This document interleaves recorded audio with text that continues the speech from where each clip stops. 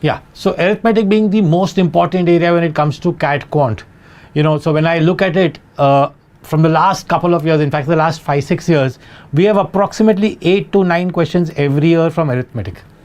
Now it's not only about those 8 to 9 questions from arithmetic, but it is also about the level A questions. Now if you look at level A questions, I normally see 5 to 6 level A questions from arithmetic. Yes, I know that sometimes it can become a bias because we prepare well for arithmetic, so even a slightly more difficult question of arithmetic looks like a level A question. But that's okay, and we have to get used to that. And basically, and that is why I always say, when we look at topics like simple interest or time and work and such topics, these topics rarely have very difficult questions. These are normally all level A questions.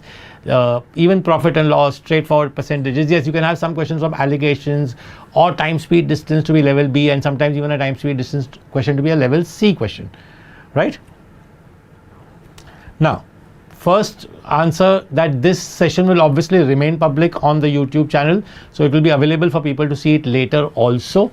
But if you're attending live, I will also keep talking to you and so on. So as somebody's asking over here,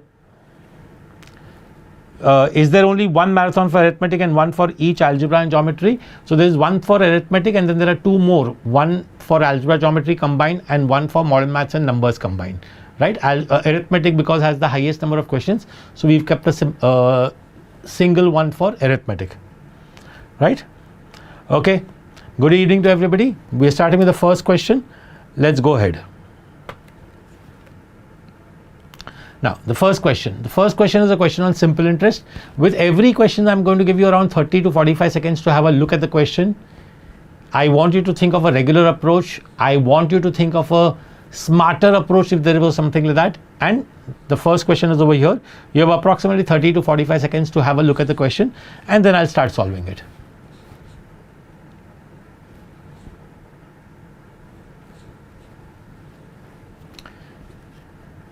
So we can see that in this question it has been told to us that Manish has left 3,40,000, which has to be divided between his two sons who are right now 10 and 12 years old.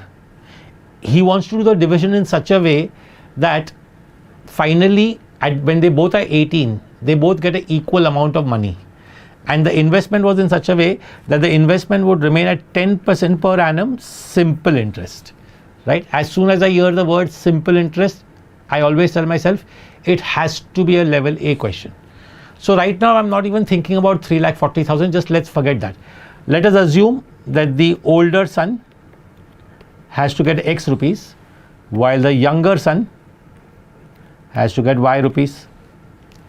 Okay, now the older son is right now 12 years old, which means his money will grow for 6 years at the rate of 10% per annum. So I need to find the amount, because the amount for the elder son and the amount for the younger son will be equal. Amount, if you do by formulas, it is principal plus P and R. So principal plus interest and then P plus P and R upon 100. You have to learn to stop doing all those things. Why? Basically I've invested X rupees, which is going to remain at 10% per annum for 6 years. Where did I get 6 years? Because at that time the elder son was 12 years old. By the time he's 18, it will be 6 more years. So in 6 years he will earn 60% interest. So if he's got X right now, after 6 years including the interest, it will become 1.6x, 60%. So 1 becomes 1.6 that way. So X becomes 1.6x. And for the other one, the younger one, the amount was Y. How much will that Y become after 8 years? Because he's right now 10 years old, right? So what will it be? It will be 1.8y. So I get 16x is equal to 18y. X upon y is 18 upon 16. You can leave it as it is. You can make it 9 upon 8, whatever you want. What after that? I want to divide 3,40,000 between them. Now, I want to find the older one's share. So older one's share, X, will be 9 by 17 of 3,40,000.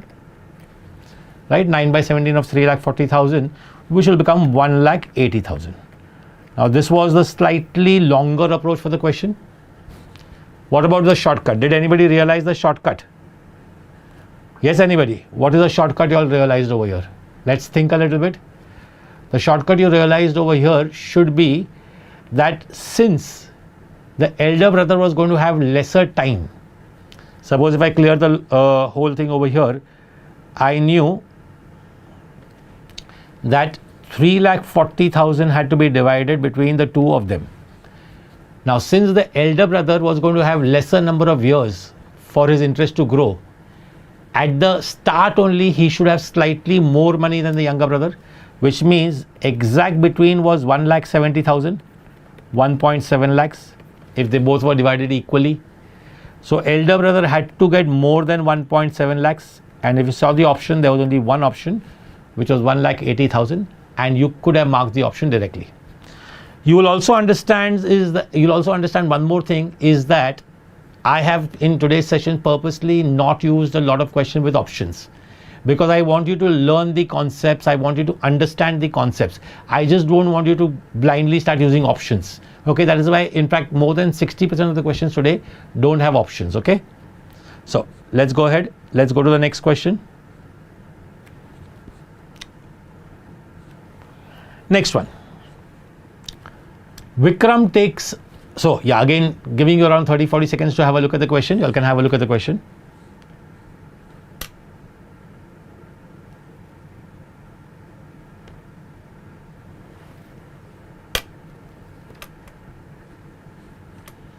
Good, Shreyas. Shreyas had mentioned that it was more than half.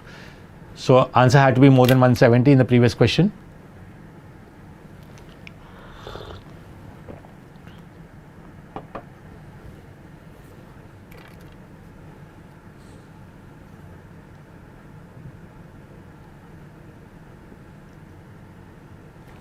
Yeah, anybody answer for question 2?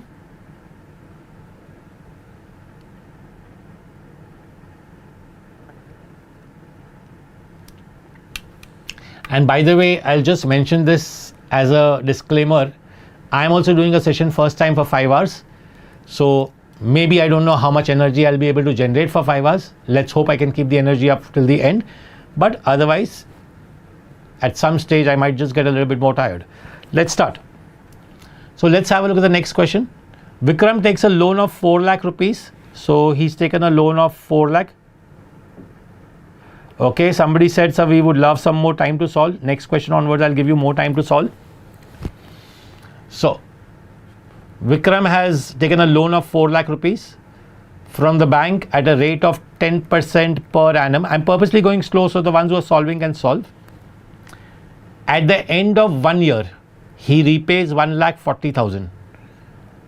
End of 1 year, repayment of 1,40,000. At the end of second year, that means for 1 more year, the loan stayed as it is. At the end of second year, just before the interest of the third year was calculated, the bank revises the interest rate for all existing borrowers, and Vikram's final payment is 3,69,600 to clear his entire loan at the end of third year. What was the revised annual rate? Let's see. Yeah, a lot of people have got the answer. Answer is not 14%, answer is not 10%. A lot of people have given me 14 and 10. I'm just telling those people answer is not 14 and 10. Let's start. So first year, the best way to do such questions is always do it year by year.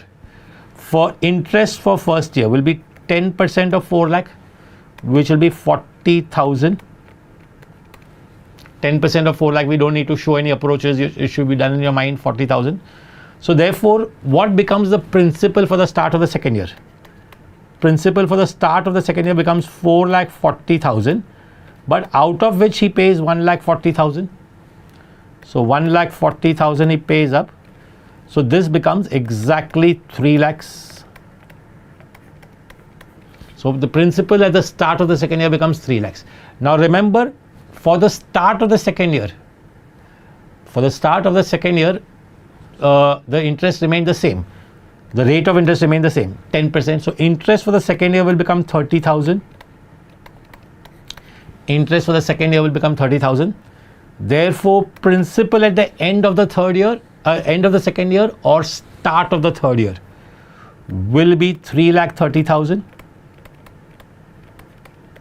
Now, for all those who mark 10% as the answers, still see how silly your mistake is. 3,30,000 plus 10% will be 33. It's not reaching 369. We can clearly see 10% is not the answer. Okay.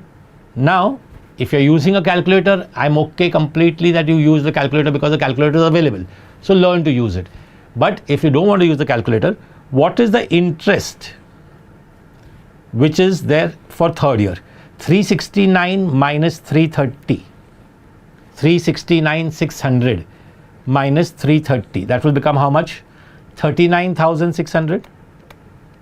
That will become 39,600. So 39,600 is your interest for the second year, or for the third year. Just calculate the rate, because on this amount you are paying 39,600. So what will be the rate now? Now you can use a calculator if you are not sure. So it will be 39,600 upon 3,30,000 into 100. 2 zeros cut over here, 2 more zeros cut over here. 396 divided by 33. 33 ones are 33, 6, 33 to the 30, 66. So answer is 12%, right? Which is the second option.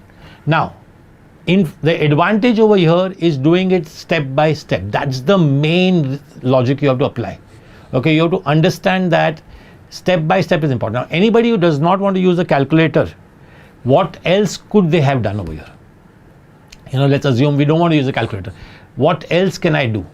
What we can also do is that you can start looking at this, that 3,30,000 by 10% would be how much?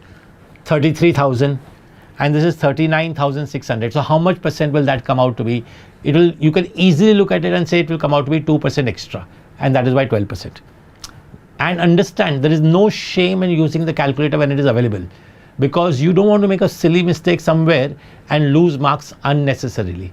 And please don't go looking for the option. Don't go looking for a particular option. Try to solve it without an option and reach the answer. Okay?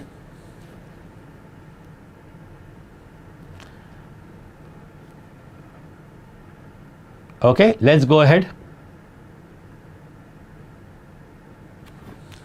Again, you have a question for you. You can have a look at it first, try it on your own, and then we'll discuss it. Again, you might want to use a calculator over here. That's a choice which I'm leaving it to you.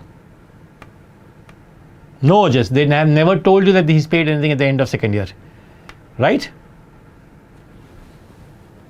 So I am just reading the chat from here and I'm trying to answer those questions accordingly.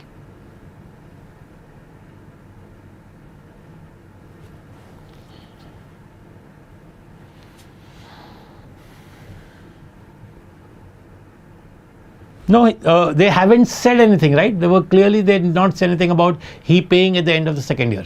So we have to assume that everything carry forward as it is. If they had said there was an installment, then that was a different question. This was not so much of an installment question.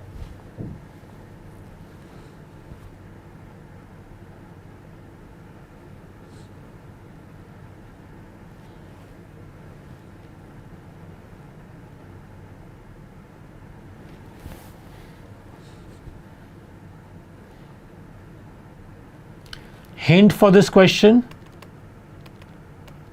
start backwards. That means start from this 20,991.60 and try and reach the cost price. And then you can use your favorite approach, allegations.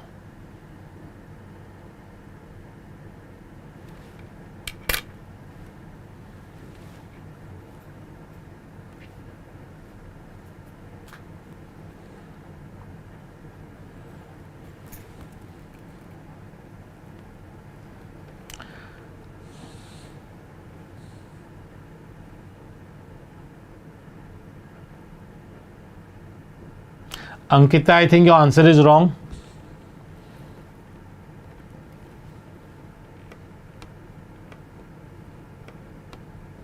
We will talk somewhere in between about a strategy. So Krishna is asking for a strategy how to prepare for quant. Isha, these questions are not available on the portal. These are fresh questions, most of them. Some of them obviously are CAT questions, that I mentioned earlier only in the chat, that a few of them will be PYQs, but the rest all are fresh. Pratham, also your answer is wrong. Rubesh, just check, you made a very stupid error. Anil is correct. Aditi, your answer is wrong.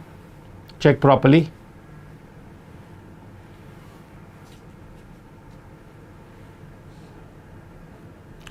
Lot of people are giving the wrong answers. A lot of people are giving the right answers also. So let's pay attention. Let's start. So, a gold trader mixes two types of ornaments. Type A, which is costing 18,000 rupees per 10 gram. Type B, which is costing 22,000 per 10 grams. In a ratio of A ratio B by weight. I'm just leaving that part right now as it is. Forget that. He marks up his price by 40%. And then offers a successive discount of 10 and 15%, sells finally for 20,991.60. So what I'm going to do is I'm going to assume after he mixed everything, his cost price was 100x. Just pay attention to this. I've mentioned this so many times. Why 100x is convenient? 100x is very convenient because you get the advantage of using calculations of 100. So you can use, the calculation becomes easy. And x you're comfortable because when you want to form the equation at the end, it becomes very comfortable for you. So I've taken the cost price as 100x. So the mark price, because you're going to mark it up by 40%, the mark price will become 140x. On this 140x, I'm going to give you two discounts, one of 15% and one of 10%. So we'll do that. So what will that come out to be? So discount 1, 15% of 140x. 0 0 cut, 5 3s are, 5 2s are, 2 1s are, 2 7s are. So 21x is the first discount. So how much will it become? 140 minus 21 will become 119x. On this again there is a 10% discount. On this again there is a 10% discount. So 10% of 119 will become 11.9. So discount 2 will be 10% of 119. Yeah, now most people are giving the right answer. Will be 11.9x. And therefore your final selling price becomes 119 minus 11.9. If I'm doing 119 minus 12, it will be 107. So this comes out to be 107.1x. Right? Now this calculation is the one which I would have definitely done on the calculator. So what do we get? Let's see. Your when your cost price was 100x, your selling price is 107.1x, but the real selling price is given as 20,991.60. So 107.1x is 20,991.60. So what will x come out to be? So x will be, so again, no shame in using the calculator as I've said over here. You can always use it over here. Don't shy away from that. So 20,991.60 divided by 107.1 will be 196, right? So we get that to be 19,600, right? So if you put that 196 over here, x is 196, so your cost price becomes 19,600. And after this you can directly use alligation. 18,000, 22,000, 19,600, use alligation. 19,600 minus 18,000 is 1,600 and 2,400. Divide, ratio is 3:2, which is the fourth option. So very straightforward calculation, except this one calculation which was for which I have recommended using the calculator. I would suggest that everything else was pretty straightforward. Where would I put this question? Will it be a level B question or level A question? Why don't you all answer in the chat? Tell me whether you think this was a level B question or a level A question. Yes, you can do a little bit more smartly. If you're going to use the calculator right from step 1, you could have also done a little bit differently. Why will you convert to 1 gram? Because everything is for 10 grams only, right? Everything is per 10 grams. So I don't need to worry about 1 gram. I will do 1800, 2200 and 1960. Doesn't matter. So according to me, it was a level A question. Let's quickly have a look at how would I do it completely on a calculator.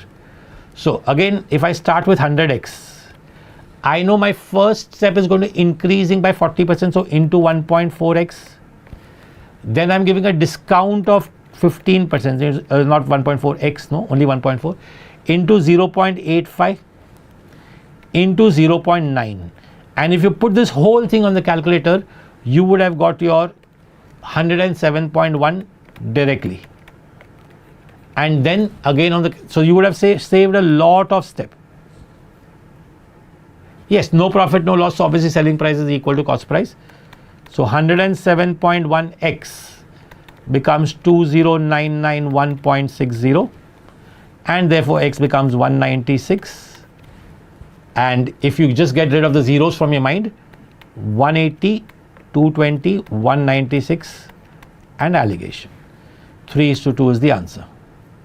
So understand that sometimes being smart is opening the calculator and just doing this step on the calculator instead of doing 3 steps on your sheet of paper, because when you have to write on that sheet of paper, you will be wasting that much time. Okay.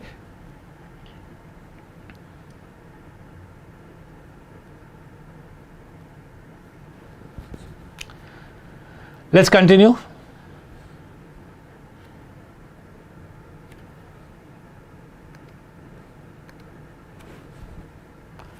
Time, speed, distance, policeman chasing a thief. Read the question carefully.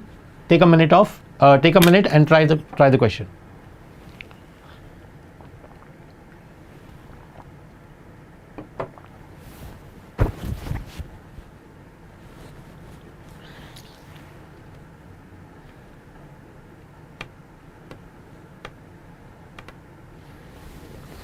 In the previous question, there was a small error.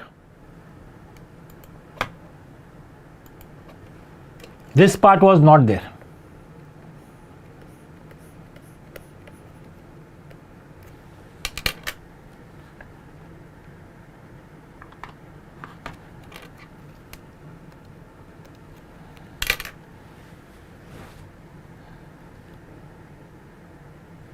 Read the question. I hope you read the question well.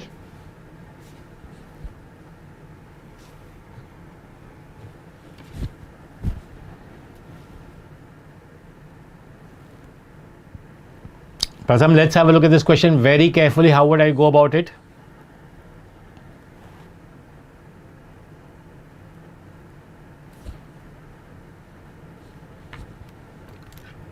Okay, I'll keep mentioning whether the question was type A, type B, type C. Neeraj or anybody else, I would recommend not to spam the chat. Don't put the same chat 3-4 times.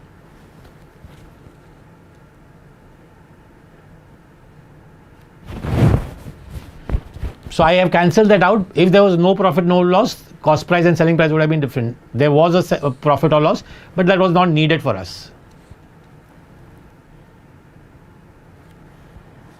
Okay, let's have a look at this question. Some people have started giving an answer.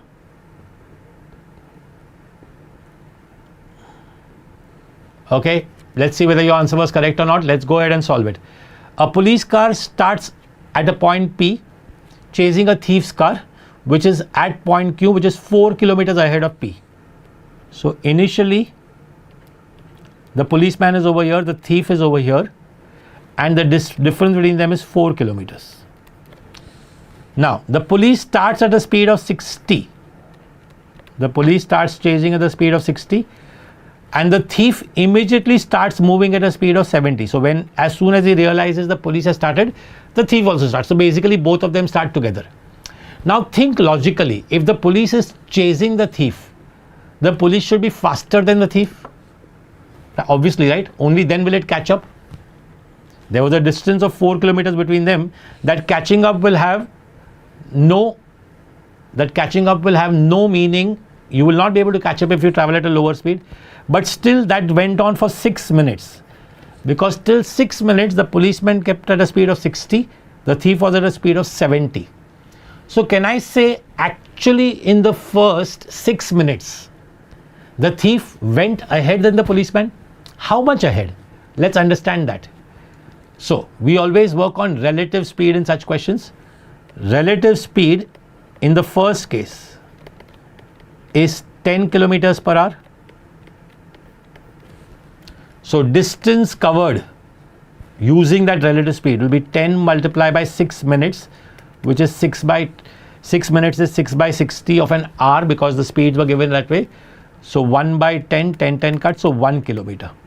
Pay attention carefully, everybody don't rush. Go slowly, understand it well. We are not here to write the CAT right now. Today we are here to understand these questions. So the thief is ahead by 1 more kilometer. Let me repeat this. In the first, 6 minutes, the thief will actually go ahead by 1 more kilometer. You can also do 7 for the thief separately, for the police separately, and find this 1 kilometer. Now, which means now the thief is ahead by 5 kilometers. The thief is ahead by 5 kilometers, not 4. So what? Now there's still a bigger problem. So now the policeman realizes it and he increases his speed. We don't know to what he increases it, but after 24 more minutes, he is able to catch the thief. Difference between them is now 5 kilometers. 4 was original, 1 more happened, so 5. So I'm going to erase, or I'll just go on the news page. So now distance between them is 5 kilometers. Let's assume speed of the policeman is x, speed of the thief is still 70, and time is 24 minutes. 24 minutes will become 24 upon 60, which will be 12 5s are 12 2s are 2 upon 5 of an hour. So how will we do? Time taken will be distance divided by relative speed. Time taken will be distance between them divided by relative speed. Time is 2 upon 5. Distance we know is 5 kilometer. Relative speed is x minus 70, right? So if I cross multiply, x minus 70 is 25 upon 2. What is 25 upon 2? 12.5, and therefore x becomes 82.5. Lot of people gave the right answer. Somebody said 83.5. I hope that's a typing error, right? Most of the others have given 82.5. Yeah. Others who didn't get 82.5, check what mistake you all made. I hope you all have understood. So the answer for this question was 82.5, which is the third option. Very frankly, this is not a PYQ, but if I remember all the PYQs, I'll keep mentioning that this was a PYQ. But this is very close to a PYQ. Okay? So not that even if it's not a PYQ, it's not as important. It is, I would say, this really covers the concept well. Where did I take 18? So why did we not take 18? What are you saying 18? Here, because they've said 24 minutes after we increase the speed. Anubhav, can you check? You can take 60 plus x, but that was not needed. No, why will I take 60 plus x? I just took the new speed only as x, because I didn't want to find the increase of speed. I just want to find the increased speed. See, understand the English. Have they asked how much has the speed increased by? Then the answer would have been 22.5. But they've asked the increased speed, well, that is why it is 82.5. Sumit, have you understood what I'm saying? Tanvi, you can take what you're saying, but again you will get x as 22.5, which is unnecessarily a waste of time. Why take that 60 only again? I don't see a need to take that 60. Okay? I'll repeat the last part one more time since a lot of people are asking that. So what I did was distance was 5. I hope that is clear, because 1 kilometer extra was covered. I've assumed now the policeman ka speed is x. A lot of people are saying you should have taken 60 plus x. Not needed. Thief is at 70.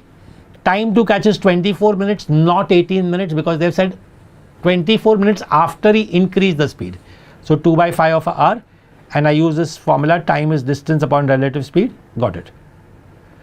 Nirmal, there was already a 4 kilometers difference between them, Nirmal, and then in that first 6 minutes the thief went ahead by 1 more kilometer, and that is why the difference in the distance became 5 kilometers. Are we clear? Okay, going ahead.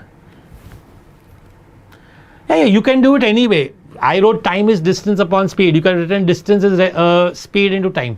Doesn't matter. The formula is same. Let's go ahead to the next question.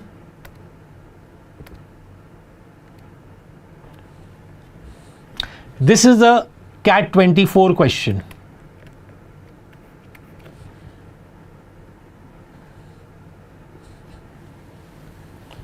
This is a CAT 24 question. So you all can have a look at it and you all can think how you all want to do it.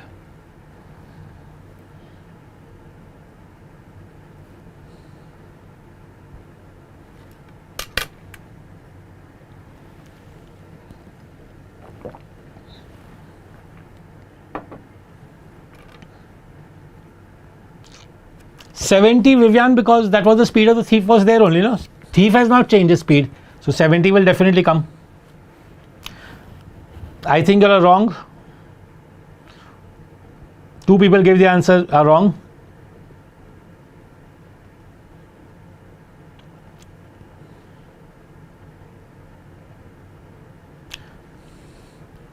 No, Naisha, we took the 4 plus 1. So we took the actual distance between them, not the increase, not only the change. I am reading and trying to answer also. So Niharika has given the right answer. I don't think so, Isha. This is actual CAT 24 question. Good. Shreyas is giving right. Raghav's right.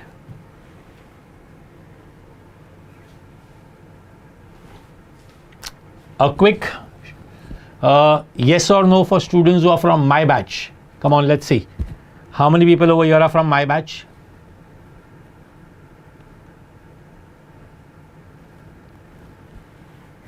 Okay, a lot of people have started getting the answer right.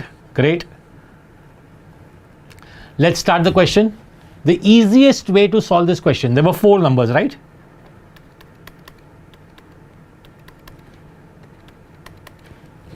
Perfect. Answer is 15. Most of the people have started getting it now.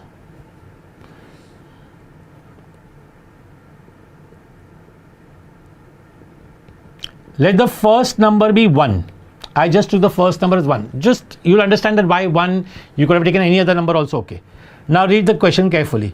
They have said the average of the first 2 number is 1 more than the first number. That means the average of these 2 numbers is 1 more than the first number. So based on that, I can say the average over here is 2. If the average of 2 numbers is 2, the total of those 2 numbers becomes how much? Total of 1 plus 2 becomes 4. If you all stop chatting, you will understand well. Total of 1 plus 2 will become 4. Therefore, the second number becomes 3 because the first number is 1. Right? Just erase this now from here. Or actually let it be because we'll maybe need it. Let's read further. Now, the average of the first 3 numbers is 2 more than the first 2 numbers. So, average of the first 3 numbers is 2 more than the first 2 numbers. That means the average of these 3 numbers is 4. If 3 numbers ka average is 4, so total is 12, which means 1 plus 2 plus 3 is 12. 1 plus 2 is already 4. So 4 plus how much is 12? Third number becomes 8. And then last they have said the average of the first 4 numbers is 3 more than the first 3 numbers. That my average of the first 4 numbers is 7. 7 4s is 28. So first plus second plus third plus fourth is 28. That means the fourth number becomes 28 minus 12, which is 16. Read the question. Lot of people, I know so many people who would have made a mistake in this question, marking the final answer as 16 because it was a theta question. And that's literally a crime. Okay? Basically, your answer is 15 because they've asked difference between the largest and the smallest number. Now, what the point which I want to make is that you could have used any number for the first number and still got the answer. Means instead of 1, you could have used 10, you could have used 5, any random number, and you would have still got the right answer. Preferably, do not use a variable over here and you would have got it. Okay? Let's go ahead. Let's go ahead with the next question.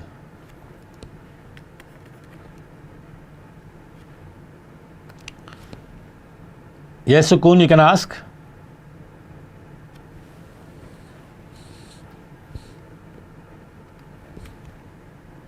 Circular track. Nice, interesting question.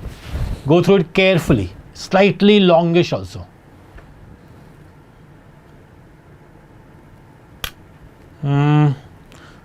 No, I got 1, 4 something something. But yeah, if you had started with 2, you could have got that also. Tarun.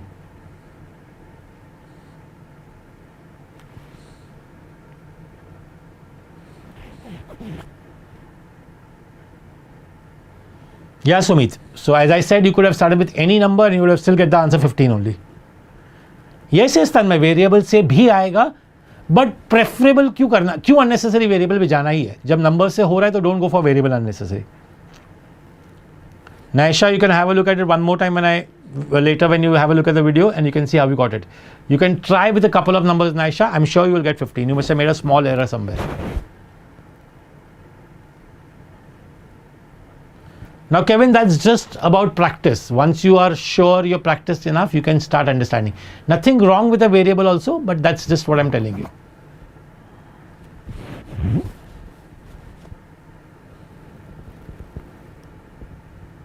I am Mitshua. I am doing LMTC in many cities. Which city are you from?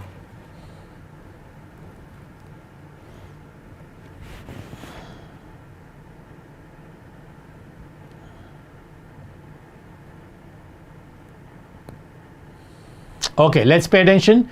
This question has a doubt whether the answer should be 8 or 9. We'll talk and we'll take a call based on what we want to mark. Pay attention very carefully. It's a slightly difficult question. It also covers a few concepts. So let's first understand some concepts. So we are actually spending like 30-40 seconds revising circular races ka concept. When do 3 people meet at the starting point? When do 3 people meet at the starting point? That's the first concept. Let's talk about that. Okay.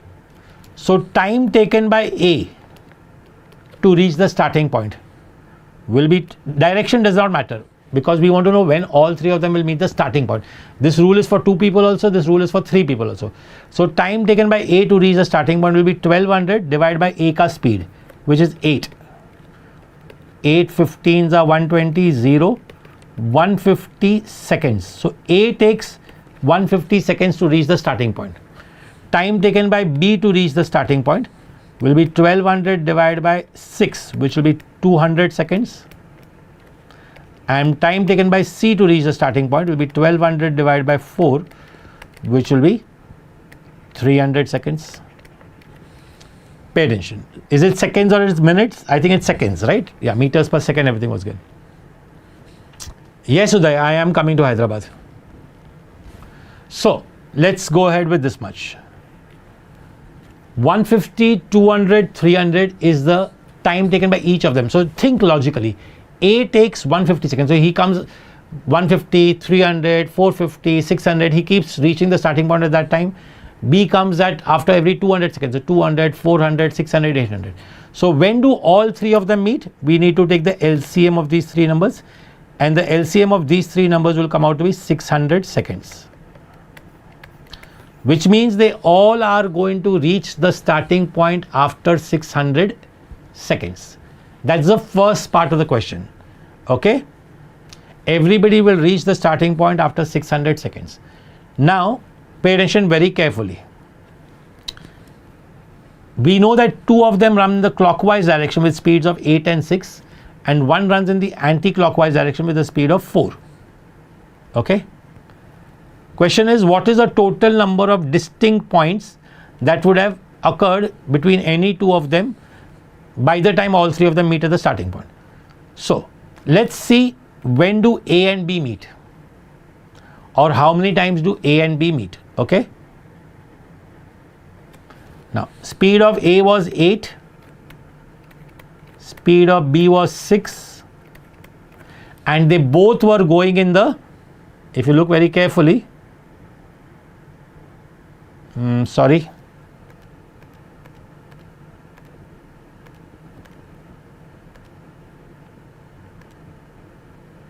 yeah, they both were going in the clockwise direction. which means if they go in the same direction, we have to do subtraction. When they're going in the same direction, we have to do relative speed will be subtraction. So what will we get? A ka speed is 8, B ka speed is 6. Pay attention very carefully. How many times will they meet? Okay, question is how many times will they meet? So time taken to meet. Time taken to meet will be, what was the length of the track? It was 1200. 1200 divided by 2. So they will meet after 600 seconds. 1200 divided by 2 is 600. So actually, very frankly, this you should have not calculated only, but I just showed it to you all how to 8 minus 6 because they're in the same direction. Time take how many times? So time taken by A and B to meet.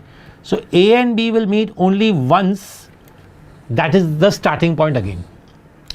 What about A and C? What about A and C? C ka speed was 4 and it was in the opposite direction. So when I take A and C, it will be 1200 divided by 8 plus 4, which is 12. That means they will meet after every 100 seconds. So let's understand when all will they meet. They will meet after 100 seconds, 200, 300, 400, 500 and 600. They will meet exactly the sixth time is the time when they will meet. They will meet C also at the starting point. Okay. Now let's do for B and C. Time taken for B and C will be 1200 divided by 6 plus 4, 10, 120 seconds. That means they will meet after 120, 240, 360, 480 and 600 seconds. Now the question was asking us how many unique meeting points will there be where they will meet, where two of them or any two of them will meet, such that before the starting point. Before the starting point, which means this 600 we should not count. So how many unique points will there be? There will be 5 over here plus another 4 over here. Answer will be 9. Sorry, there was no confusion between 8 and 9. The answer will definitely be 9. So these are 5 unique points, while for him, for A and B, there was only 1.600. So that we will not count because they said before the starting point when they meet. So there will be exactly 5 plus 4, 9 points. And that is your answer, 9. Very interesting question. Go through it very carefully. I'm leaving the screen on for 5 seconds and I'll be back in 5-7 seconds. You'll have to understand that for a 5-hour session, you'll have to give me these 10-15 seconds break every time. I'll be back. You all can have a look at the screen by then.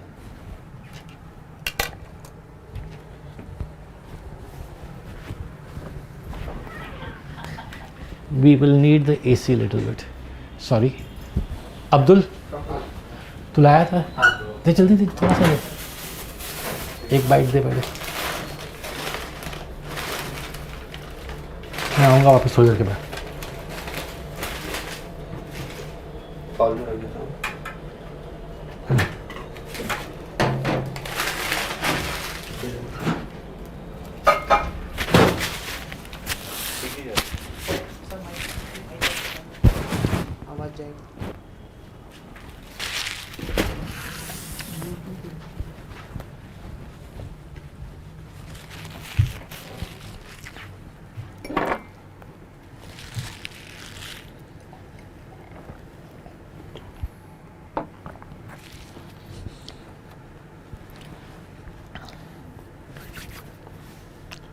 Sorry, Vishnu.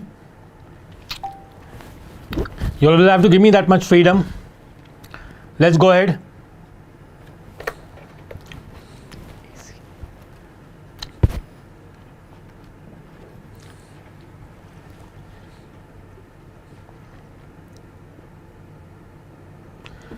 The times are different, no? Learning, whoever's at learning Copilot, your name is obviously not that.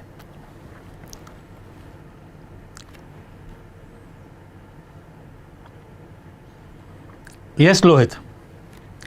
A contractor has taken, yeah, again, a couple of minutes, a couple of seconds for you to have a look at the question. Nice, interesting question. Do it smartly.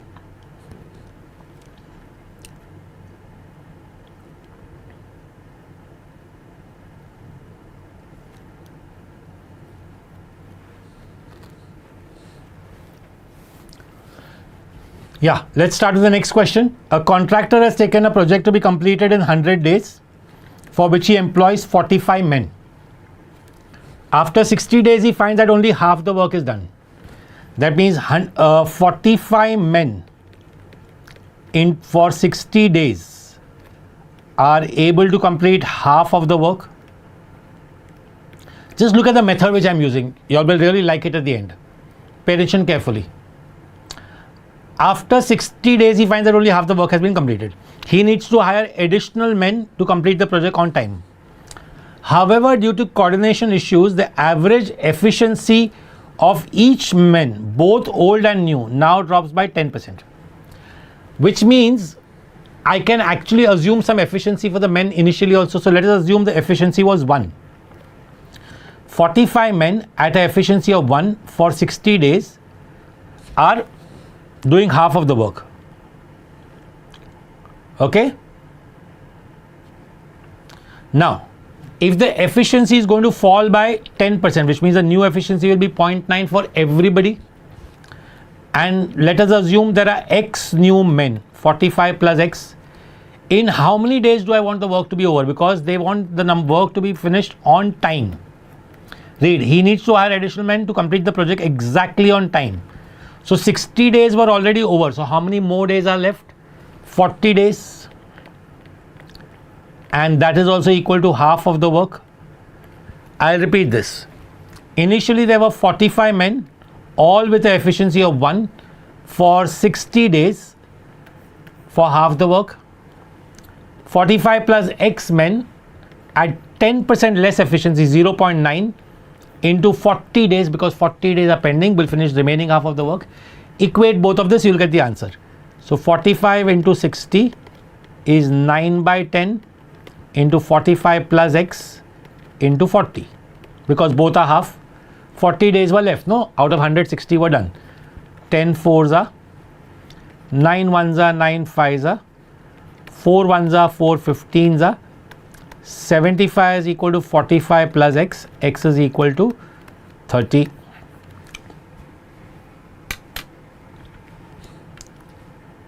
Sumit, what happened? Okay. Some people wanted to answer some questions. What we can do is, see other questions. I will have to take them toward the end. You have to understand, so many people are chatting.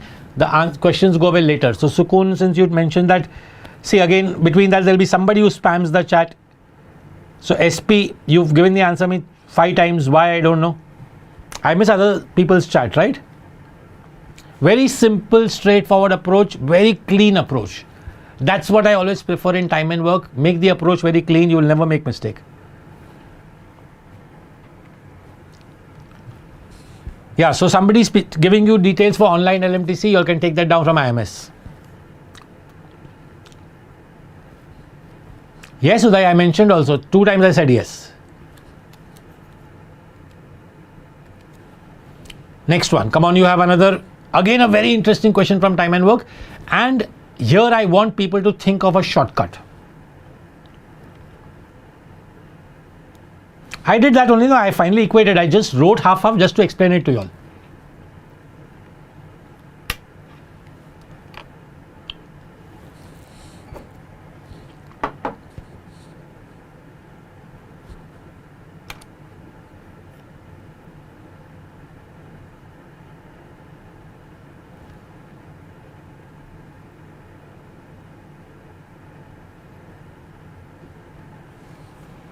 There will have to be some variable for number of people extra.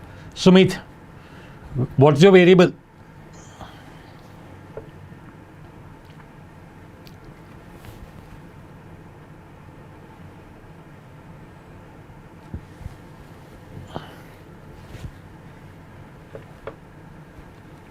Come on, let's have a look at the next question.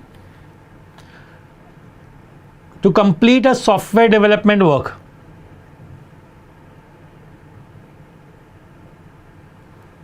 Nishan, I'll answer that later. To complete a software development project, a team of 3 senior and 5 junior employees developer is assigned. So initially we have employed seniors 5, juniors 3, and they were estimated to complete the work in 30 days. Okay. It is known that the work done by 2 senior developers is same as the work done by 3 juniors. 2 seniors is same as 3 juniors.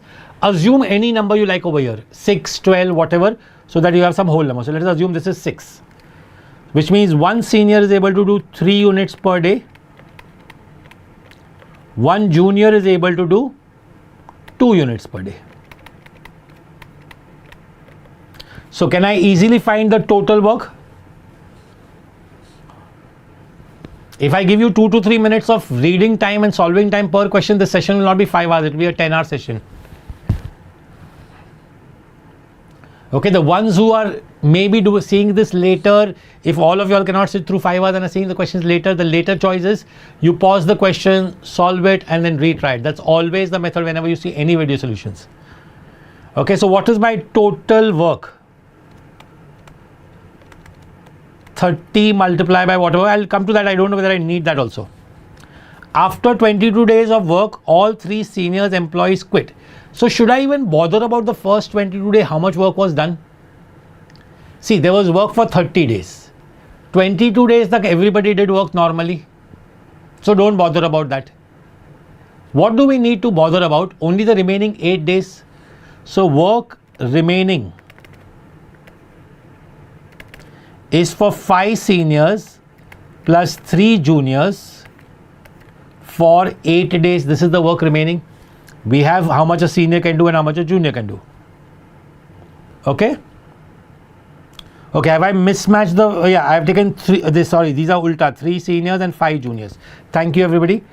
3 seniors and 5 juniors, no problem. So we'll come to that later. So 8 into how much is 3 seniors? Seniors is 3 units per day, so 9. And 5 juniors is 2 units per day, so 10. So we've got 8 into 19 is the work pending. Now who has to do this work? Read the question carefully. To finish the project, the manager has to hire a certain number of interns. If the efficiency of an intern is 25% that of a junior, only 25% of a junior is already 2, 25% of 2 will be 0.5. And how many interns must the company hire to complete the work on the expected day? Now everybody is looking at this question and thinking, oh, such a long question, too much trouble. I am going to show you literally a magic method. All this was all not too much needed. I'm not saying completely not needed, but not needed too much. Okay, pay attention everybody. We know that, look at this, initially we know that work done by 2 seniors is equal to work done by 3 juniors. We had taken this as 6 and we knew senior ka capacity was 3 units per day and junior ka capacity was 2 units per day. Everybody just pay attention and don't give answers. Now, do you realize in the whole question, the juniors do not quit work? So whatever work the juniors were supposed to do, they are supposed to do as it is. So why bring them in the question only? Let's not worry about that. Which work was not done? Which work was pending?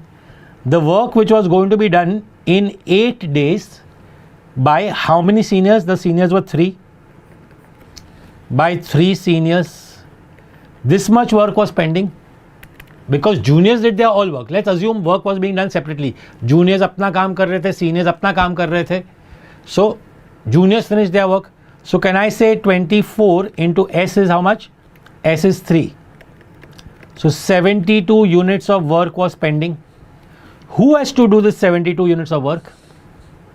This work has to be done by interns. In how many days? In 8 days. So this 72 is 8 into, let's say, I interns. How much is one intern able to do? 1/4 of the junior, which is half. 1/4 of 2 is half.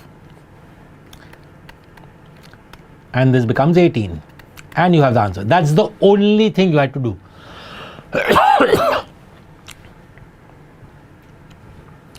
I'll explain this one more time.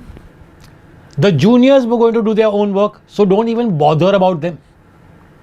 Seniors work for 22 days, so don't bother about them also. The interns will have to do is the work which the 3 seniors had to do in 8 days. Rest all was noise. And I have been saying that whenever all those who met me in the LMTC also, I have said that there's a lot of noise in the question. You have to learn to separate that from the important part of the question.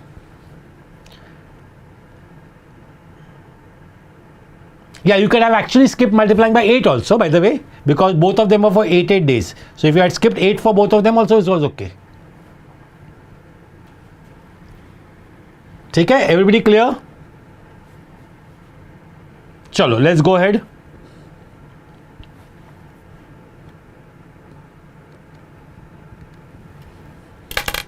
Your next question starts now.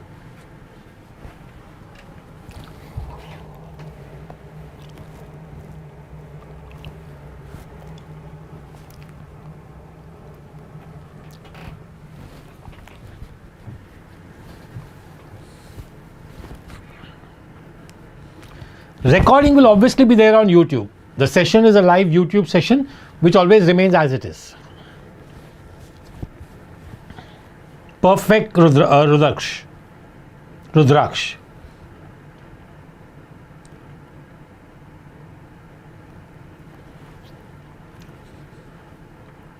This is a very standard allegation question. Again, I'll show 2 approaches, one slightly longer one slightly smaller one. By now, ideally, people should have finished solving this question. This is such a short question. Sample A. Sample A contains 2 liquids P and Q in the ratio 5:7. Sample B contains P and Q, the same 2 in the ratio 1:5. In what ratio should sample A and sample A be mixed so that the resulting mixture is in the ratio Q is to P 3:1. So P is to Q 1:3.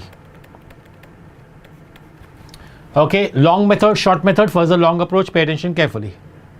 Let's concentrate only on one liquid, liquid P suppose. Let's concentrate only on liquid P. In the first case, P is 5 out of 12 parts. In the first case, P is 5 out of 12 parts. So 5 out of 12 parts into, say, you're going to take A liters. If you're going to take A liters of sample A, then liquid P will be 5/12. In the second part, P is 1 out of 6. So 1 out of 6 of B, sample B, upon A plus B. Finally, P is 1 out of 4. So 1 out of 4. Solve this very carefully. 5A upon 12 plus B upon 6 is 1 upon 4 A plus B. Multiply throughout by 12. Instead of taking LCM and all that, multiply just throughout by 12. If you multiply by 12, you'll get 5A plus 2B is 3A plus 3B. So you get 2A is equal to B. Therefore, A by B is 1/2. That was us. So final answer is 1/2. This is the weighted average approach. You take the amount of P from first part, P from second part, and now I did this for liquid P. Obviously, using allegation will be the great approach, which I will explain. Now, I did for liquid P. You could have done this whole question for liquid Q also. But this should not be the method you are using. What is the method you are using? So let's just write down. We should be using answer is 1:2, not 1:4. SP. So how much was A? A was 5/12. B was 1/6. And in the mixture, it was 1/4. How to do allegation with fractions? Multiply everything by the LCM first. I'm explaining it. One more method only completely. In sample A, P and Q are in the ratio 5:7. In sample B, they are in the ratio 1:5. And in the mixture, they are in the ratio 1:3. So P is 5/12. P is 1/6. And in the mixture, P is 1/4. You never do allegation with fractions. Multiply everything by 12. If you multiply by 12, 5 by 12 multiply by 12 will become 5. 1 by 6 multiply by 12 will become 2. And 1 by 4 multiply by 12 will become 3. And we directly get 1:2. That's your final answer. Why 24, Himag? 12 was good enough. Everybody got this method now? Are we clear with this? Both the approaches, the longer approach, the shorter approach. And still here also I could have done the whole question with Q. Just quickly if anybody wants to see. With Q it would be 7 by 12, 5 by 6 and 3 by 4. Multiply by 12, what will you get? If you multiply by 12, no, it will not go wrong. Chances of mistake become higher. If you multiply by 12, you'll have 7, 10 and 9. Same allegation, 1:2. 1:2. So this was with Q, this was with P, just to check my answer. Obviously, allegation will make it very simple. Okay, going ahead. If you'll need to see a question, you can always have a look at the recording later. It will make life easier for me also so that I can keep moving ahead. So I'm just looking at it. We are at 1 hour approximately and we finished around 9 questions. I think that's the pace we need to maintain if we need to finish 50 questions. Yes, this is exactly CAT level questions. Arithmetic CAT.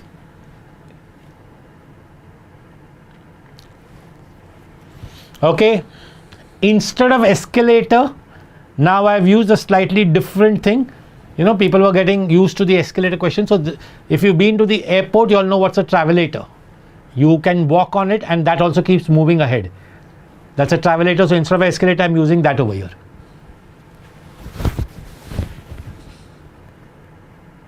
That's a moving walkway.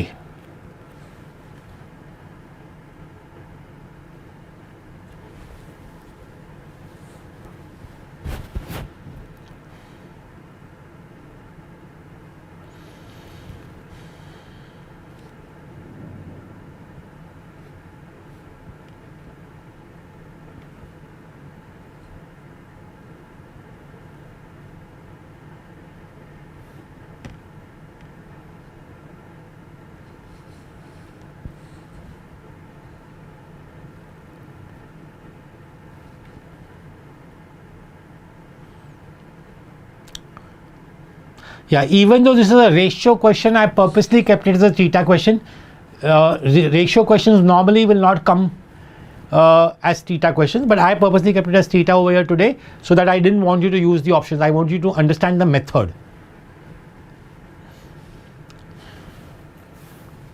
If you read very carefully, both of them walk at the same speed. That means speed of Kabir and speed of Arjun is same. Let's call it as say X, and speed of the walkway is Y. Now let's just understand who is walking where. So if I assume the total distance to be 5 meters, they meet 3/5 from one direction. That means they meet 3 meters over here. This person covers 3 meters, the other person will obviously cover 2 meters. Assuming 5 meters gets rid of your fractions from the question. Now it is very obvious who will cover more distance. The one who is going with the walkway. So whose speed is x plus y will cover 3 meters, and whose speed is x minus y will cover 2 meters. What is constant over here? They both meet, so time is constant. One starts from here, one starts from here, they both meet, so time is constant. So it will be x plus y distance. So 3 upon x plus y will be 2 upon x minus y.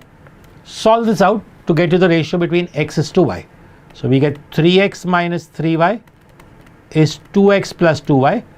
So we've got x is equal to 5y. Therefore x upon y is 5:1. Remember, it cannot be 1:5.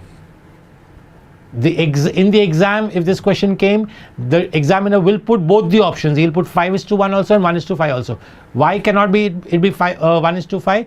Because the walkway cannot be faster than the person. If the walkway was faster than the person will never reach. He'll keep going backwards only. Right? So answer is 5:1.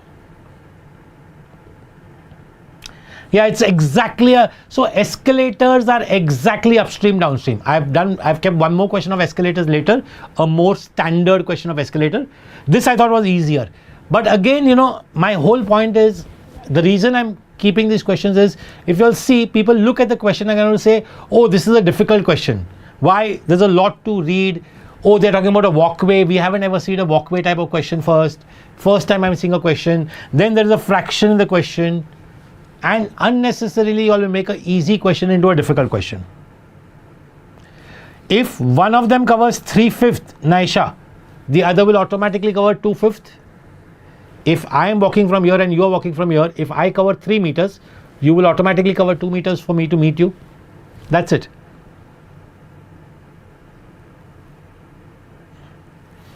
Okay, let's go ahead.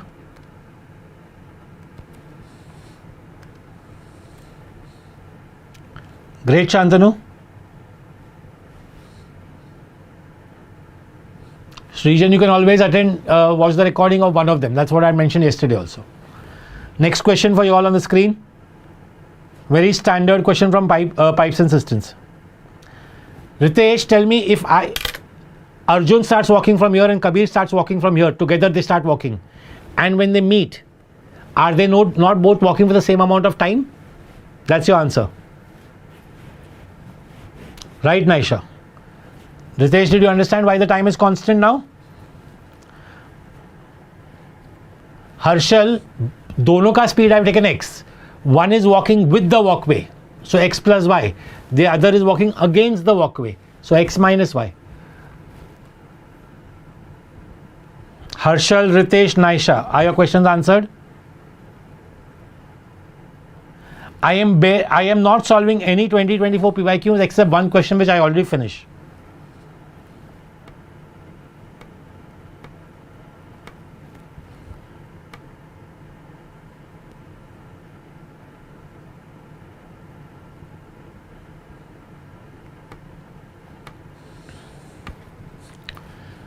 Let's start. 3 pipes A, B, C can fill up cistern in 20 minutes, 30 minutes, 60 minutes. Very nice, beautiful numbers.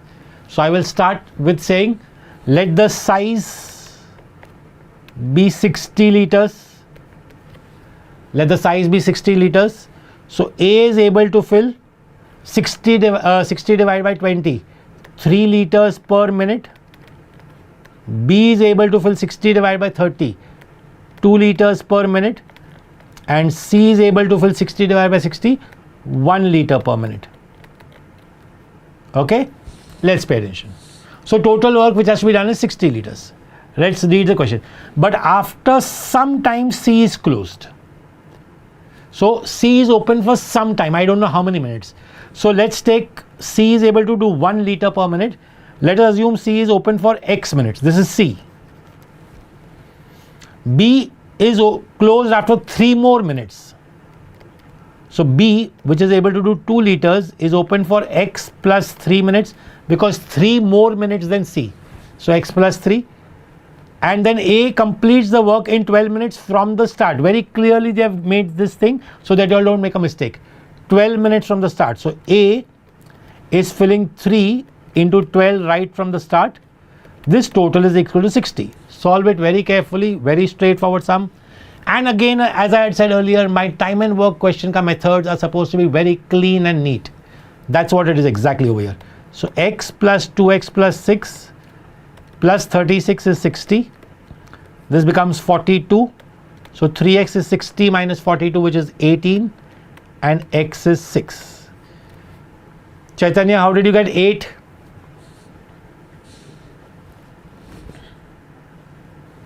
Everybody got that now?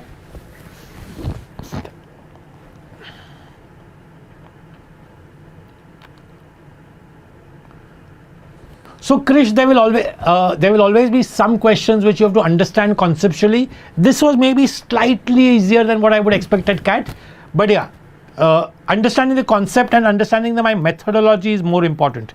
Right now I want people to grasp the methodology which I'm doing, so that you all know, you all don't make it unnecessarily too difficult. And very frankly, you should never be doing fractions for this.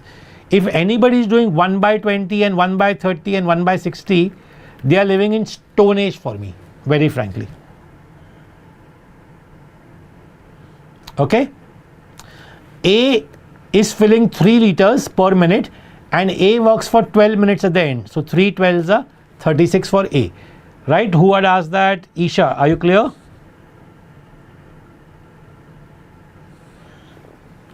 But why will you work that way? Don't do that. Don't try fancy approaches. Stick to standard approaches. This comment was for Raghav.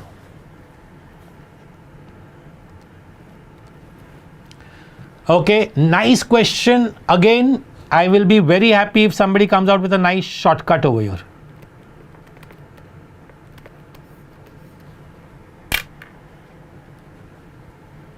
Perfect, Shantanu. That's okay.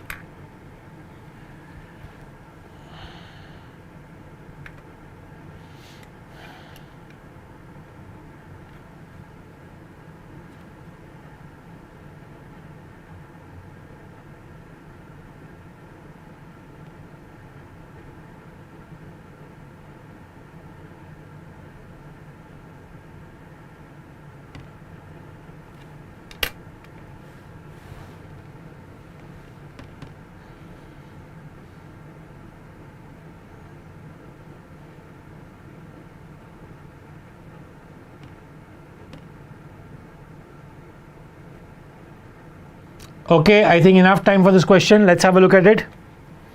Long method, short method, both of the approaches. Let's have a look.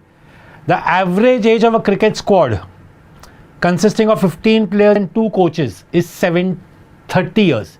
So 17 players ka average. So total is 17 30s are, which we know is 510. I'll take it later. Pay attention.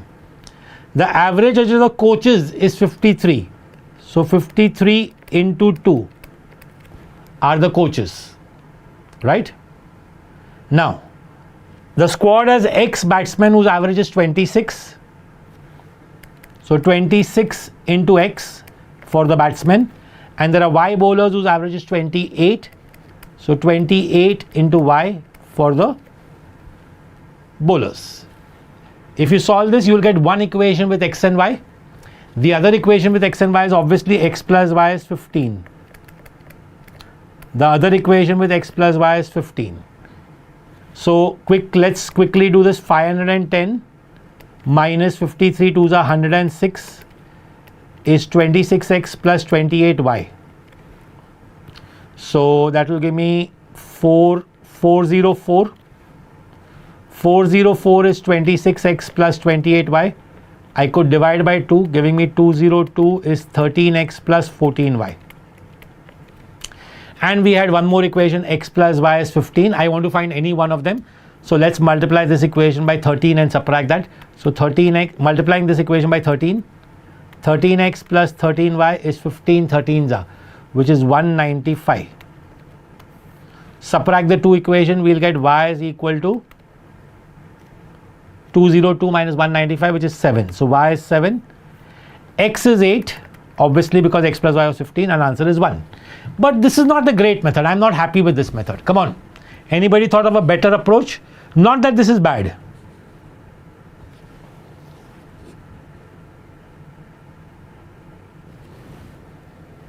Anybody? Nobody is giving me a good method?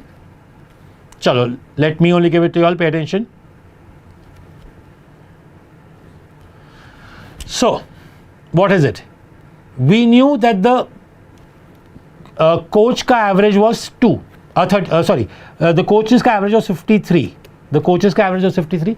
Let the players ka average be X. And the combined average was 30.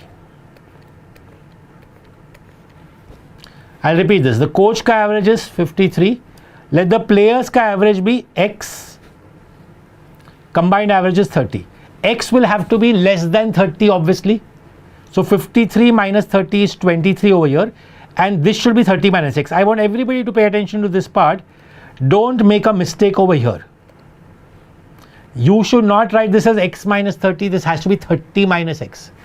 Because if 53 is bigger than 30, then x will have to be smaller than 30. So this will have to be 30 minus x.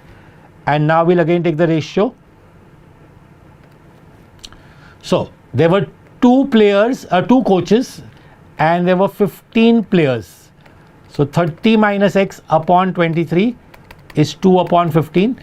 Okay, numbers are bad, that's why calculations are slightly difficult. We'll get 450 minus 15x is 46. 404 is 15x. X is 404 upon 15. Now, a lot of people are going to say, oh, I've got a bad number, what am I going to do? Let's see. For the batsmen, the average was 26. For the bowlers, the average was 28. And the combined average was 404 upon 15. What I explained to you earlier also, same thing I'm doing over here. I will never do alligation with averages. This is upon 1, this is upon 1. Multiply everything by 15. 26 multiplied by 15, I think should be 390. If I make a small error, please excuse me. 28 multiplied by 15 will be 420 up and 404 over here. So what do we get? 420 minus 404 is 16, and this is 404 minus 390 is 7. It's 14. So we get 8:7, and those become the actual number because total was 15. So we got the ratio of batsman to bowler 8:7. So 8 minus 7, answer is 1. No problem. If you think you found the earlier method okay, use it. Nothing wrong. See, I've told this many times to students who have met me. Don't get fascinated with faculty doing fancy methods. Faculties have been teaching for ages. If they do a fancy method, no big deal, right? Y'all concentrate on the method which y'all are able to do and improve your speed on that. Yes, learn. Like for example, the developers were the Sambo senior and junior. You just had to figure out in that question that everything else was useless. Only the seniors and the interns had to be compared. So you have to understand those things, right? So Anushka, wherever there is weighted average, there will always be alligation. So this was clearly a weighted average question. This had to have alligation.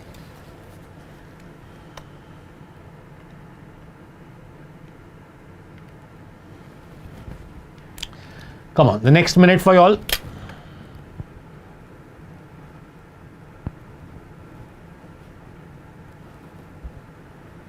Same thing, 404 you got anyways, right? So here also I got 404 by the other method. Great, that's also okay. But finally whether you do 510 minus 106 and get 404, or you get it through allocation, it's the same thing.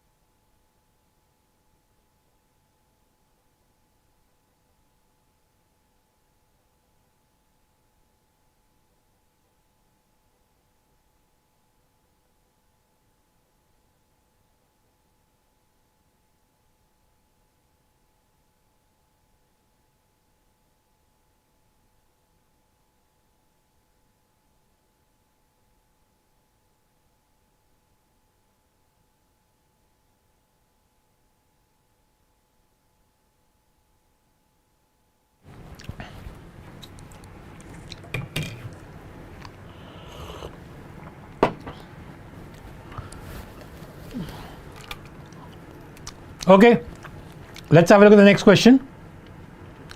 Two places A and B are 45 kilometers apart and connected by a straight road.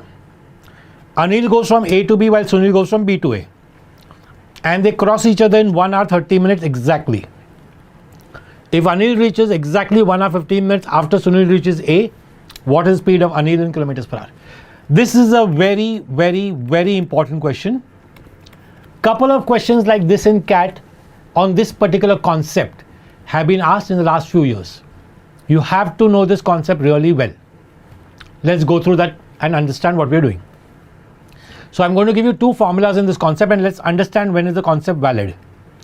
Okay, I'm not looking at this sum right now. First I'm explaining the concept to you. If there is A and B over here, A starts going in this direction, B starts going in this direction, no upstream, downstream, no walkway, nothing, regular road. Okay, they meet over here, suppose at point P, and when they meet they both take the same time. So time taken by A to reach over here is t minutes, time taken by B to reach over here is t minutes.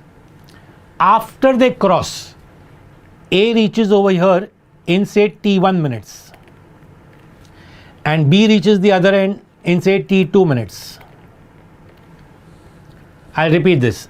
A reaches P in t minutes, B reaches P in t minutes, A reaches B in t1 minutes, and B reaches A, or the second person reaches A in t2 minutes.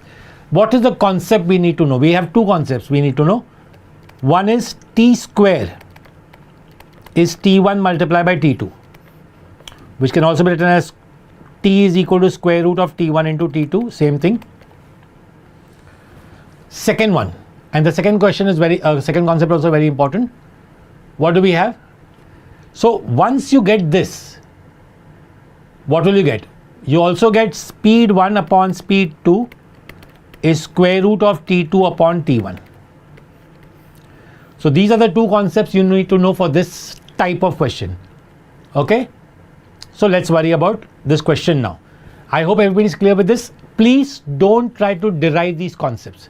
There is no need to waste your time deriving. Yes, if you're a great student of time, speed, distance and you want to derive it, you can have a look at it, but ideally no need to derive these concepts. Just by heart these two concepts. That will be really good enough for you. I'm going to clear off the screen and then I will do the question.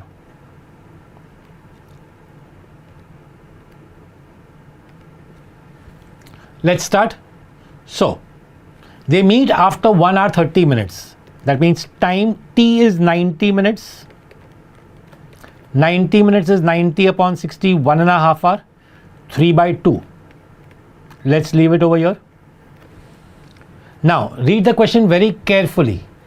A reaches 1 hour 15 minutes after S reaches. So A takes more time. So T1 is suppose X minutes.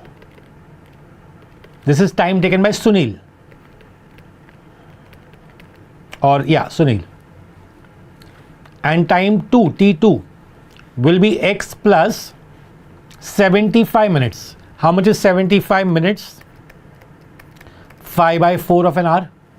So X plus 5 by 4. This is Anil's time. Use the formula which I just gave you. What will we get? 3 by 2 square will be X multiplied by X plus 5 by 4. Let's solve it carefully. 9 by 4 is X square plus 5 by 4x. Multiply by 4 throughout. As I explained earlier also, don't take LCM. So 9 is equal to 4x square plus 5x. 0 is equal to 4x square plus 5x minus 9. Right? Factors will be plus 9 and minus 4 only. Solve this out. I'm not solving the quadratic. You all should be able to solve on your own. To giving you x as 1 and a negative value. Negative value is not needed. So we get x is 1. This 1 hour is for whom? This 1 hour is for Sunil. So we can find time taken by Anil also because we want Anil's speed. So time taken by Anil. Yeah, I'll come to that method also. Sania, wait. Time taken by Anil will be how much? 1 plus whatever 5 by 4, which will be 9 by 4. Time taken by Anil will be 9 by 4. Distance was 45. So therefore your speed becomes 45 divided by 9 by 4, which is into 4 by 9. 9, oh, some error somewhere, sorry. Answer should have come out to be 12. I think there's an error.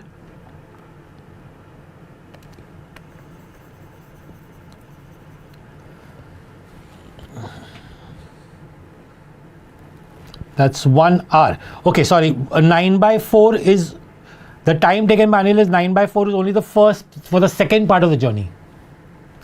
That is only for the second part of the journey. Total time taken by Anil will be this 9 by 4 plus the initial 3 by 2 also. So it will be 9 by 4 plus 3 by 2, which will become 15 by 4. Yes, I know, I got that mistake. So 15 by 4. So speed will become 45 divided by 15 by 4, which will become 12. You can do a lot of different approaches, but this concept is very important. Right? You can also work with getting Sunil's speed and then getting Anil's speed, which is also easy. Lot of different approaches are there for this question. Use this form, go through this concept really well. All IMS students, we've made a lot of examples around this type of questions on the portal. Use those. And otherwise it has been asked as CAT questions also. For non-IMS students, we've put all the PYQs on our IMS channel. You can go through these questions. Since they've been asked in CAT, I think this is one of the most important one. Okay? Chalo, let's go ahead.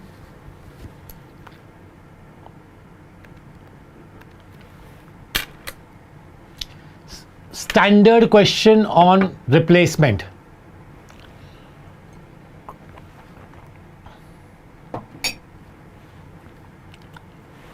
Similar to CAT 24 question.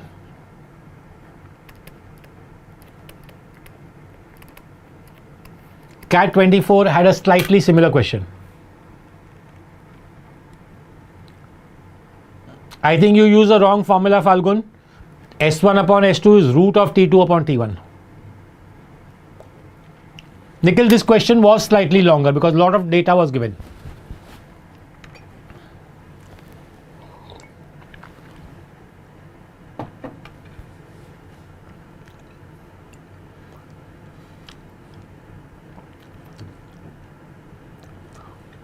I don't think so you'll get a PDF of these questions. I'll try and whether I can upload it in the link over here. I'll try, but I don't promise anything. Perfect, Shreyas. Shreyas has already moved on to the next question. Shreyas has got it right. Jay has got it right. Both the Shreyas have got it right. There are 2 Shreyas attending.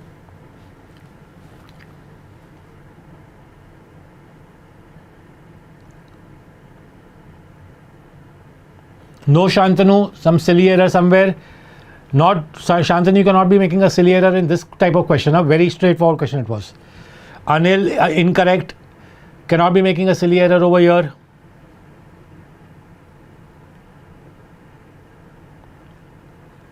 Chalo, let's start.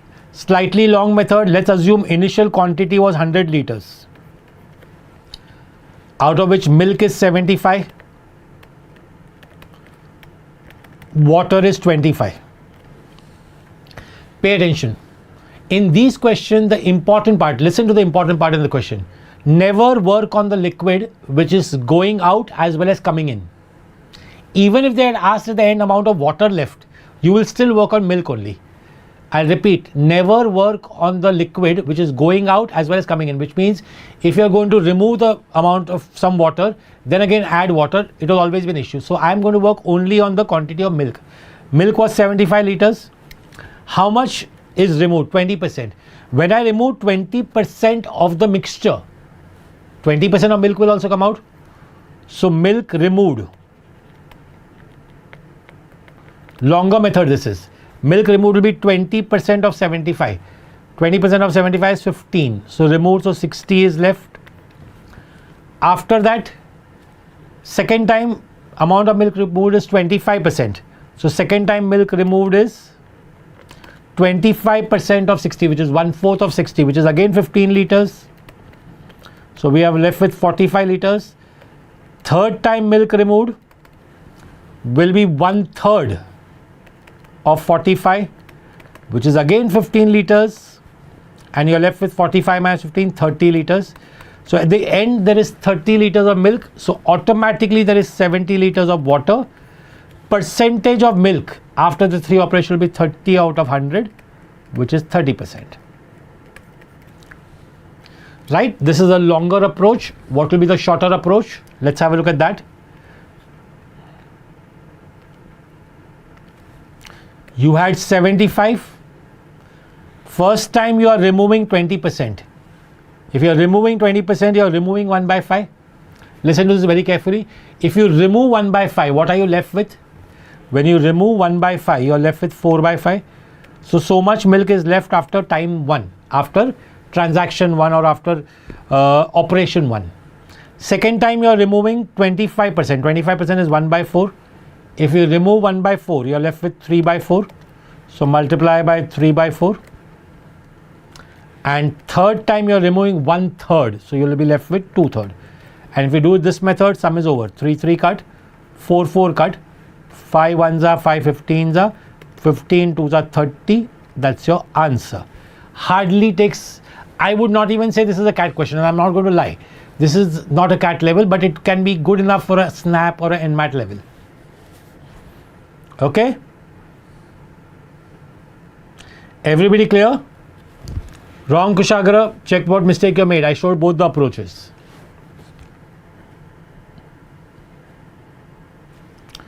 Let's have a look. Let's go ahead to the next question.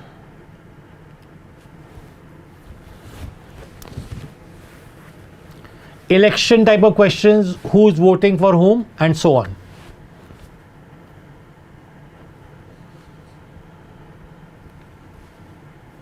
Shantanu, what mistake did you make?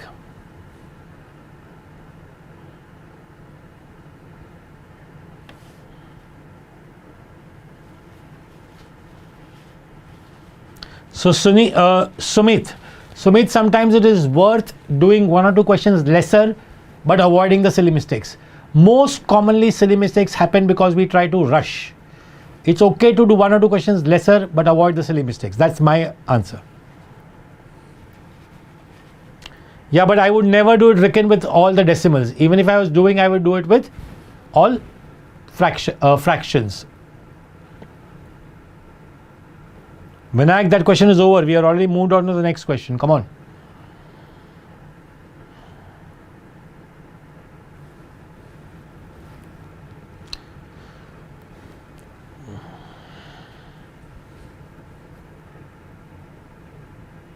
Which formula? Suyash, I am not even looking at any formula. Shreyas is again right. Shreyesh, you are wrong.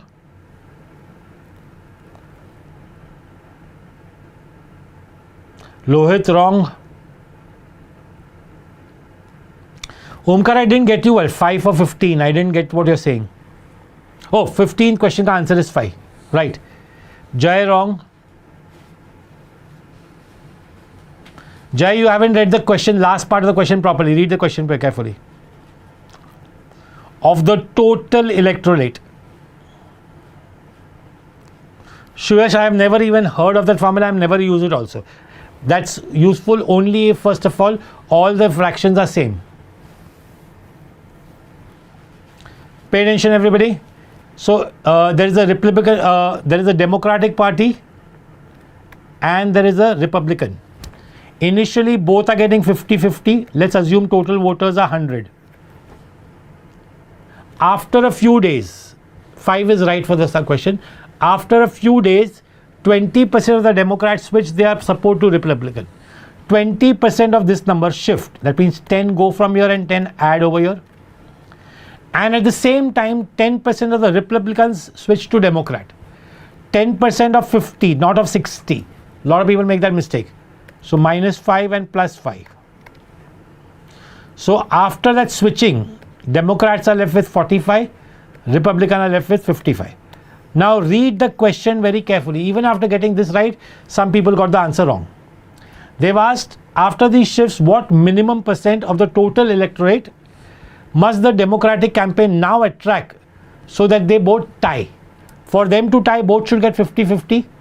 That means these people need 5 more and these people should get 5 less, not 10. And that 5 is what percentage of 100 they are asking.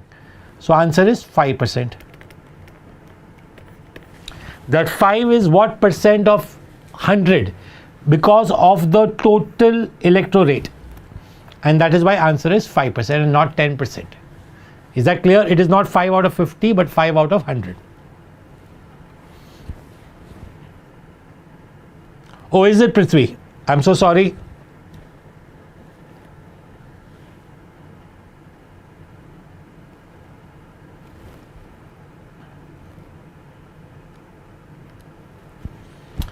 Okay, maybe this is a question which a lot of people must have seen earlier, but it's a little bit difficult question and that's why I've kept it over here.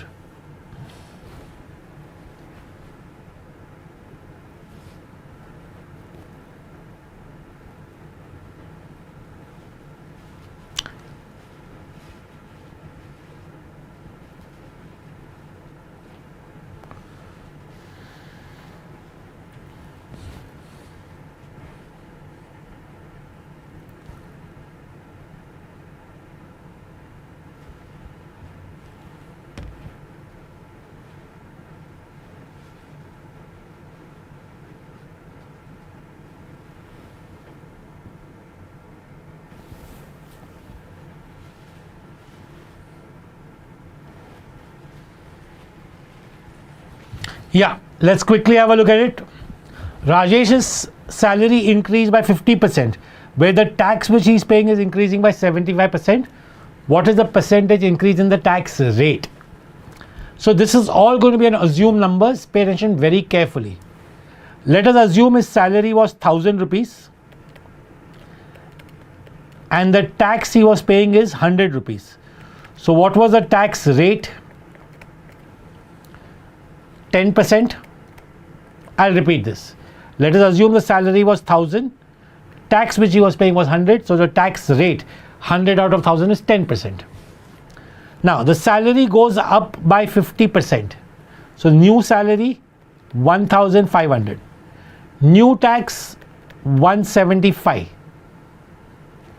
because tax is increasing by 75%.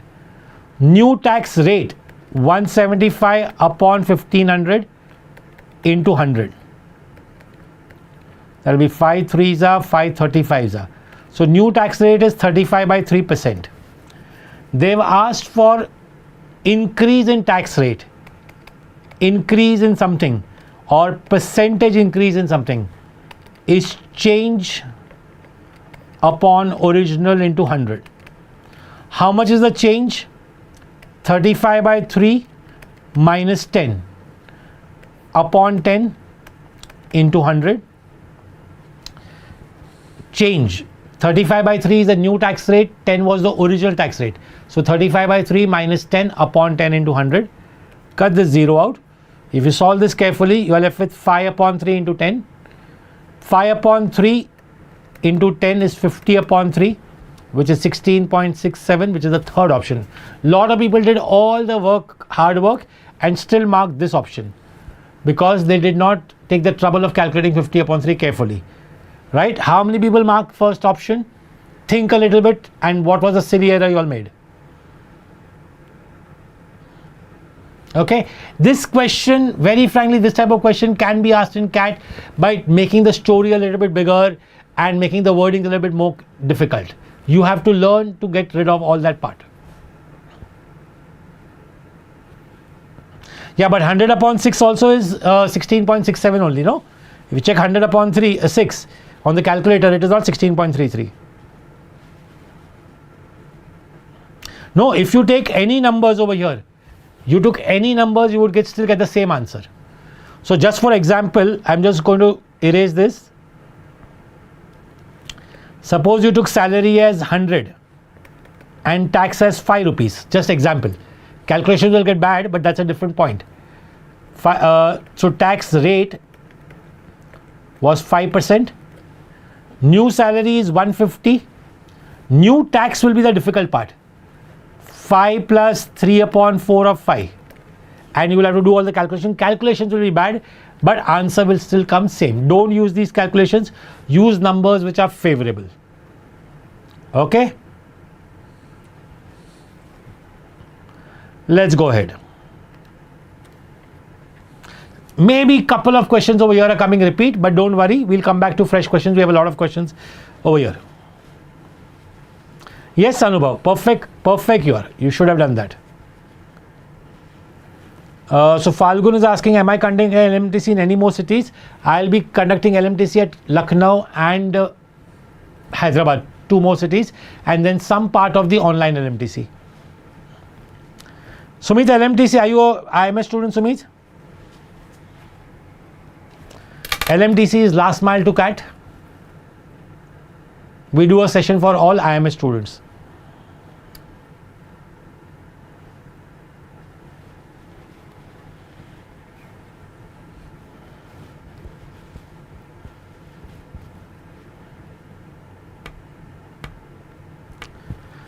So Lopez, my point was I didn't take different values. I took some value as my salary and some as tax. And I took a tax rate. And I can do any numbers and the answer would still come same. So Sumit, if you're an IMS student, there is something called as last mile to CAT. Depending on which city you are in, it should be happening in your city or it is happening online. You can attend one of those. Okay, quick. Let's do a fast method over here. When 45,000 ka sales are there, on the first 20,000 you have P%, and on the next 25% you have 25,000, sorry, you have Q%. So Sumit, it is happening in Delhi. You can have a look at it. Okay. Next, when it is 55,000, on the first 20,000 you have P%, and on the next 35,000 you have Q%. Right? Now, in first case the total commission given was 3,000. Second case total commission was 4,000. You have 2 methods to do this question. First commission is 3,000, second commission is 4,000. Then what do we get? You can make simultaneous equation. I'll repeat, you can make, that's not the best method, but you can do. P% of 20,000 will become 200P plus 250Q is 3,000. Over here 200P plus 350Q is 4,000. Solve these 2 equations, you will get Q and you will get P. I think if you solve it, you get Q as 10 and P as 2.5, which is your answer. Can you do this question a little bit orally? Let's pay attention to the oral approach. We've done this method where we use simultaneous equation. I will not show the solving. Anyway, it was just subtraction of the equation. Now, let's see what we could do if I want to use a method which is a slightly smart cut.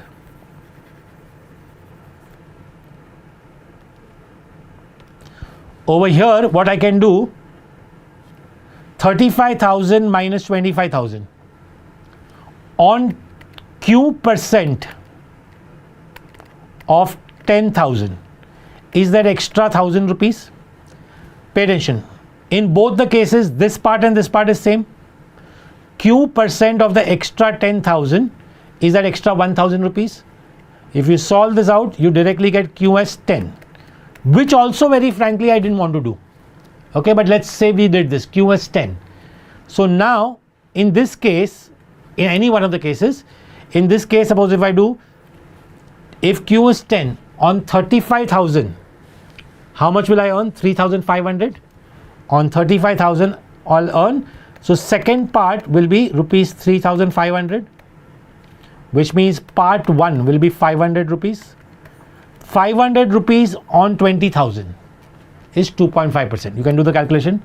500 on 20,000 into 100 2 zeros cut, 2 more zeros cut, answer is 2.5%. Is this clear? Great. Archit is saying I did this way and I can do it. No need for a calculator at all. All the numbers were very, very straightforward. Nikita, we don't need a calculator over here at all.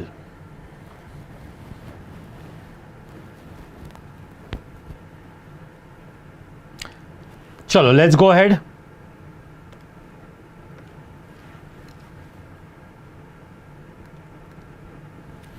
Interesting question. Go through it very carefully.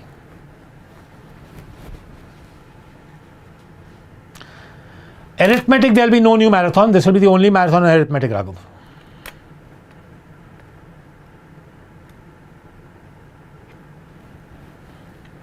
I want to see if anybody is getting this question. I'm not going to go ahead with the question till I see at least one answer. And I'm going to take somebody's advice and take a chair and sit down.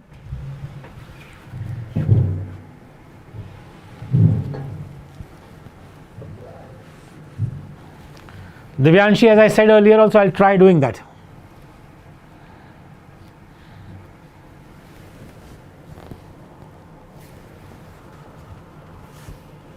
No break, Harshita.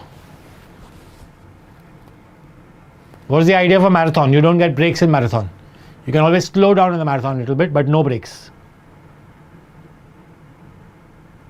No, Janvi. I will, okay, last time please, nobody repeats the same question. I will try and put the PDF of all the questions, but I don't give you a guarantee. So I don't want to ask, I want anybody to ask that question again.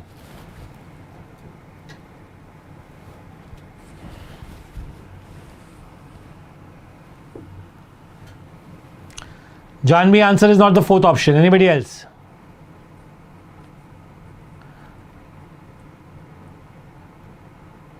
Manika, I don't see the option which you're talking about.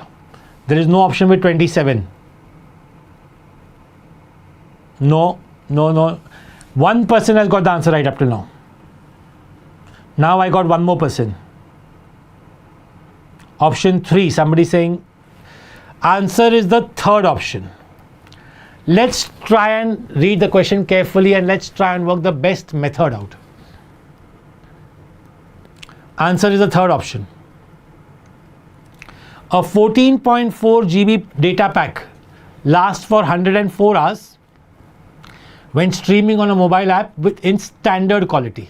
That means if you're using standard quality, your mobile pack will last for 104 hours. But if you use, it will last for only 80 hours if you're streaming in high quality. Okay? What is the percentage difference in the data consumed per hour while streaming in standard quality over high quality? Answer is the third option. Now, I want people to think and tell me which is the most useless number in this question, or which number can I not use in this question. What is that number without which I can do this question? That number was 14.40 or 14.4 GB. Because in fact, if I use 14.4 GB, the calculations are bad. So I am going to assume the data pack. I am going to assume the data pack of 104 into 80 GB. Let us assume same question with this data pack. Now, if this is the data pack, what is the data consumed? What is the data consumed in standard quality? It will be 104 into 80 upon 80. 80 cut, so answer is 104. What is data consumed in HD? It will be 104 into 80 upon 104. So that's 80.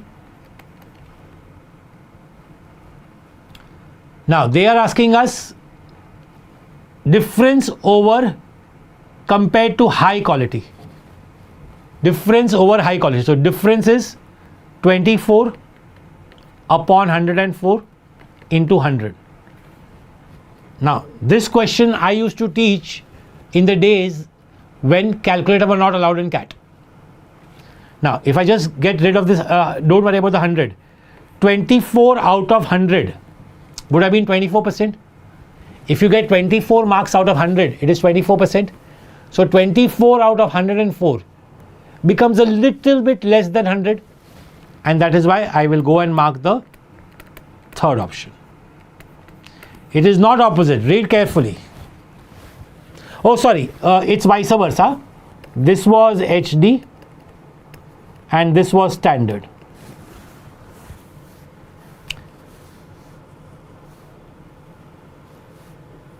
And they have asked over HD, so about 104. My bad. If you want, I can do it all over again. Just simply take the quantity as the LCM.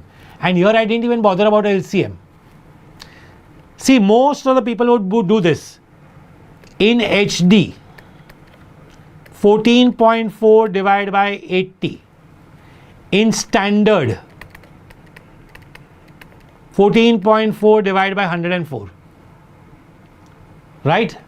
Then difference divided by this, in which also 14.4 becomes common. So 14.4 upon 80 minus 14.4 upon 104 divide by 14.4 upon 104 into 100. What will happen? What I did will come, no? Why unnecessary waste so much time? This will also come out to be 23.07. You should not be doing this method. You should assume, instead of 14.4, just assume 104 into 80. Everything will start cancelling. It will become very easy. Yeah, this is the percentage change, no? Percentage change ka formula. Great, let's go ahead to the next question. We are closing into 20 questions, maybe 2 hours. 2 hours, 20 question. Very simple question, a very old CAT question, you can say.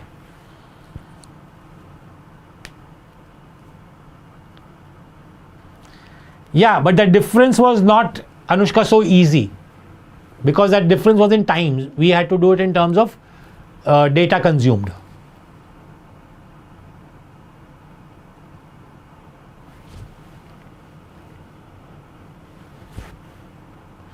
Shrish, right, but how do you know 104 minus 80? You can't do difference of time. You have to do difference of work done types.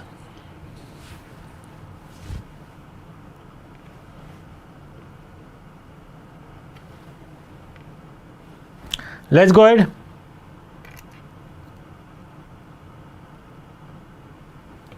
Raj, that is the idea. You have to understand which figures are important, which figures are not important.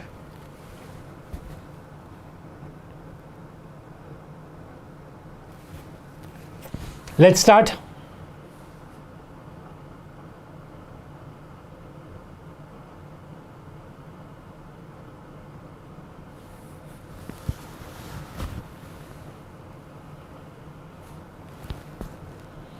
A frog pursues a deer and takes 5 leaps for every 6 leaps of the deer. So, in a particular time, when the frog is able to take 5 leaps, the deer is able to take 6 leaps. Now read the second part very carefully. But 4 leaps of the frog are equal to 5 leaps of the deer. 4 leaps of the frog are equal to 5 leaps of the deer. Whenever you have you equate like this, always take the LCM on the right, take it equal to 20. That means I can take frog's 1 leap. 1 leap of frog is 5 and 1 leap of deer is equal to 4. So in 5 leaps, so for a particular constant time, what will be the ratio of their speeds? Ratio of the speeds will be also ratio of the distance, because time is constant. So how much is distance? What will we get? 5 leaps, 1 leap is 5. So a frog will cover 25, while deer will cover 6 fours are 24. Answer is 25 is to 24. As I said, this is a very, very old CAT question. Maybe most of you might have seen it before. So we'll move on quickly with that.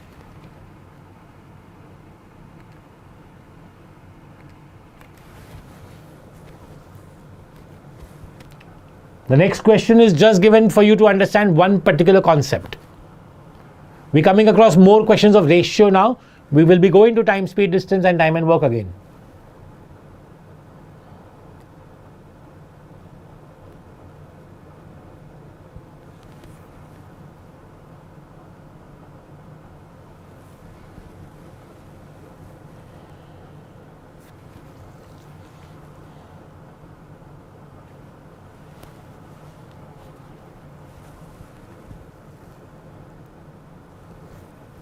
I'm waiting for the answer. At least for the straightforward questions, you all should give me the answer fast. So Sharath, it is not only about the question, but it's also about the methods. Are you learning something new with the methods?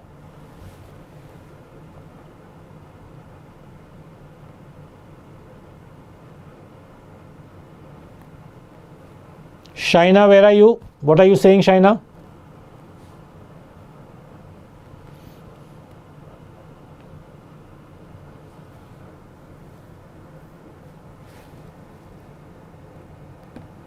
Rest, most of the people have got right. Once, I think Sahil, you made a mistake somewhere. Okay, so what was the important part in this question? Was to know how to convert a fractional ratio. How to convert a fractional ratio to a whole number ratio. How do you convert this fractional ratio to a whole number ratio? You just multiply by the LCM. LCM was 30, so you multiply everything by 30. So this will become 3. 1 upon 10 into 30 is 3. 1 upon 15 into 30 is 2. 1 and 5. 3, 2, 1, 5.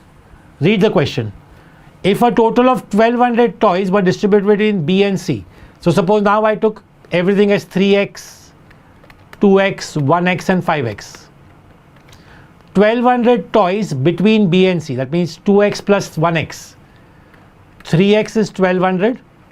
So x is 400. What were the total number of toys? Total is this, which is 11x. So 11x is the total. So 11 into 400, 4400. Yes, very straightforward question. Nothing to be discussed over here. Okay. Read the question carefully and get an answer. Even though it's an easy question, I'm sure people are going to make mistake over here. Don't use options.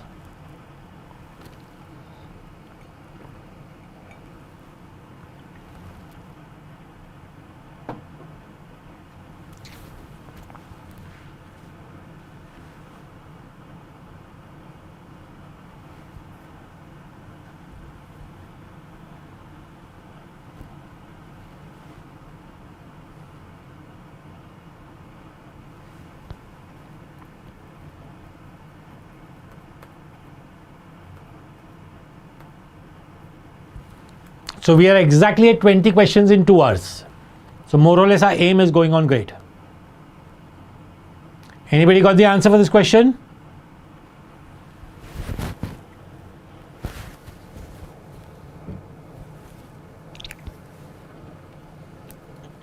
Pragna is right. Others are wrong up till now. Ashwagandha is right. Chaitali is right. A lot of people are wrong. Adarsh is right.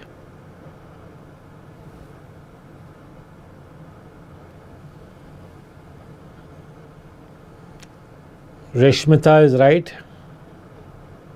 Aditi right now. Okay, now most of the people have started getting right. Pay attention. Sham sold a cycle at a gain of X%. We don't know the cost price, that's what we want to find. One choice was you could assume, but that would make, I thought, life a little bit difficult. Okay? So,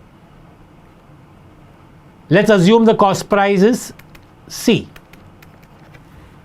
Now, Sham sold a cycle at a gain of X%. So, in case 1, the gain or profit or whatever you want to call it, is X% of C. You could also assume this as 100 C. It would make life easy. 100 would cut. So your gain would be X into C. Case 2, he sold it at a loss of X%. So his loss also would be same, X upon 100 into C, 100C. So loss also would be XC. Now understand the difference in selling price. Just to give you a random example, suppose you have a product for 1000 rupees. You sell for 200 profit, so your selling price is 1200. You sell for 200 loss, so your selling price is 800. So your difference becomes 200 plus 200. So difference in this case will not be XC, it will be XC plus XC, which is 2XC. So 2XC is 10X, XX cut, 2 5s are cut, so C is 5. If C is 5, your cost price becomes 500.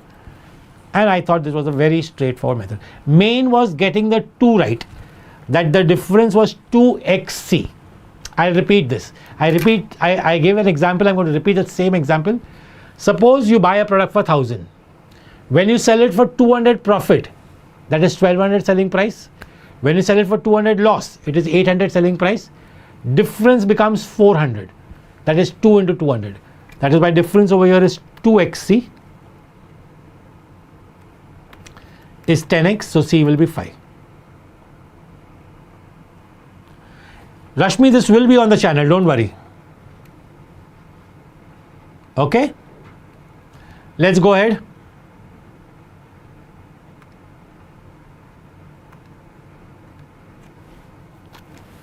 One more interesting question. Let's see if you are able to get this.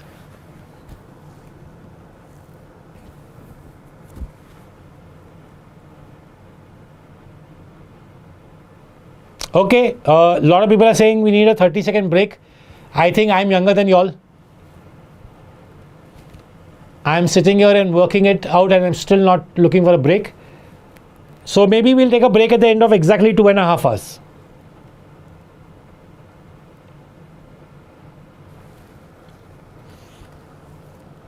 Sheil, the problem over there was not taking 100 because that was asked. How can you take 100 then? Anubhav, because if you took 100, the problem is what will you compare it with at the end? And that's why 100C was important. Anubhav, Sheil had the same question, so just answer the same question.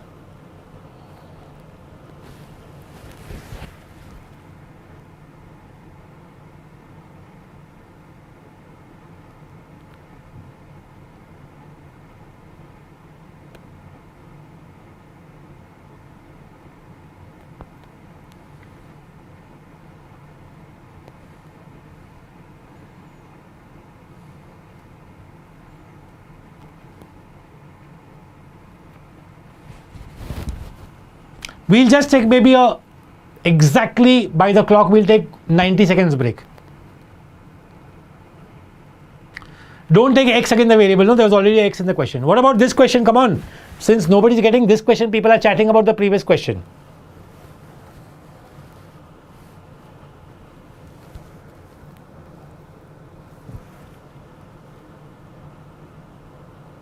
Wrong, Adarsh.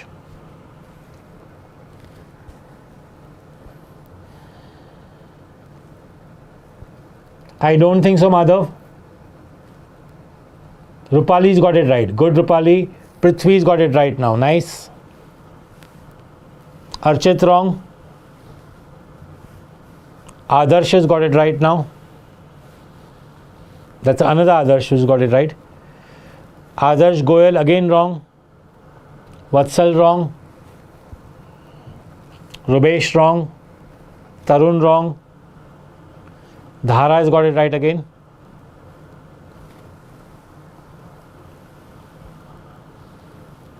RR has got it right. So fewer people are getting it right this time. Okay, pay attention. I hope most of you all got this as 3 by 11.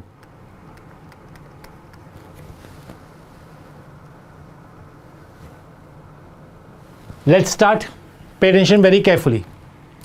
A cafe spends 25 rupees to prepare a special dessert, but for whatever reason they have to sell it for 22 rupees. That means loss per one dessert is rupees 3. Okay, to make up for this loss, the cafe earns additional income from a loyalty card partnership equal to 3 by 11, 27.27 is 3 by 11, of the revenue from dessert sale beyond 10,000 serving. That means the loyalty program ka revenue comes only after they sell 10,000. That means on the first 10,000 they don't get any revenue from that royalty sale program or whatever. What is the least number of desserts which they'll have to sell to avoid a loss? So, on first 10,000 desserts, there is a loss of 30,000 rupees. Do you all agree? Because per dessert there was a 3 rupees loss. So for 10,000 desserts there will be a total loss of 30,000 rupees. Okay. Let's say we sell X more desserts. Listen to this very carefully. Assume to sell X more desserts. When I sell X more desserts, what happens? I will still keep making a loss of 3 rupees on those X also. But I will start getting some, that 3 by 11 I'll start getting extra. You can also do that way, a smart way. Actually, let's do that way. How much is that 3 by 11 per dessert? So let's forget this for a second. 3 by 11 per dessert is 6 rupees. That means per dessert now they will start getting 6 rupees. Therefore, whatever loss they were making, that they will cover up. And they still have to cover up the old loss of 30,000. So 30,000, now remember, per dessert, how much profit are they making now? Because of the 6 rupees, they are able to sell for 22 plus 6, 28. So profit per dessert is only 3 rupees. So to cover up for the old 30,000, they will have to sell 10,000 more desserts. 10,000 this, 10,000 original. So answer is 20,000. It's a very interesting question. You have to read it very carefully and you will get it. No need for equations and all, which is not wrong. Yes, the recording means the whole session is available on YouTube. You can watch it whenever you want. Okay? Chalo, let's go ahead.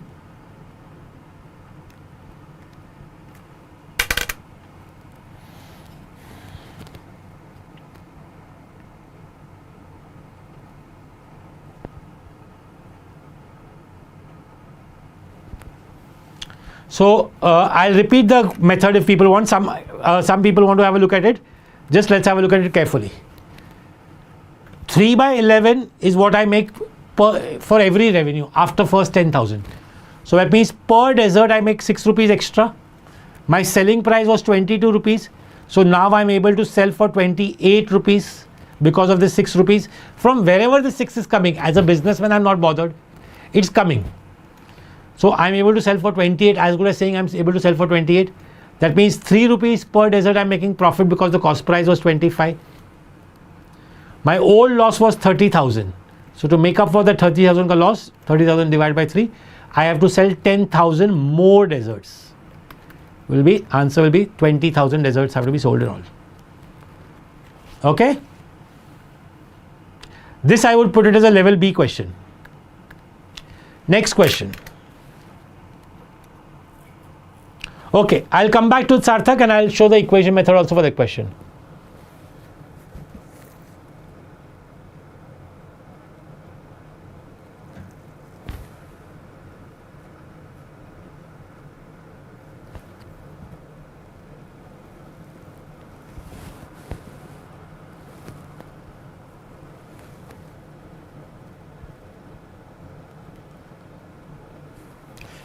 What about this one?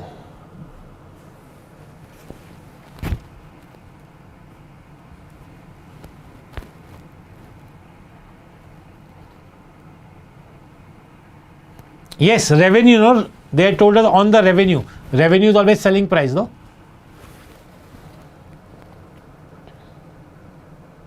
Good, 2 people have got it right.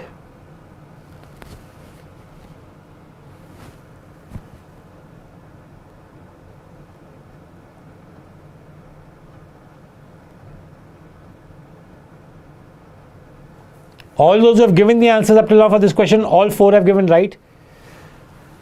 5th one also is right.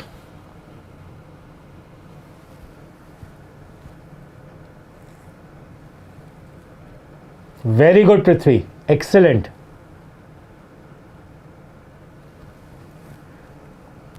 Good, Bhavya Patel. Yes, Vedanta, there will be. Great, others have also started getting it right. Now I'll tell you, when I was writing this question or I'm making this question, this number I just randomly took because this number is useless. No need of options.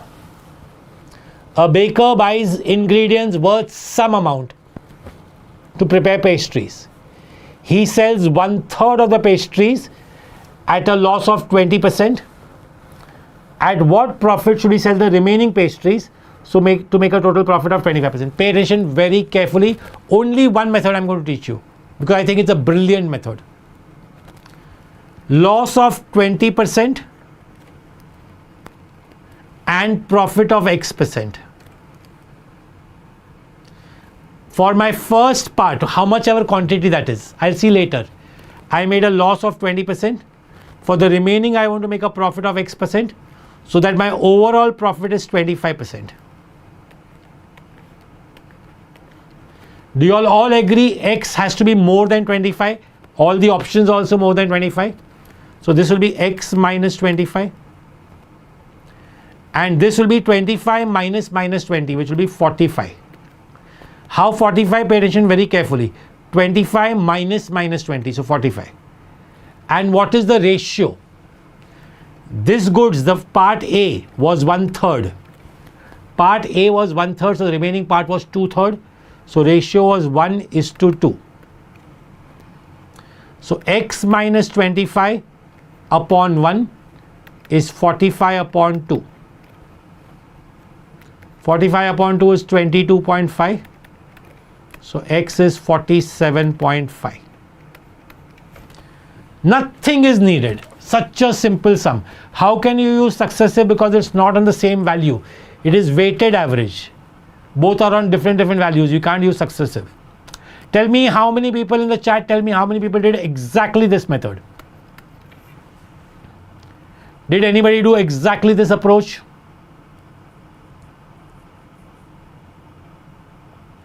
You can't do successive because they both are on different quantities. This was 1/3. Okay, let's write 1/3 and 2/3. 3 cuts out. That is why 1:2. Raghav, Rishmita, I've answered your question. Isha, I've answered the question. Very good, all those who use. Isha, did you get the answer for the question? I've explained it.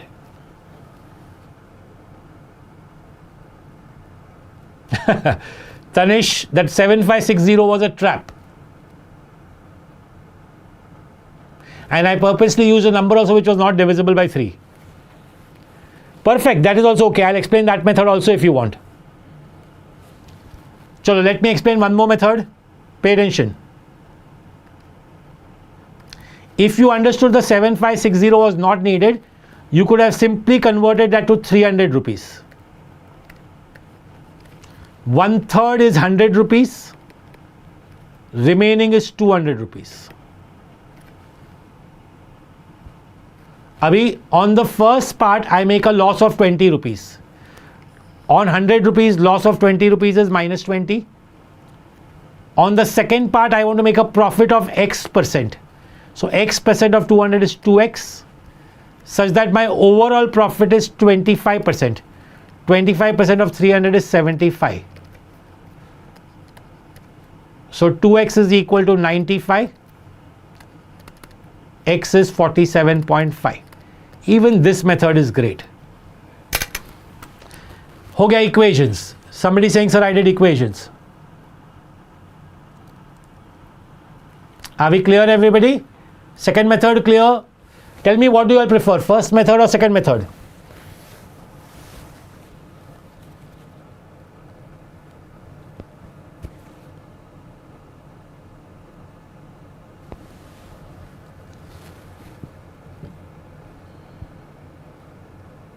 Okay? No worries. Whatever you all preferred, great. Till you got the question without using 7564, I'm happy.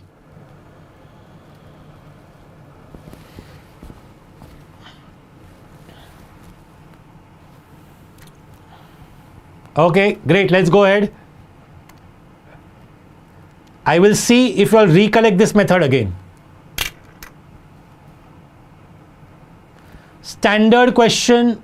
We've seen such questions in our material, or wherever you all have been preparing for CAT, you all should have seen such questions in a material. So let's hope you get this question.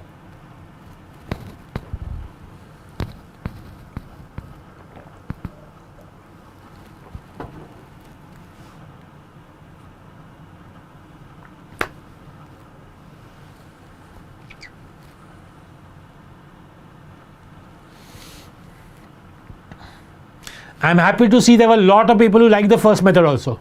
Great.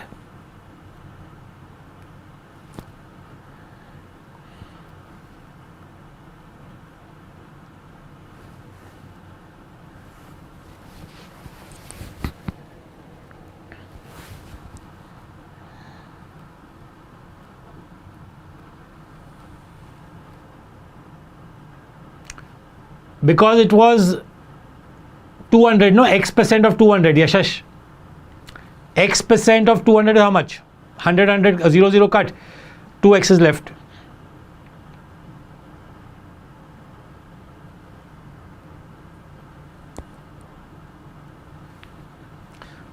So Sumit has a question, is this a harmonic mean question? I rarely use harmonic mean and all that. I'll be very frank, I rarely use all that. I think it's a standard question. If you all want to start, take the actual time taken.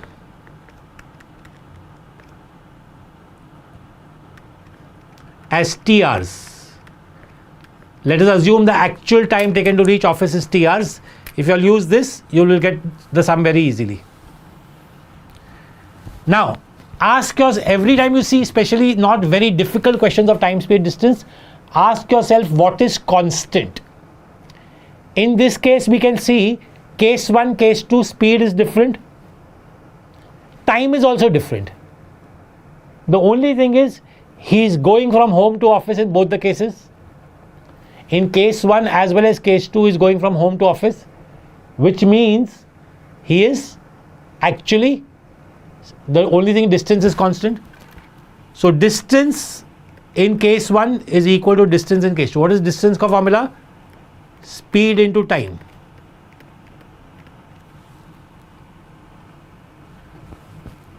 So, what is speed in case 1? 12.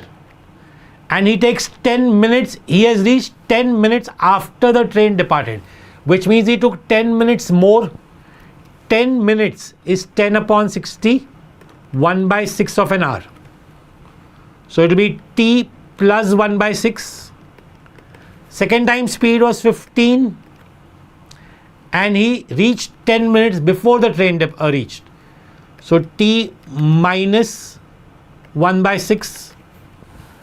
Nothing really fancy, using simple approaches. 12 into 60 plus 1 upon 6 is 15 into 60 minus 1 upon 6. 6, 6 cut. 3 4s are 3 5s are. 24t plus 4 is 30t minus 5. 9 is equal to 60. 9 is equal to 60. Now you get your answer, put t in any one side, either on this side or on this side, you will get your right answer.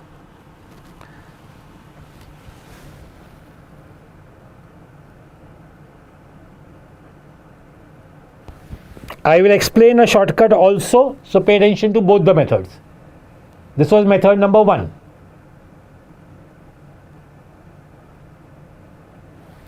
Okay, let's see method number 2.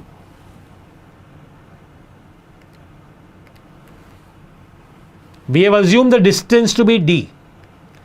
In case 1, time taken will be d upon 12 when he takes more time. Case 2, time taken will be d upon 15, less time. The difference between the two times is very important. First, he was 10 minutes late.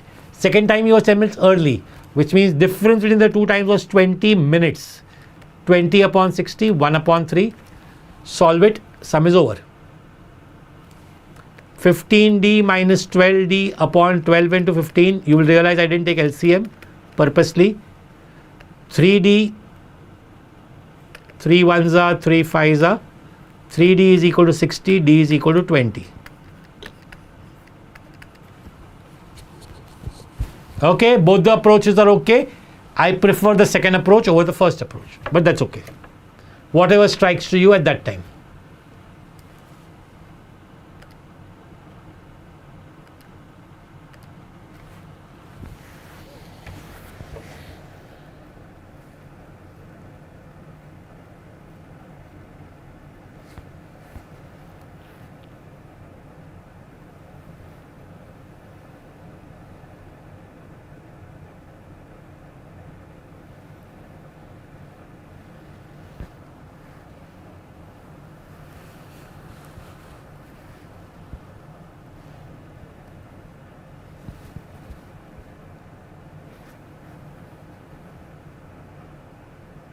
Perfect. That was the first method I did. No, only thing you didn't convert 10 to Nikita. You had to convert it to hours because it was 10 minutes, and speed were in kilometers per hour. Nikita, that was the only thing you forgot. You have to write 1 by 6 and 1 by 6.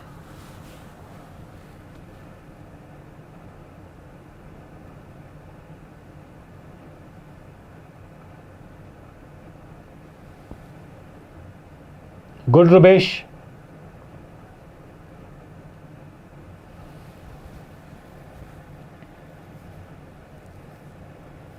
Again, there is something which is useless in this question. See if you can find it. Adarsh, what are you saying? Priyanshu, क्या numbers बोल रहे हो तुम लोग? Yash भी same answer. What are you all saying? Adarsh, Priyanshu, Yash, you all are in some other world only. Sabir wrong. Everybody else is right. Vedanta wrong.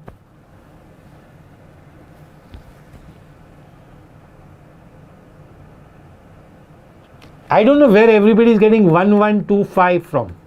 So many people give this answer. The answer is obviously less than 50 mangoes. Question is how many mangoes should I give? So answer has to be less than 50. Yeah. So what was useless in the sum? 720 was useless. Pay attention. I don't know how you all did, but this is what I do. Case 1, 20% loss. Therefore, selling price 1 is 80% of the cost price. Selling price 1 is 80% of cost price. Case 2, I want 25% profit. So therefore, selling price 2 is 125% of cost price. You can write as fractions also. It will be good if you write fraction. No problem. So therefore, selling price 2 upon selling price 1 is 125 upon 80 because of cost price, percentage, everything will cut.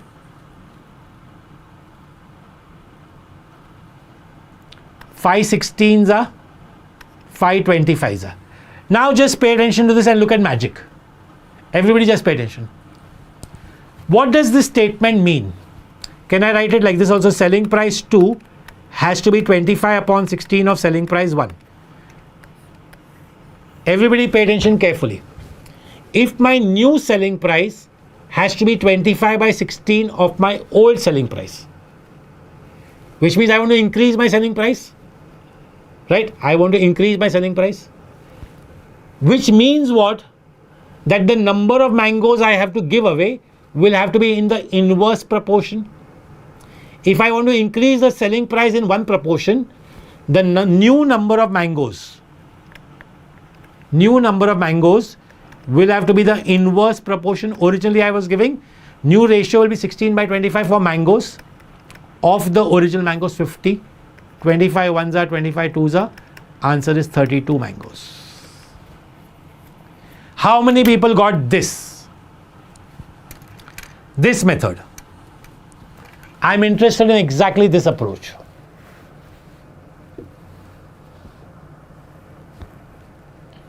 Let me know in the chat whether you got this. It will become an inverse ratio. It is like time speed distance. If I want to reduce the time, I have to increase my speed. Or if I have to increase the time, I have to reduce my speed. Same thing is happening over here. I'll repeat this last part. I am going to teach this method only. If you want, I'll teach one more time, but pay attention very carefully. My new selling price is 25 by 16 of the original selling price. Therefore, new number of mangoes will be 16 by 25 of the original number of mangoes. And that is why it will become 16 by 25 into 50. Answer is 32. Inversely proportional. Okay, I'm going to go through the whole question one more time.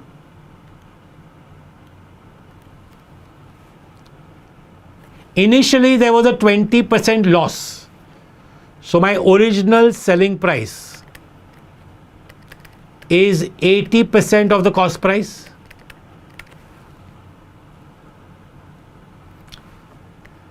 New selling price.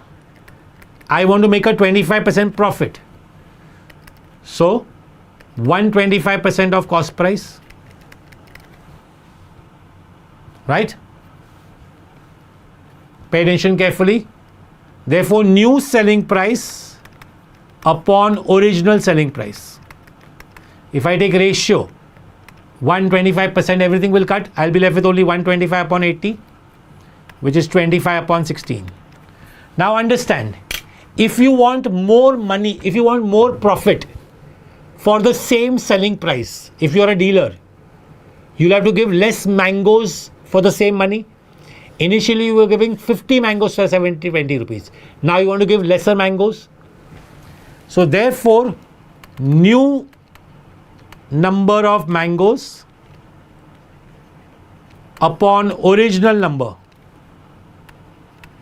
is 16 upon 25. Right? And this number we knew was 50, cross multiplied, answer becomes 32. I'll repeat the whole logic. Basically, if I want to keep my, suppose you come to my shop. You had come to my shop yesterday when I was giving 50 mangoes. I gave you for 720 rupees. Today I'm telling you for 50 mangoes, I will not, for 720 rupees, I'll not give 50 mangoes. I'll still take 720 rupees only from you. But I'll give you lesser mangoes because I want to make profit. You came only with 720 rupees again, which means you will give me 720 rupees, but I'll give you lesser mangoes because I want to make a better profit. And that was the important part. Are we clear? And the number of mangoes I'll give you will be 32. Okay, let's go ahead. Very important question, a very nice question.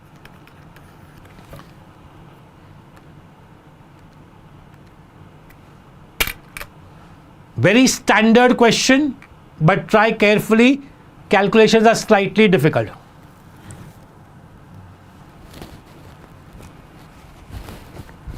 Yes, selling price is also a different, Rupali. Only cost price is same. I said, Rupali, I want to make profit percentage same.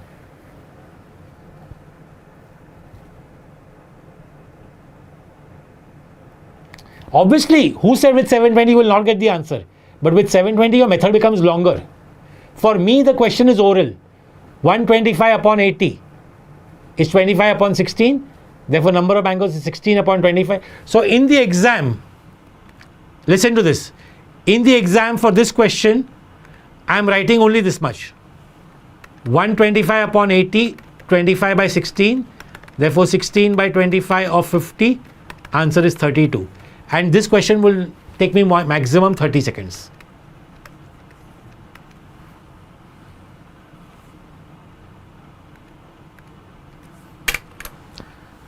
Next one.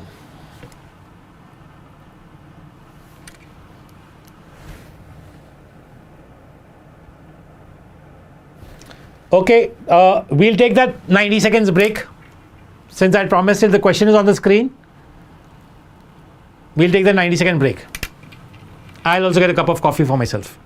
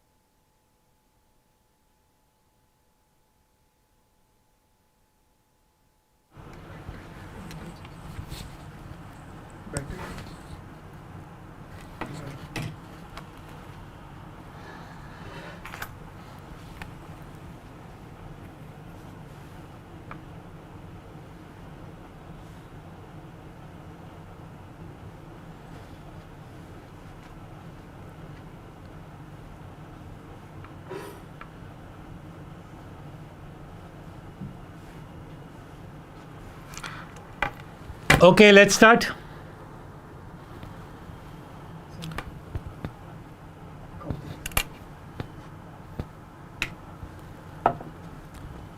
Okay, let's start with this question. The value of a diamond varies as the square of its weight. So value varies as the square of its weight.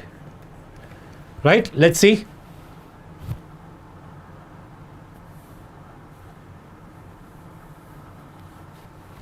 So value varies as the square of its weight. The diamond broke and 20% of the original weight was lost as dust. So let's suppose whatever the weight of the diamond was, 20% was lost as dust. And the remaining was divided in the ratio 1:2:3. If the total weight was 33,800, our total loss was 33,800, sorry, find the original value of the diamond. Now, over here, getting a good number for the original weight becomes very important. Because see, just understand why I will not take 100. Let me explain first only. Suppose if I took the original weight as 100, 20% of 100 is 20, so 80 will go away. After that, what will I be left with? The ratio is 1:3, 2:3. Dividing 80 in the ratio 1:3 will be difficult. So hence, I know that because 1:3 ka total is 6, I will use a multiple of 6 right at the start. So let the original weight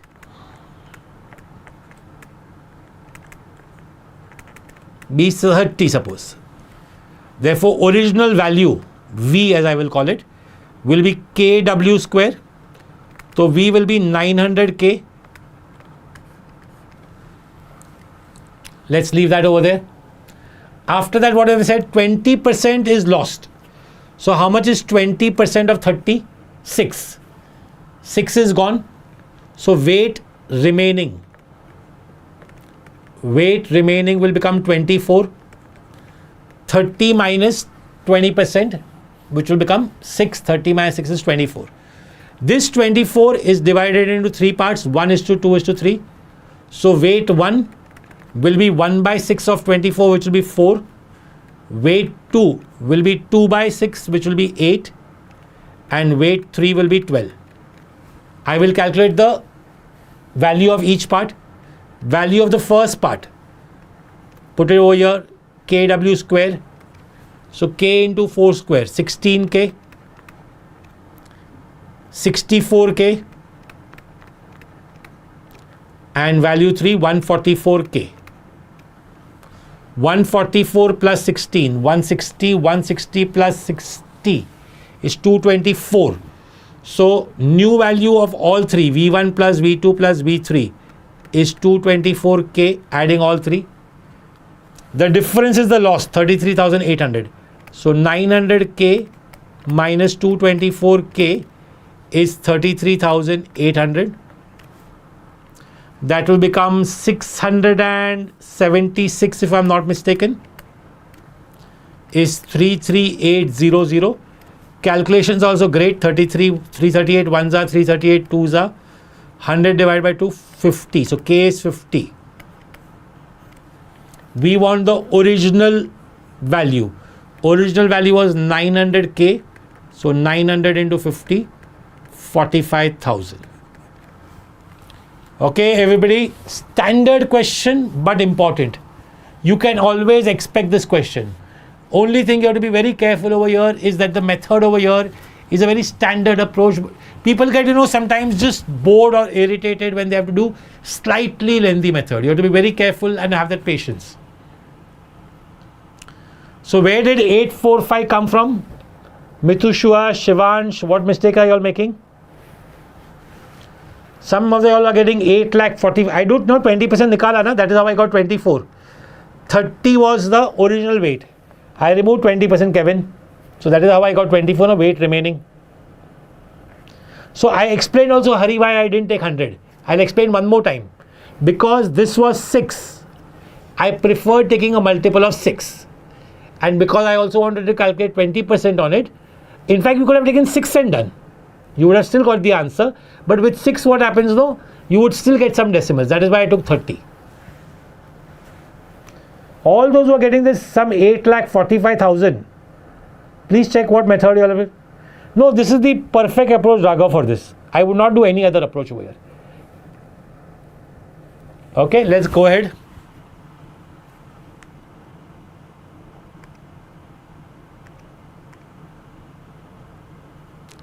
We did know, Divya, that 20% was anyway gone. So I said original value and whatever value is left, between that is a loss. Usme wo jo whatever went to dust, that also has been already taken, no? That is why I did 24 weight and not 30 weight.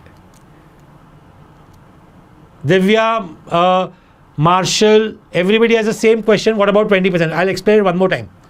Pay attention, everybody. The original weight was 30. I took weight as 24. So that 6 is already been counted, no? See, I am not accumulating the loss. What I am doing, original kitna value tha diamond ka, ab mere paas kitna bacha. Between that is the loss. And all that, what you are saying, that 20% also gets counted in that. Is it clear?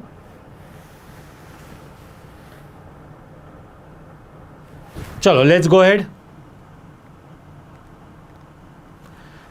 You will need little bit of geometry for this. The formula which you will need will be area of 4 walls. What is area of 4 walls? It is 2LH plus BH.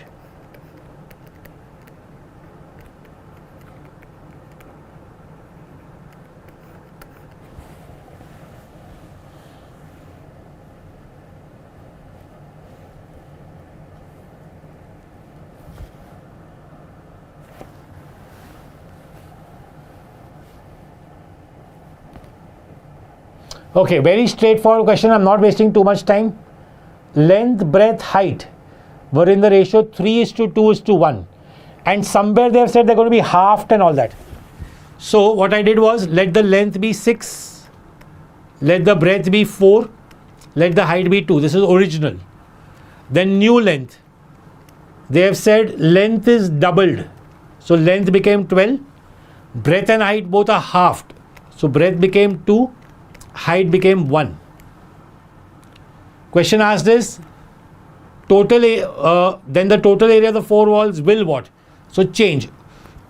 What will we all do? New total area. New total area will be 2. Formula we have 2 LH plus BH. So 2 LH, 12 ones are 12 plus BH, 2 ones are 2. 14 twos are 28. Original total area. 2 again, LH plus BH. How much is LH originally? 6 twos are 12 plus 4 twos are 8.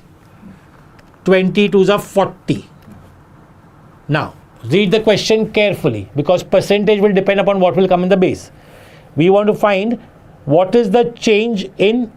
Change is always difference upon original. Change, percentage change is always difference upon original into 100. So this will go exactly roughly like a 2.5. So 12 into 2.5 will come out to be 30. Abhishek, how did you get 2? Abhishek, we can clearly see there's a decrease, no? From 40 it has become 28. So decrease is right. Answer is 30%. Abhishek and a couple of others who've got B as the option. Bhavani or Bhavani, whatever that is, sorry. Just check what is the mistake you have made. Did you all calculate total surface area? I think when you calculate total surface area, you get this answer. I think so. I'm not very sure. But from what I remember when I had done this with total surface area, you get a difference. Yeah, if we take 6 walls, but that was not asked. What I said, area of 4 walls they've said. So Bhavani, I think you took 6 walls and that is why you got answer as second option. That's a very silly mistake. I gave the formula also area of 4 walls. Next one. One more time and work question with little bit difficult calculation.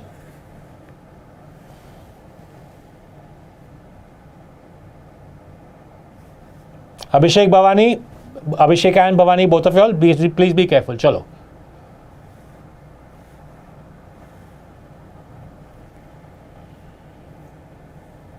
Which one is PYQ, Anil? The previous one, right?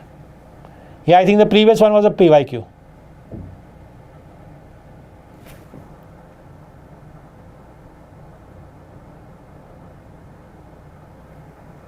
Anushka, I already showed the approach. You can have a look at it once more later. You just have to be very careful with the values you choose so that you don't have that decimals when they said half. I think you made all 3 half. One was doubled. Check. Anushka.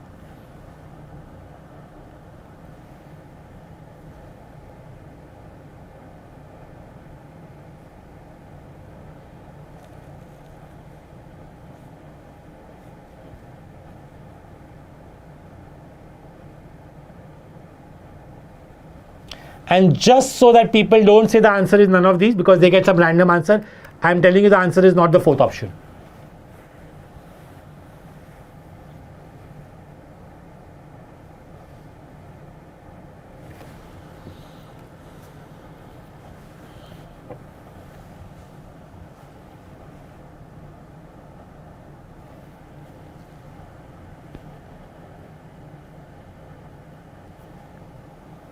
Nobody got the answer for the next one?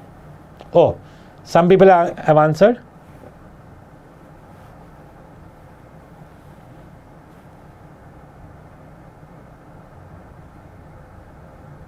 Possibly, Anil.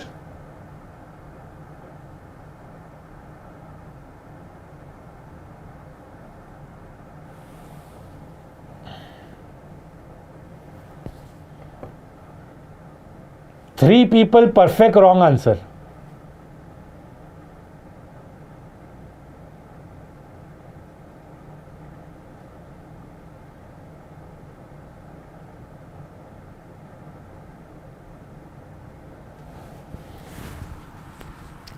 चलो मुझे लगता नहीं किसी को भी answer right आने वाला है. Pragna's got it right.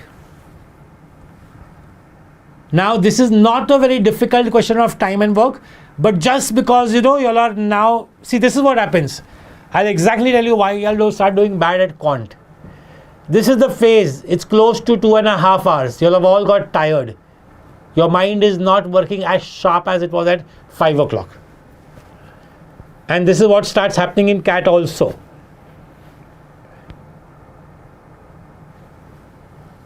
First, improve concentration, Sayan. Let's start. P plus Q working together can finish a work in 24 days. So let's write down first. P plus Q can complete a work in 24 days. I'll give the answer, wait. And Q plus R can complete the work in 18 days. What is the LCM of 24 and 18? LCM of 24 and 18 is 72. So let us assume the total work is 72 units. Let us assume the total work is 72 units. Okay. So 72 divided by 24 is 3 units per day. Or 72 divided by 18 is 4 units per day. Pay attention. Now, leave it over here. All 3 start the work, but Q leaves after 6 days, which means Q is going to work only for 6 days. P leaves after 12 days, not 12 more days, 12 days. So P after 12 days. Remaining work is completed by R alone in the next 6 days. Next 6 days, which means R worked for 18 days.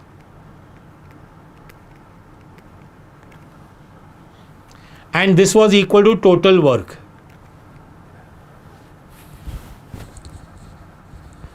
This marathon is only on YouTube, not for anybody else. Let's go through it. Q worked for 6 days, P worked for 12 days, R worked for 18 days equal to 72. I can divide by 6 to make it easy. So I'll get Q plus 2P, which purposely I'm writing as P, plus 3R. I'm writing it as 3R only, is equal to 72. You will just see the value of why I wrote P plus Q like that. P like that. We already know the value of P plus Q. We already know the value of P plus Q. How much is P plus Q? 3. So let's, this will become 12 divided by 6. So this will become 12. So this is 3. Take it on the other side. That will become 9. So I'll get P plus 3R is 9. P plus Q was 3. Put it on the other side. So I got P plus 3R is 9. If I subtract these two equations, I get P minus R is minus 1. P minus R is minus 1. Subtract both the equations. Minus P and plus P cut. We'll get 4R is equal to 10. R is 2.5. Put R in any one equation. R in the second equation, you will get Q. If R is 4.5, Q is 1.5 and P is also 1.5.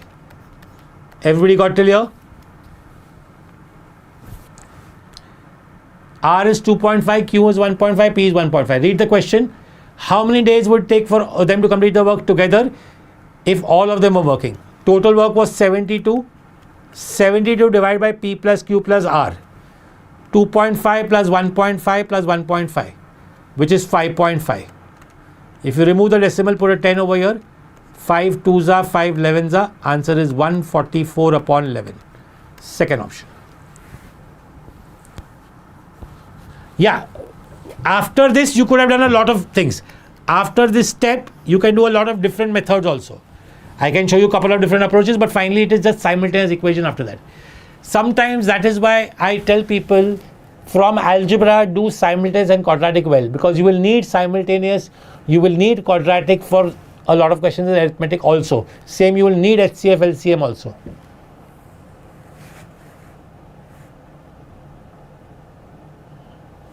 How P minus R is 1? I subtracted these two equations. Equation 1 minus 2. We had these two equations. Subtract karo. P minus R will come as minus 1. Got it now? Nikita, Akhil.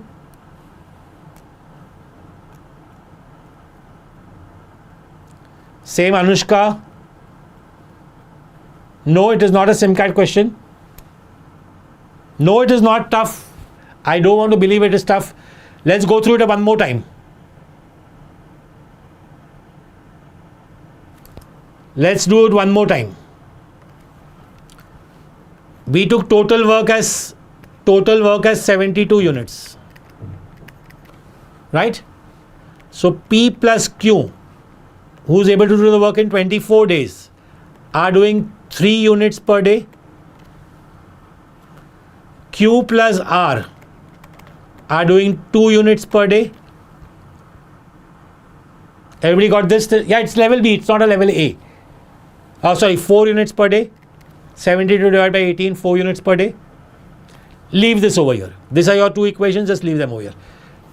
I hope you've read the question carefully, and they told us Q worked for 6 days, P worked for 12 days, and if you read very carefully, you know that R worked for 18 days to finish the full work. R worked for 6 more days, they have told. So this is also equal to 72. Divide by 72. What will you get? Chalo, I'll teach you one more. I just thought of an easier approach.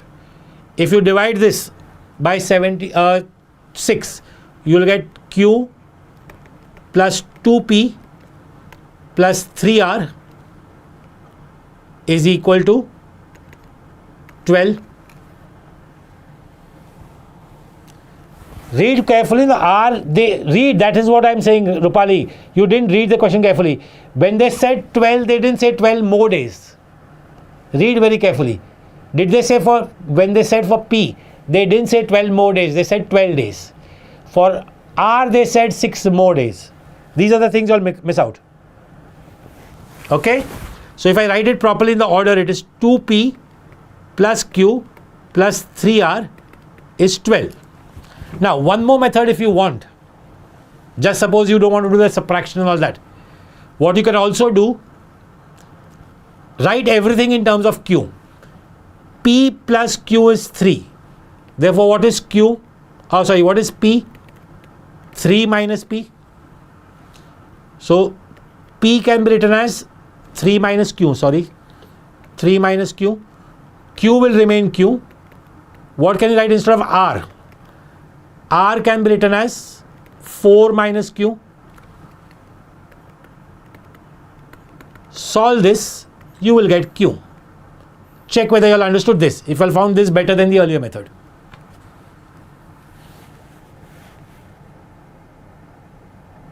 P plus R है ही नहीं सयन, खाली P plus Q है, P plus R we don't have. So 2 into 3 minus Q plus 3 into 4 minus Q.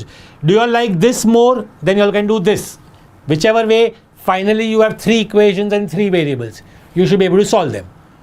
So you all got Q as 1.5 if you solve this whole thing. Put in any one of the equations. So P is also 1.5.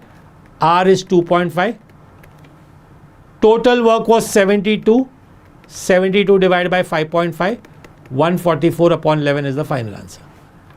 Yes, Arsh, what's your question mark for?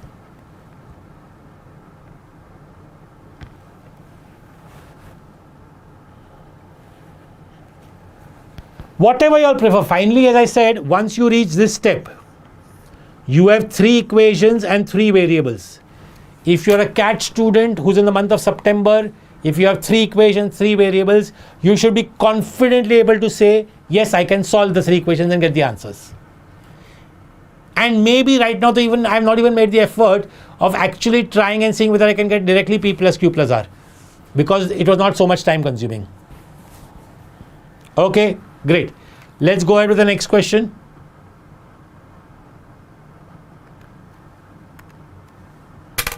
This is a CAT 2006 question.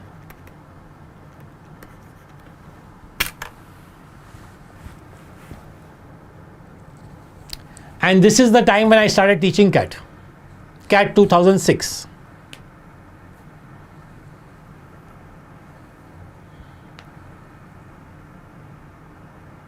Exactly, no, Pratmesh, my second method is exactly this only. Perfect, very good, Pratmesh.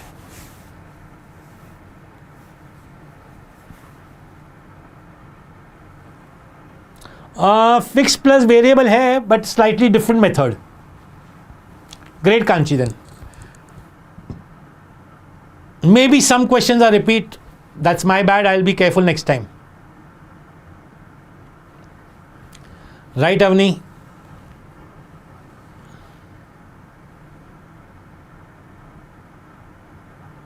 Raghav, really, if your brain isn't working, it would be great. If you can actually want to log off, you can log off. Come back, see the recording when you're more fresh.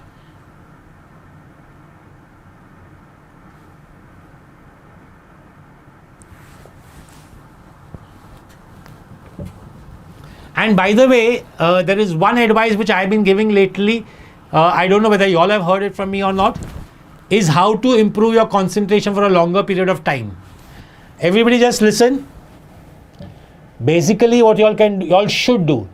Every time you write a mock test, the mock test is only of 2 hours, right? You should write a mock test plus immediately you should write a section test. The section test can be of any section, preferably once quant, one verbal, once DILR. So just keep rotating that. What will happen with that? No, because in the test day you want to concentrate only for 2 hours, your concentration span I'm making it for 2 hours 40 minutes. Every single time when you write a mock test, behind it write a 40 minutes ka section test.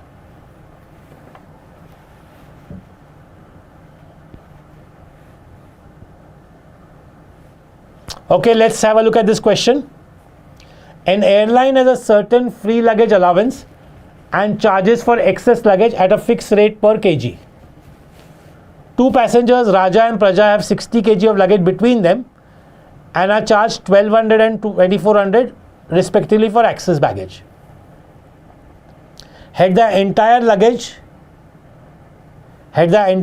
belonged to one of them, the charge would have been 5400. I'm going to do a very simple but slightly long exam method. The luggage is 60. Suppose if I say let the amount of free luggage be X and let the charge per extra kg be Y rupees. Everybody stop chatting and pay attention. Suppose 60 kgs is the luggage they're carrying. When 2 people are going, how much free luggage they get? They get X plus X free. So 2X is free. So they have to pay for this much into Y becomes the total cost which they have to pay, which they paid between them as 1200 plus 2400. That is 3600. When the whole luggage belonged to only one person, only X became free. And that time the person had to pay 5400. My method is this, pay attention carefully. Take ratio of these two, Y cuts out, 0, 0 cuts out, 18 2s are 36, 18 3s are 54. Cross multiply, we will get X. 180 minus 6X is 120 minus 2X. 60 is equal to 4X. X is 15. So the second question ka answer I already got 15. Everybody got this? Everybody have a look and tell me whether you have a doubt. When 2 people are traveling, amount of free luggage is 2X. Therefore, amount of charged luggage is 60 minus 2X. So 60 minus 2X into Y is equal to 3600. And when one person is traveling, 60 minus X into Y becomes 5400. Take ratios and solve it. X comes 15. Now, put X in any one of the equations, earlier equations. These were 2 separate equations. So 60 minus 2X. So 60 minus 2X will become 30. 30Y. Actually, by the way, we didn't want Y. We wanted was the weight of Praja's luggage. So, initially Praja had to pay how much? 2400. Okay, I'll go a little bit slowly, no worries. Praja had to pay 2,400 and she was going to get only one time free. So if Praja was carrying whatever luggage she had, let's say Praja's luggage was P, out of which 15 kg is free, sorry, not 15 kg, yeah, 15 kg is free, and we would have got Y also from here, and Praja was going to pay 2,400. Solve that out, you already have a Y, you will get 35 kg. Okay, let's go through the last part one more time. There's no space, so I'm going to go on a new page. I got 60 minus 2x into y was 3600. I have already shown x is 15. So 30y is equal to 3600. Y is 120. Now, let's assume Praja's luggage is P kgs, out of which x is free and y is the charge, and she pays 2,400. So P minus x I know 15 into y I know 120 is 2,400. 0, 0 cut. 12 ones are 12, 2s are 20. P minus 15 is 20. P is 35. Plan is to do 50 questions. Let's see till where do we reach.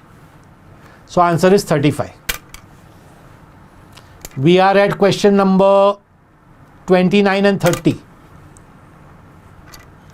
Yes, we can do a lot of things and solve. There are 10,000 methods for this question.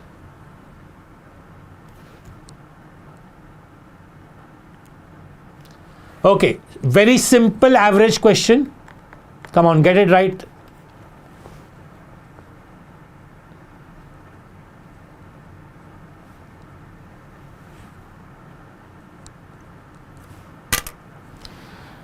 We always keep changing Rashna a little bit. Come on, next question. Answer. Question on averages, very straightforward question.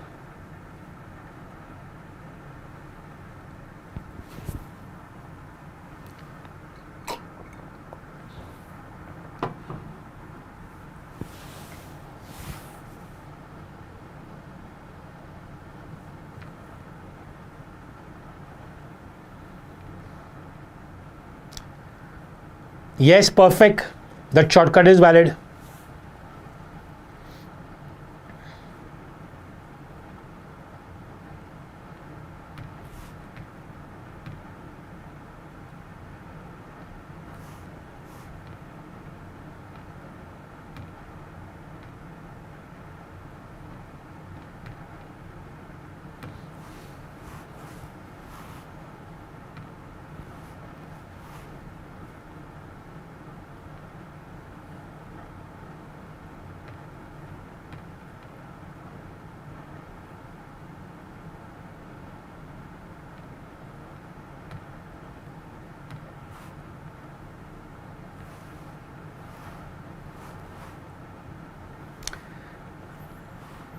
Anybody answer for this question?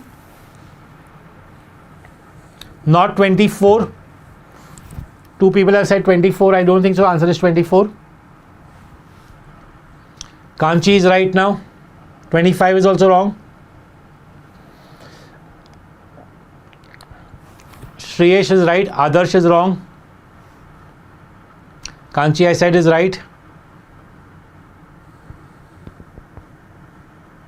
You'll have to wait around 7, 8, 10 seconds. There's a small lag between me speaking and I able to see your chat. This was such a oral question. And still so many people are making mistake. Chalo, I'm doing the question now. Answer is 28. Pay attention, everybody. The total age of 10 members was 300. Pay attention, 300 is not the average. They've said total age. 300 is the total age of 10 members. Suppose if nobody had died. Just listen, everybody. Suppose if nobody had died. In 12 years, all the 10 members would have grown older by 10 years. That means they would all grow older by 120. Agreed or not? In 12 years, everybody grows 12 years older. There are 10 members, so they would have grown by 120. Now, a 72-year-old dies and a child is born. That means subtract 72, add 0. Why add 0? Because the child is 0 years that time. And whatever is counting that I have done, that is not even needed. When it happened is unimportant. Lot of people are concentrating on this 5 years and all that. That is all unimportant. Second time a 68-year-old died, again a child is born. What is the new average? Divided by again 10 over sum. 420 minus 140. 280 upon 10, 28 is the answer.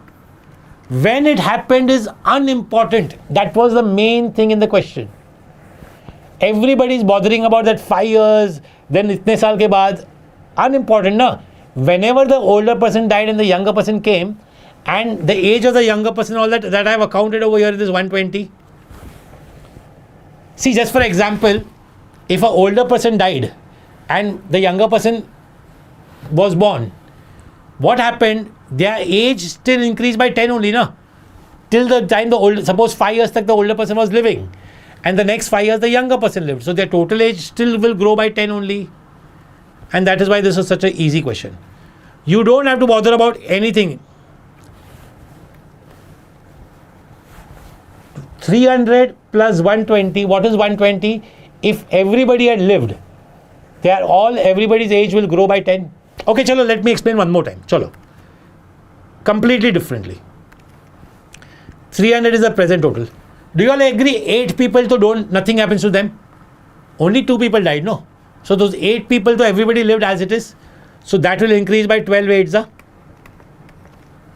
Fine. Now, let's understand. Suppose all this had happened at the end of the 12th year. These dying of 2 people had happened at the end. What would happen? That person who's 72 and 68 are going to be removed from the total age. And 2 people, 0 and 0, are going to be added. That's it. But we will have to continue count this for 10 people. That's such a simple approach. Why do you all want a different approach? I'm going to repeat it. 300 was the total age. 120 is the addition of the ages. One person 72 years dies and one person 68 years die. And that's it. We get 280 divided by 10, 28. Because suppose if A dies after 5 years, he died when he was 72, which means originally he was 67, which means his plus 5 has been counted, and the person who was born plus 5 will get counted for him. And same way the person, one more member passed away at the age of 68, 4 years later. So very frankly, it does not matter when that happened. Finally, everybody will grow older by 12 years. I mean 12, not this would be 7. Everybody will grow older by 12 years. Is that clear? So the middle years, when it happened, does not matter. Important question and a very good shortcut.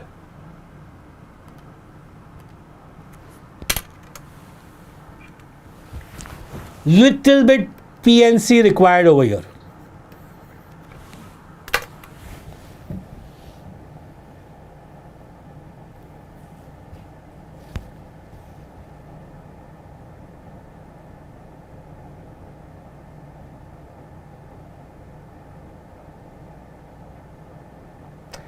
Yeah, Vivian, the first child is not 4. In fact, he's 7 years old now. The first child is 7 years old now, which means that for the person, the grandfather or whoever died, we have counted 7 years less, no? For him, the addition came out to be only 5. So that gets compensated. That plus 12 which we are doing for every person gets compensated over here. Perfect. Exactly. Yushbi is saying the same thing. That she's saying that if nobody was born, then we would have done divided by 8. Everything else would remain same. Perfect.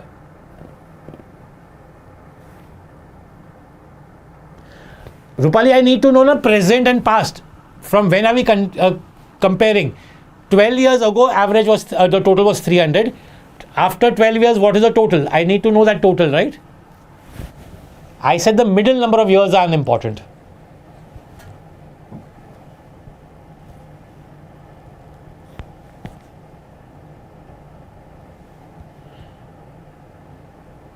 Come on, let's move to this question. A nice, slightly difficult question of time and work.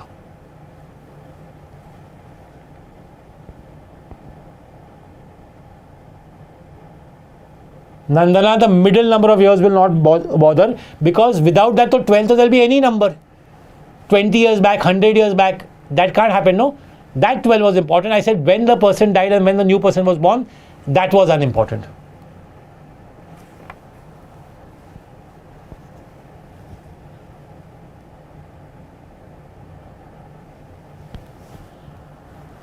Anybody's getting this question? I will assume Amit can do 1 unit, B can do 2 units, C can do 3 units, D can do 4 units, and E can do 5 units.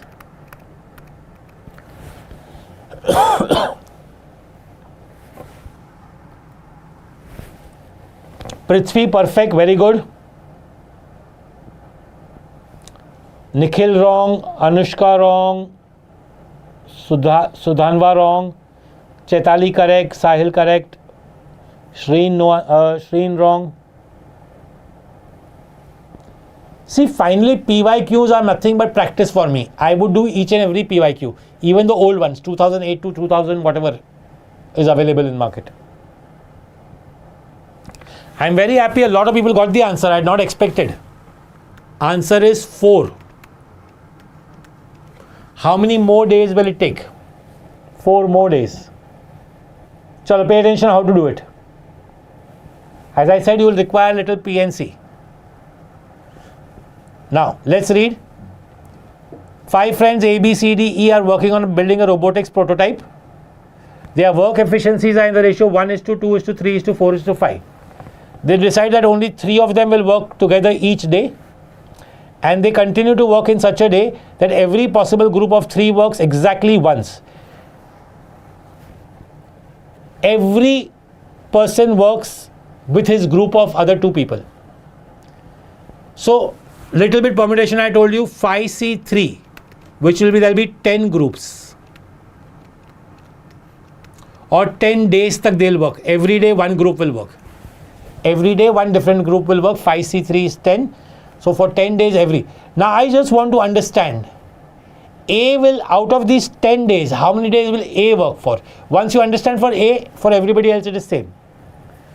How many days will A work for? That's important. Now, let's think. Once I select A, from the other 2, I have to select, other 4, I have to select 2 people.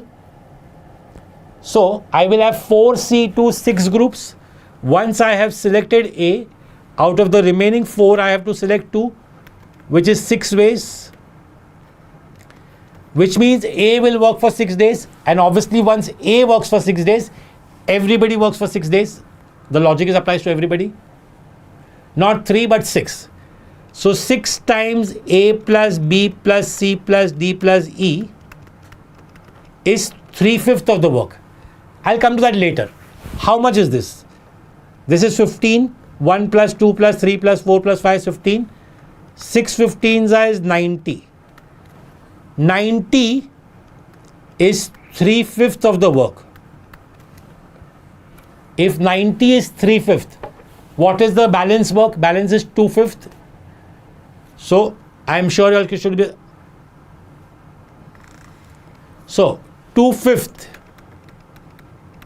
will be 60. If 3/5 is 90, how much is 2/5? So in short, 3 parts is 90, so 2 parts is 60.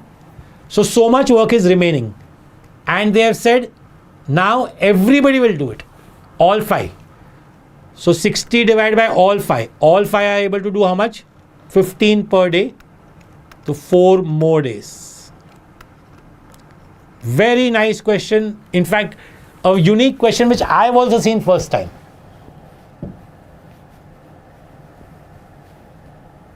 Anushka, what happened? How did you get 5 unique groups? 5C3, no? 10? Should know that much permutation combination. Everybody who made a mistake, did you all get it?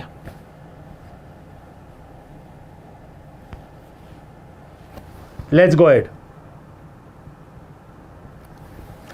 4C2.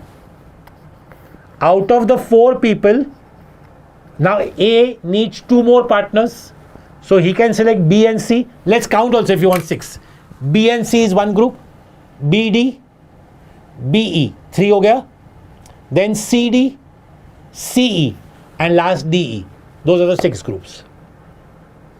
Okay? So Anushka, what about ABD and all that? You haven't counted ABD. I can see so many which you have not counted. Because out of 5 I have to make groups of 3. No, they have said groups of 3. Only 3 of them will work each day. There is no need to take amount of work total in the beginning.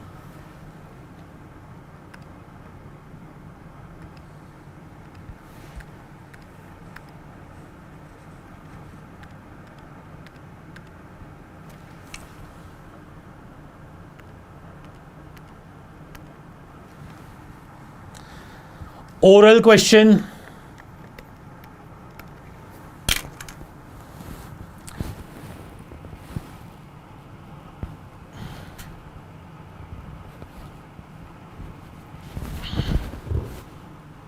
This is going to be a testament to my physical as well as mental fitness.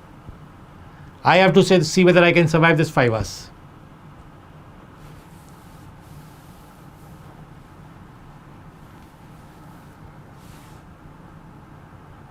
Vrinda, read the question carefully. Don't make a stupid mistake.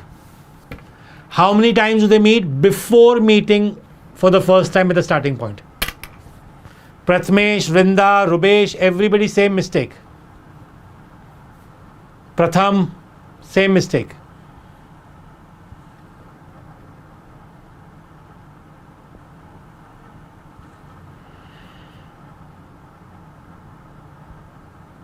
Perfect. Krish, same mistake. Sahil, same mistake. Answer is 3. 11 and 7 are co-prime. And they are in the same direction. So relative speed is 4. So there are 4 distinct points, including the starting point. There are 4 distinct points, including the starting points. And therefore, your required answer for this question is 3. Because they said before meeting for the first time at the starting point. So Vansh and all, Chaitali, all those who mark 4, answer is 4 minus 1, which is 3. Because we don't have to consider the starting point.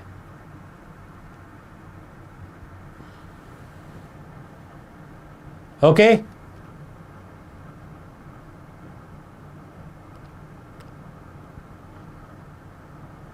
One more time and work question for you all. Try it on your own. I'll just come back in a 30 seconds thing. You'll just try it.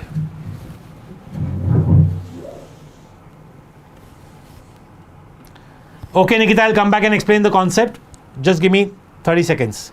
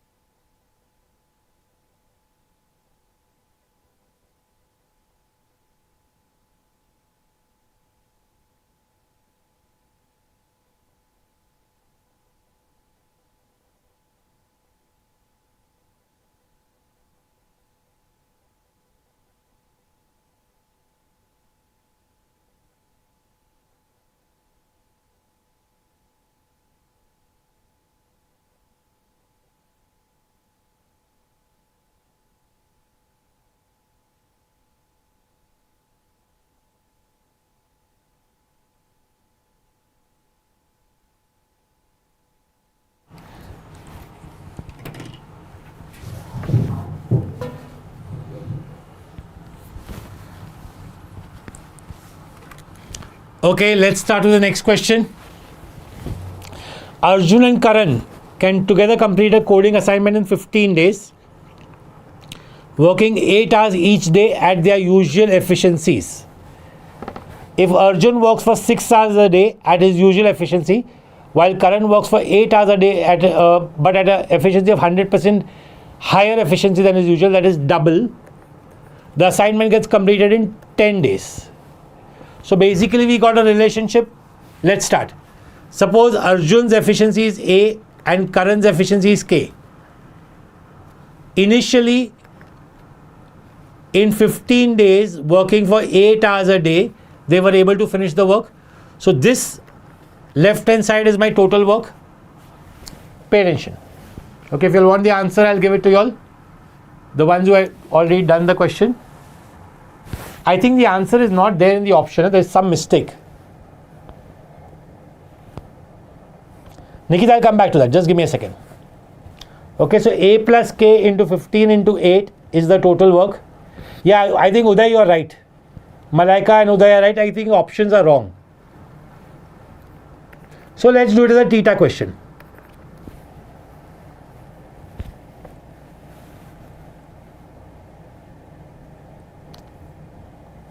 Okay, so this is the total work between them. Now, if Arjun works for 6 hours a day at his usual efficiency, Arjun at 6 hours a day at his usual efficiency, while Karan works for 8 hours a day, but at double the efficiency. That will be 2K for Karan. Then they finish the work in 10 days.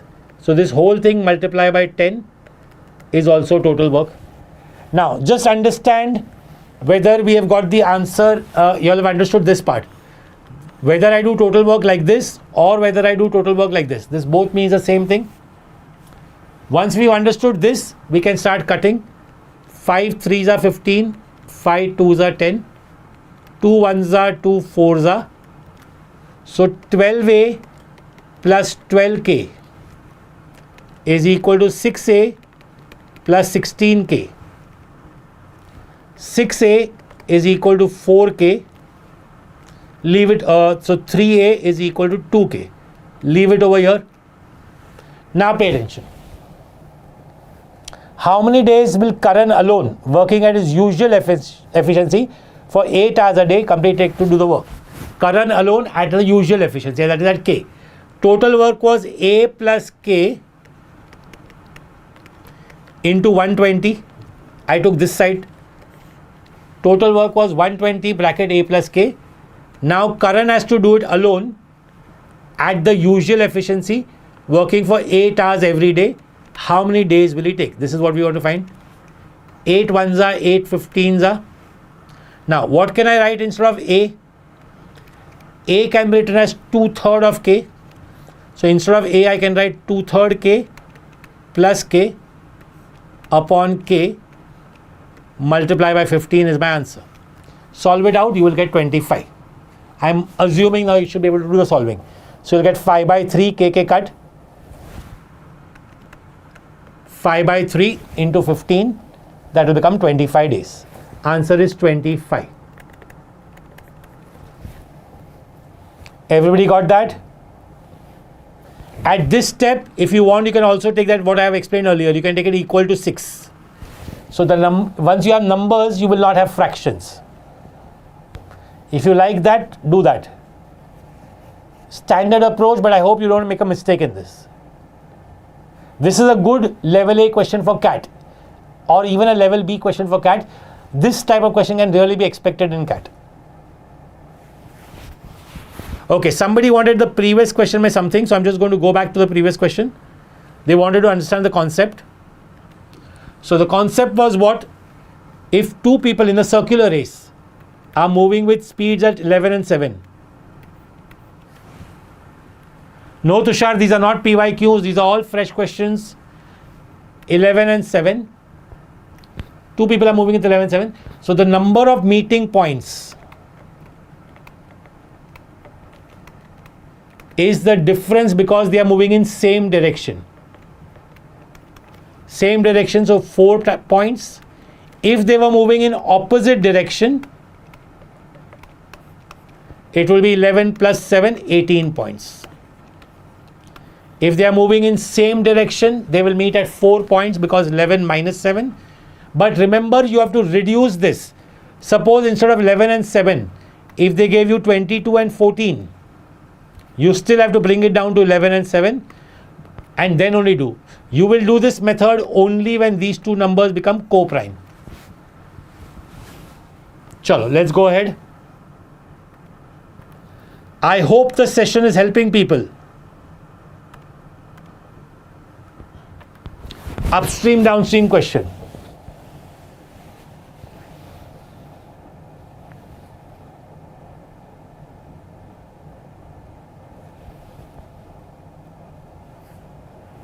No Prathamesh. Maybe some of them, but randomly, very frankly, random questions. Couple of them. Most of them are opposite direction में add करना है. यहाँ ना लिखा भी मैंने 11 plus 7.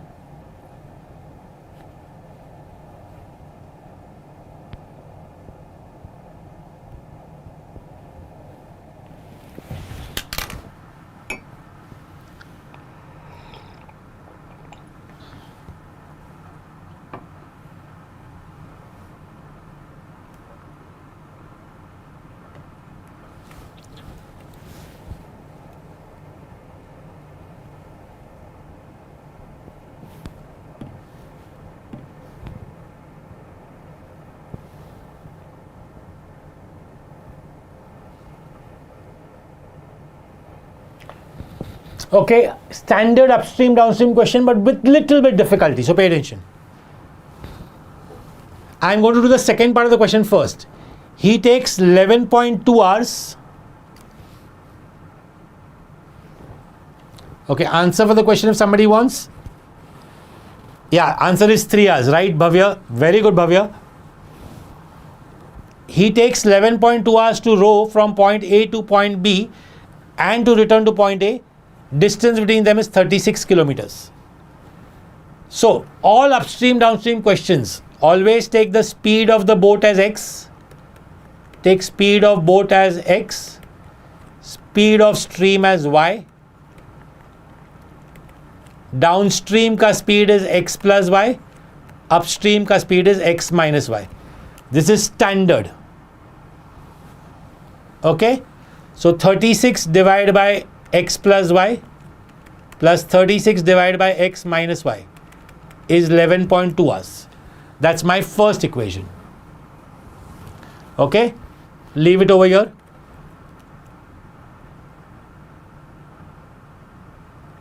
Now, what do we want further? Now, let's use the first condition. He takes 9 hours to row downstream as he takes Aryan takes as much time to row 9 kilometers downstream as he takes 5 kilometers upstream. So time is constant 9 kilometers downstream. So 9 upon x plus y is same as 5 upon x minus y. Go through this properly one more time. 9 kilometers distance upon speed. Time is 9 upon x plus y is same as 5 kilometers upstream. So 5 upon x minus y. If you cross multiply this, you get 9x minus 9y is 5x plus 5y. So you get 4x is equal to 14y, 2x is equal to 7y, and that is what you have. Ideally, you should be putting this back in the question. You should be putting this back in the question. That's the main important part. Now, how to put it carefully, that I'm going to teach you, or how to put it smartly, I'm going to teach you. Okay, pay attention. I'm just going on a new page and writing both the equations. First equation was 36 upon x plus y plus 36 upon x minus y is 11.2, which is 112 upon 10. And second equation was, I think 2x is equal to 7y. And I want x because we want still water. So 2x is equal to 7y.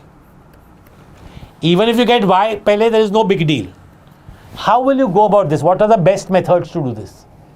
I basically want to write 2x is 7y. If I start writing over here, I'll get a lot of fractions. Can I avoid the fraction? Pay attention. What I would have done, multiply both sides by 1 upon 7. So you'll get 36 upon 7x plus 7y plus 36 upon 7x minus 7y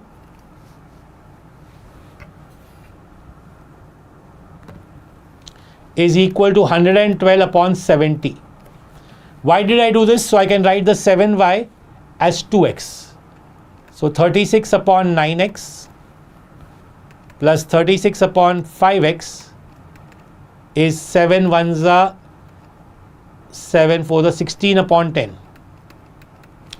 Now that you can easily solve, everything is in terms of x, you have only one variable. You solve this, you get x as 7. Once you get x as 7, you want the time taken. So time was 21 kilometers at the rate of 7. Answer is 3 hours. I just need to check what happened to my phone. Why is it suddenly become dark?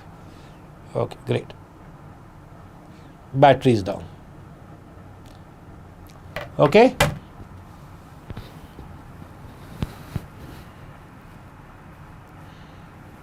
Everybody clear? Whether you do this multiplication by 7 or not, that's just a choice which you have. That was just to make life a little bit easier. That's my way of doing it. Y'all can do it, y'all cannot do it, that's okay.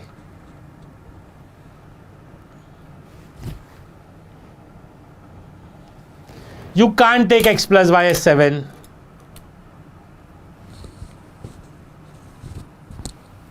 I am going to do. I will be taking Algebra Geometry Marathon also, and I will be taking one more marathon with Modern Maths and this, but over 2 weeks.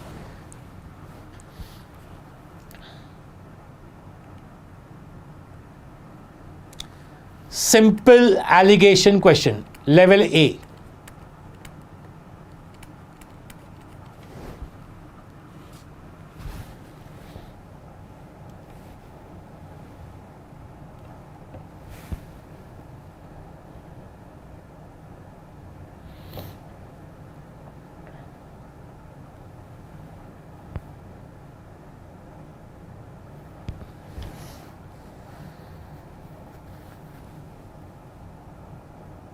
Okay, since it's a very standard allegation question, I'm not going to waste too much time. Initially, the average price was X. Second time, the average price was 30. The average between both the conditions was 25. So this will be 5. This will be 25 minus X. The number of pencils bought were 200 and 100. 200 and 100, which is 2 is to 1. That's it, solve it out. 5 upon 25 minus x is 2 upon 1. 25 minus x is 2.5. X is 22.5. Nothing much to discuss in this standard allegation question. Very, very straightforward. You will get at least 2 or 3 questions of this level on the day of the CAT also.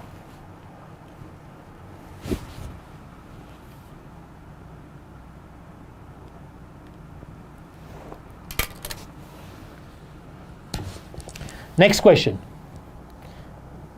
Read it carefully, try it. Mixtures.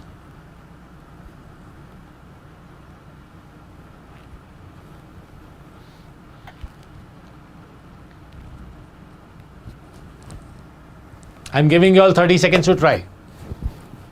30, maybe even 60 seconds to try.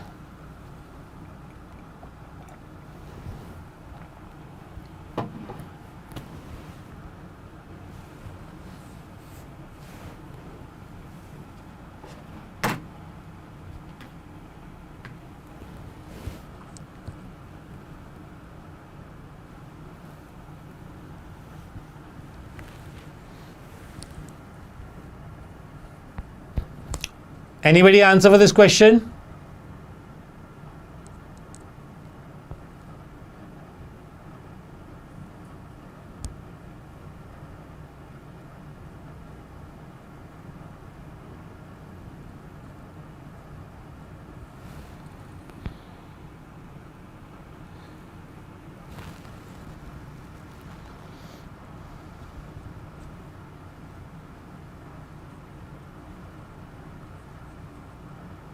No, Yash, wrong.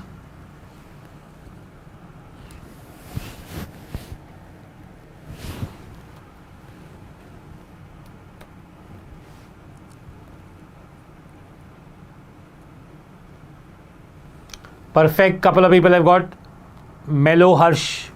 Is that a new Harsh? Yash had got it wrong. Now Mellow Harsh has got it right. Shreen wrong. So one person once I say right, I'm sure you're seeing the whole chat. Raghav's got it right. Babiti's got it right. Answer is 50. You just had to remove percentage out of your mind. Pay attention to how simple it was. 10 multiplied by 1, m multiplied by 2, n multiplied by 3, divided by 1 plus 2 plus 3 is 110 upon 3. Why did the percentage go out? Because percentage went out from both sides. So this has become 6, 3 ones are, 3 twos are 6. So 10 plus 2m plus 3n is 220. So my first equation is 2m plus 3n is 210. Form the second equation exactly same way, which I'm not doing. You all can do it on your own. 2m plus n comes out to be 110 in the second equation. My phone has completely died down, so I'm just going to go and get the charger so that I can chat with you all.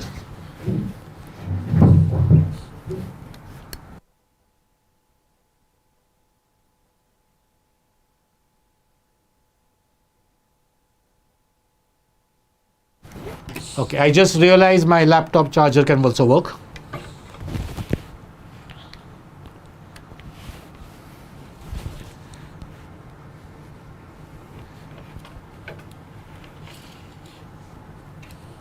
So once you solve these two equations simultaneously, you get NS 50. I'll just come back to the chat, so you all will have to give me a minute. But I hope you all got this.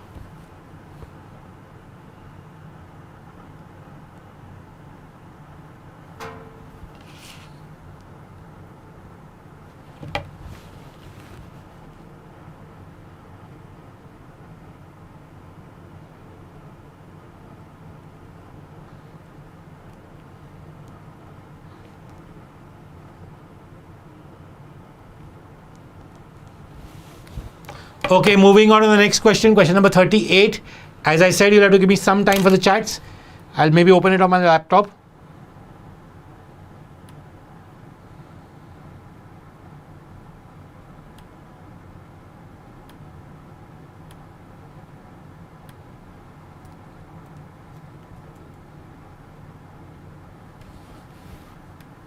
On the laptop. Okay, I'm back on the chat. Everybody got the question? Looks like.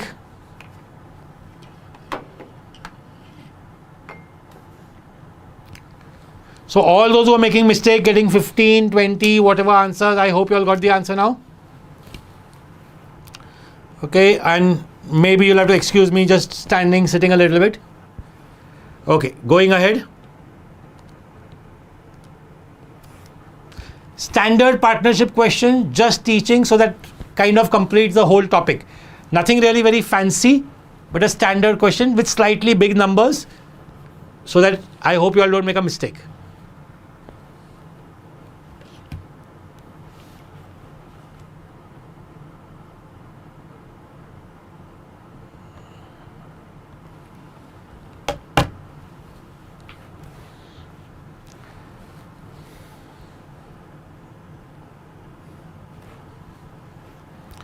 We are already at 38, hardly 10-12 questions left. Come on, let's keep going so that you all can complete all 50.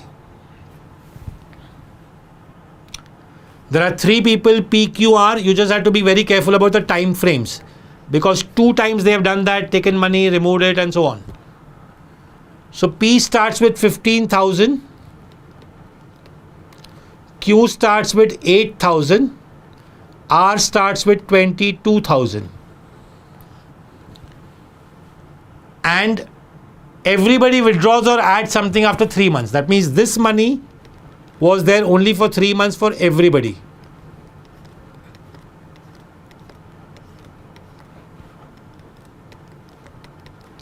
What has P done? P withdraws 5,000. So if P withdraws 5,000, he's left with 10,000. R withdraws 7,000. R withdraws 7. So 22 minus 7 is 15. And Q invests 2,000 more. So 10,000. 3 months later, again after 3 months, everybody starts doing something. So again, this money is also there for 3 months. What does P do? P withdraws another 3,000. So P was at 10,000. Now P will be at 7,000. Q invests 2,000 more. So Q becomes 12,000. While R withdraws another 5,000. So R is at 10,000. Total profit at the end of the year is 20,70,000.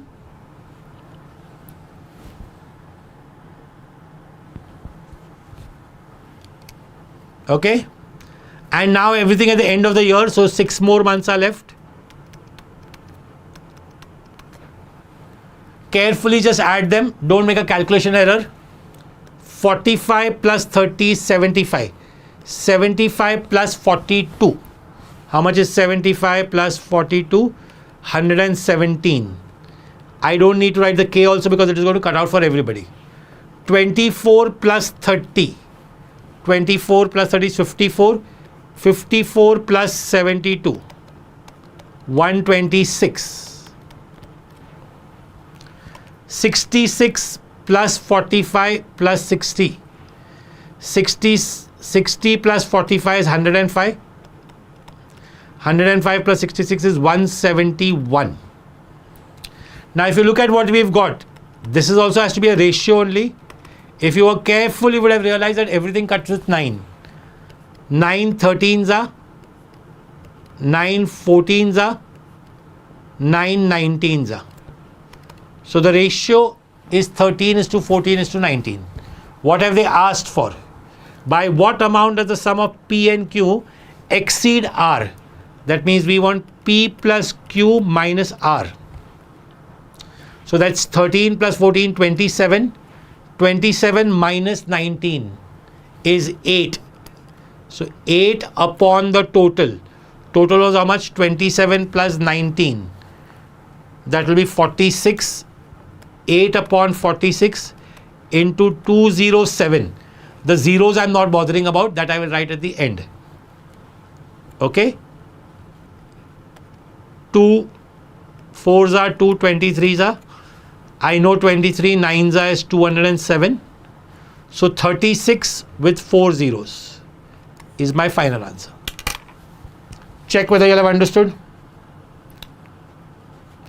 36 with 4 zeros, Raj.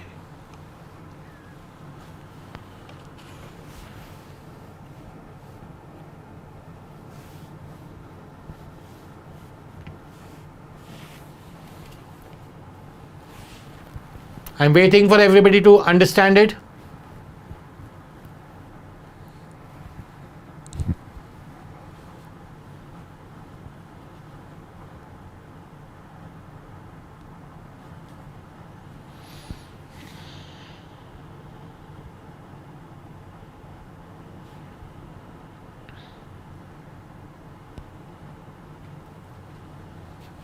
Cool, everybody clear?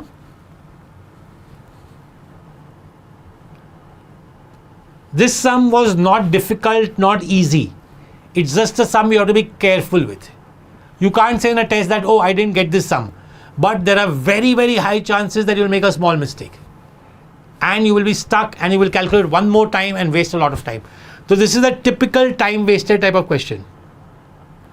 Siddhi, it's a standard question of partnership. Perfect, Aditi. Exactly what I'm saying. Okay, let's go ahead. Okay, a very standard CAT question, but this concept a lot of people don't understand. That is why I've taken this question. That accident ke baad the train gets slower wala. Let's read the question carefully, spend a minute over it, and then we'll do it.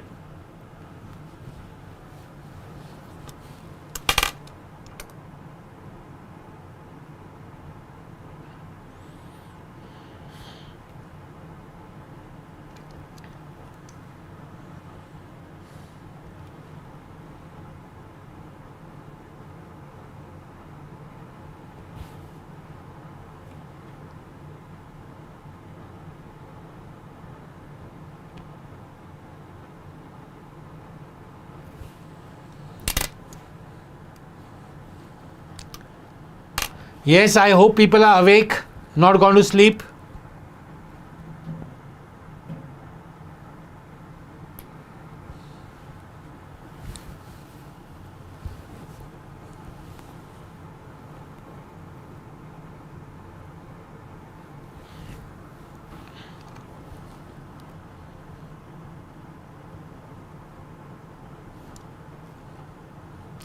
Right, Harsh, very good. Now this question is something, if you know the concept, it will not take you more than a minute to get. This is standard question. See, this is question, if you see it first time in CAT, no, you'll always find it difficult. You'll think, oh, what are they trying to say? But if you've done this question up to number of times, you will get it fast.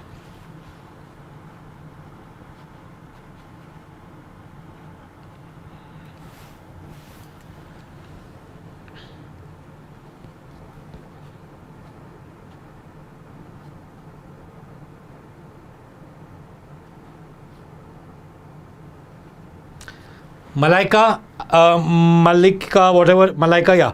I also had not had my dinner. You two can still sit with the dinner plate on the study table. Aryan wrong, Sid wrong, Anil wrong. A lot of people wrong, 200, 250, all the wrong answers. Okay, let me first explain the concept to you. In case 1, this was Mumbai, this was Pune. The accident happened at Lonavala, because of which the train took how many minutes extra? The speed of the train reduced by 280%, not by 80%, 280%, and it reached 60 minutes late. So case 1, accident at Lonavala, extra time 60.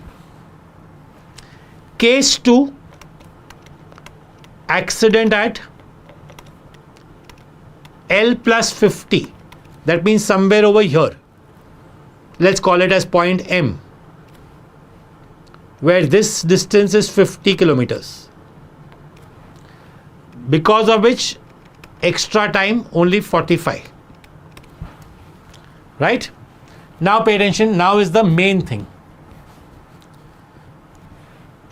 So basically, we don't have to do a lot of things. We have to do only one equation. If I consider only this much part of my journey, if when I do that journey at the slower speed versus I do that journey at the regular speed, I have a difference of 15 minutes. I'll repeat this at least 2 times. Pay attention very carefully. In case 1, I went from L to P at a slower speed, because of which I took 60 minutes. In case 2, I went from M to P at a slower speed, because of which I took 45 minutes extra. So in short, from L to M, if I travel at a faster speed versus the slower speed, difference is 15 minutes. I'll repeat it. From L to M, which is 50 kilometers, time taken with slower speed minus time taken with faster speed is 15 minutes. And all that conversions are also is important only because we will assume the speed is asked in kilometers per hour. So let us assume the speed, original speed was x kilometers per hour. So 50 divided by x is the original speed, that is the faster speed, and 50 divided by 0.8x is the slower speed. So time taken in the slower speed minus time taken in faster speed is equal to 15 minutes, which is 15 upon 60, 1 upon 4. Solve it carefully. So if you solve this carefully, what will you get? Take this decimal out, put a 0 or take a 50 common, whatever way you want to do it. Okay, I'm not taking the decimal out, I'm taking the 50 common. So I have 1 upon 0.8x. So I'll get 1 minus 0.8, 0.2 on the top, x down. No, so sorry, what am I doing? Eraser, just Okay, I'm just creating some space, or I'll go on a new page. That's easier. 50 upon 0.8x minus 50 upon 8x is 15 minutes, which is 1 upon 4. So if you remove this decimal, you get a 0 over here. So you have 8x. 8x is your LCM. So you'll have 500 minus this will go 8 times. So 400 is equal to 1 upon 4. 100 into 4 is equal to 8x. X is 50.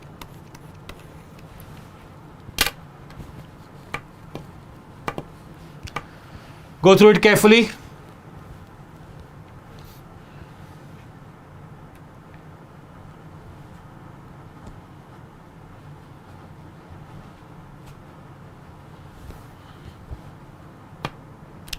Shivansh, everybody who got it wrong, I want you to just go through the question and tell me or ask me where was the issue.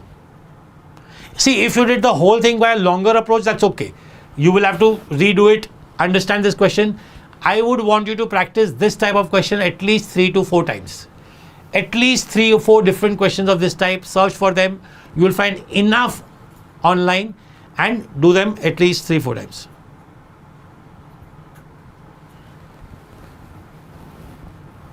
Okay, I'm going ahead.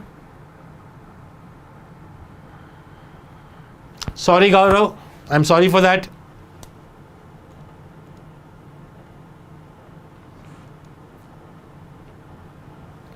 Well, if you already had anxiety, this is the exact question to give you more anxiety. IIFT, when the exam used to happen, it no longer happens. Level C or maybe a level B question of upstream, downstream. Level C or a level B question of upstream, downstream.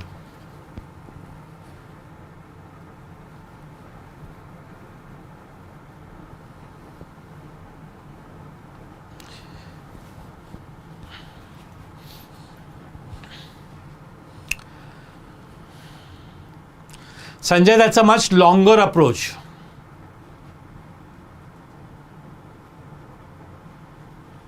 "50 questions is the plan. So we are exactly at 11 questions, but I've kept a few questions towards the end a little bit easy.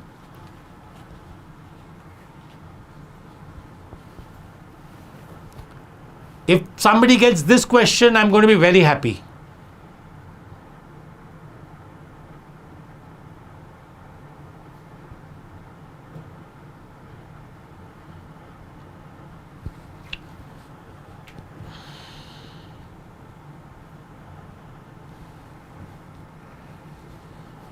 No, Pratham.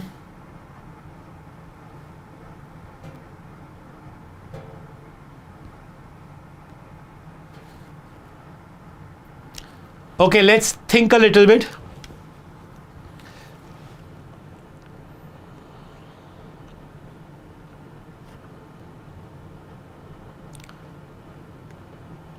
Speed of boat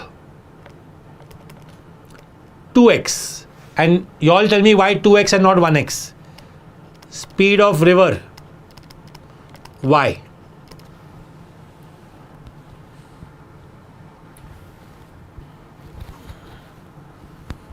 Alameen, first time you joined right now.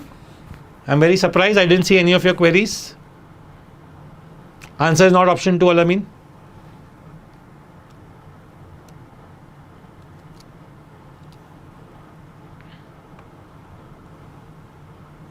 Because later there is a 50%, so I took this as 2x.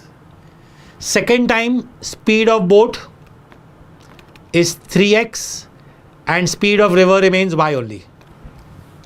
Now, what have they said? Let's read very carefully. Both the cities, Rishikesh and Haridwar, are located on the banks of the river. During Kumbh Mela, to earn more money, the owner decided to have more trips from Rishikesh to Haridwar and back. So he increased the speed of the boat by 50%. By increasing the speed, he was able to cut down the travel time by 60%. Very important, by 60%. So the travel time became 40%. What is the ratio of the speed of motorboating, still water, to that of the speed of the river current? Now, what is the distance you want to take? You can take any distance. Neeraj, I think you are right. I think Neeraj has given me answer is the first option. For those who are now getting itchy with the answer options, answer the first option. I have taken distance as 1. You could have taken distance as d. You could have taken any other number also. So, initially, pay attention to the equations. Initially, 1 upon 2x plus y plus 1 upon 2x minus y takes me, this is the time taken. Distance upon speed plus distance upon speed. It takes some time. You can simplify this a little bit. If you simplify this by taking LCM, you will get 4x upon 4x square minus y square. Leave it over here. Time 1.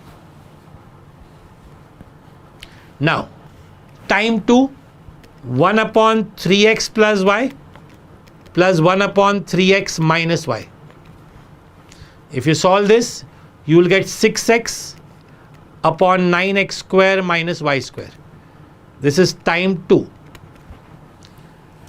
Time 2 is reduced by 60%. Reduced by 60% means becomes 40%. That means if I take the ratios, it is 4 upon 10. New time upon original time will be 4 upon 10. Going to a new page.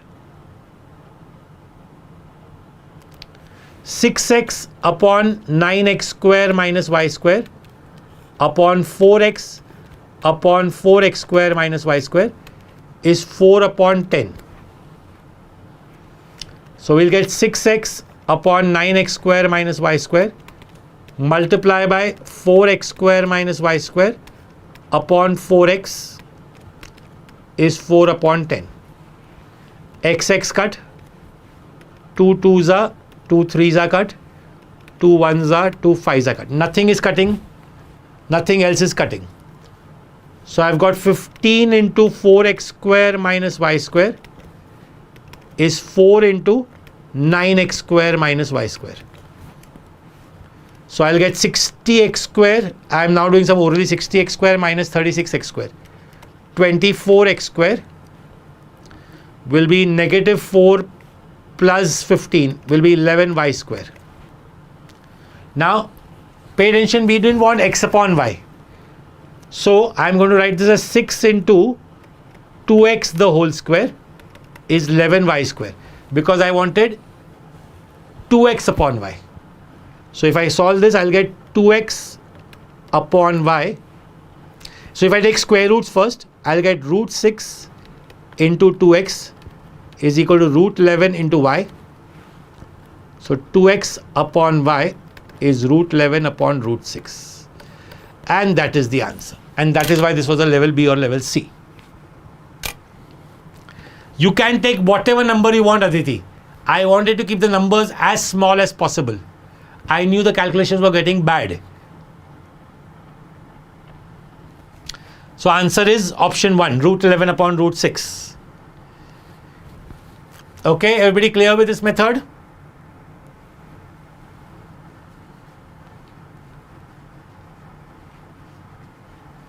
Very frankly, this sum is all about the calculation. You'll have to see it a couple of times. There is nothing much to explain one more time. You'll have to pause the video. So I have a suggestion for a lot of students who are over here who want to practice with videos. Do the first step, look at my first step, stop. Solve it on your own. Wherever you get stuck, again start the video, have a look at it, stop and try.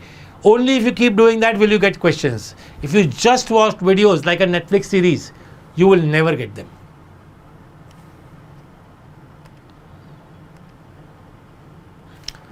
Next one. Races where 2 people are there and so on.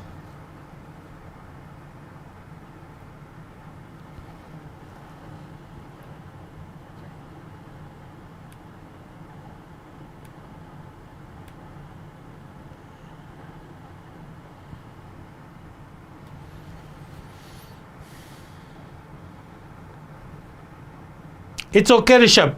Just work on your calculation speed, it will improve.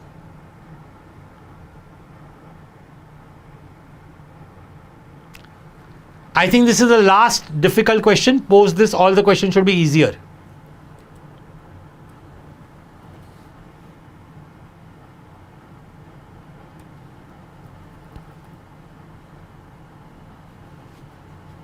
Yeah, 42 is easy, 43 is easy, even 44, 45 is escalator. I think after this all the questions are easy. This is the last slightly difficult question.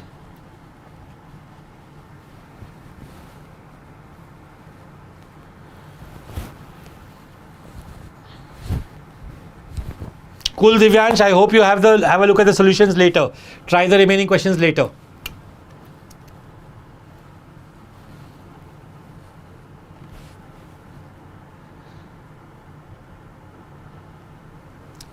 Yeah, let's start. Very good, Uday.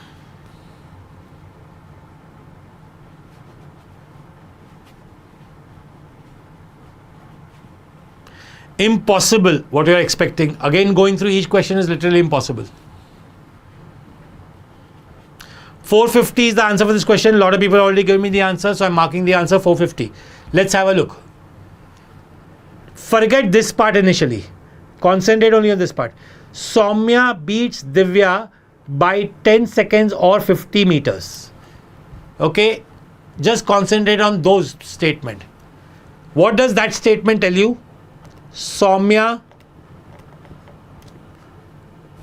runs or walks or whatever 50 meters in 10 seconds. Divya, my bad. Soumya beats Divya by 10 seconds or 50 meters. It means that Divya covers 50 meters in 10 seconds. Therefore, speed of Divya is 50 upon 10, 5 meter per second.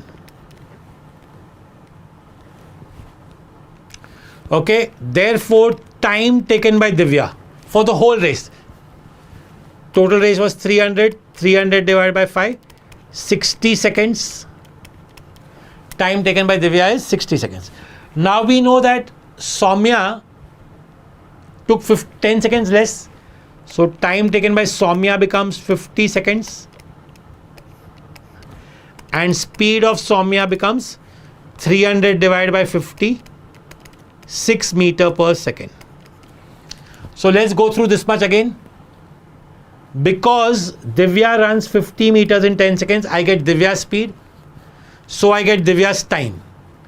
Then I get Soumya's time, I get Soumya's speed. So these four things we got. And now we will read the remaining question. We have not even read the remaining question. Now, if Soumya increases the new race, if Soumya increases the speed by 1.5 times, increases by 1.5 times, okay, not becomes 1.5 times, very important, increases by 1.5 times, while Divya increases the speed twice. One of them is by and the other is to. That words play was very important. New speed for Soumya. New speed for Soumya will be 6 plus 9. Why 6 plus 9? Increase by 1.5 times. So 6 was the original speed. 1.5 times of 6 is 9. So new speed of Soumya is 15. New speed of, who was the other person? Divya. She makes it double. Her speed was 5, so she makes it 10. But they have told us this time that she starts 150 meters ahead. Right? Divya starts 150 meters ahead at a speed of 10. And question is, what should be the length of the track so that both of them finish together? Okay, I'm going to a new page. Speed of Soumya is 15, speed of Divya is 10. Divya has to cover 150 meters less so they both finish together. Both finish together, which means time has to be same. Let us assume the track is of x. So x upon 15 for Soumya. Divya ke liye x minus 150 upon 10. 5 3s are 5 2s are. 2x is equal to 3x minus 450. 450 is equal to x. And that's it. As I said, this was the last difficult question. You should most probably now get the other questions. I purposely kept the last few questions easy. I knew that everybody will start getting tired. Okay? Quickly. Chalo. Let's get to a few questions. Come on.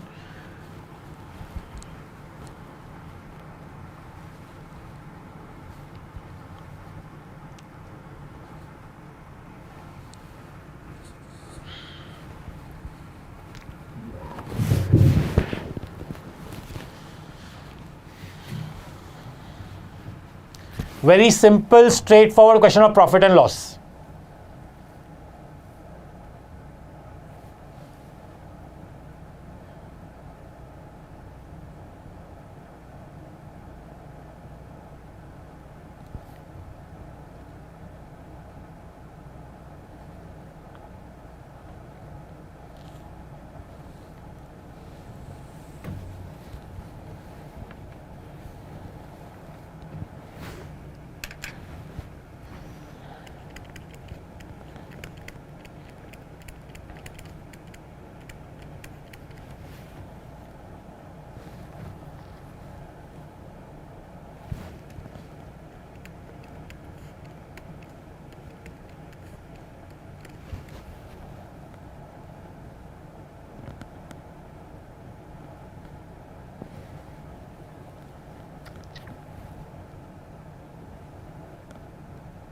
Totally there were 18 bottles. 1/3 of them initially is 6. 12 are remaining. Half of that is again 6 and the remaining 6. So what have they said? The first 6 were sold at a profit of 36%. That means were sold for 136x. Okay, sorry, I will consider only the, no, I cannot consider only the profit. There's a problem. Okay, 136x. Next is 120x. And the last are 160 rupees per bottle. And overall, I wanted a 12% profit. Calculations you all can do on your own. 136x into 6 is the selling price of the first 6 bottles. 120x into 6 is the selling price of the next 6 bottles, and 160 into 6 is the selling price for the last 6 bottles. This is equal to 18 into 100x into 120x, because total profit was 112x. Sorry, I'll have to take my mic. 112x.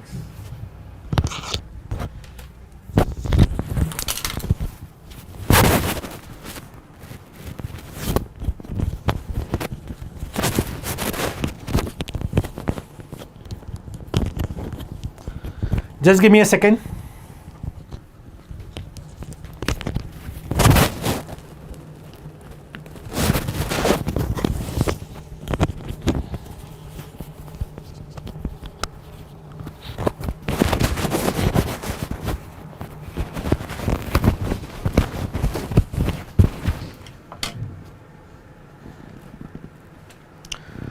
Solve this out. You should get the answer.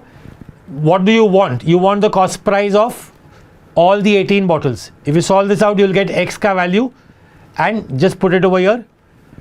Cost price of one bottle comes out to be 200 and therefore total is, solving should be easy because 6 can be taken common also. So 6 18s, 6 will cut, 6 1s are 6 3s are 18.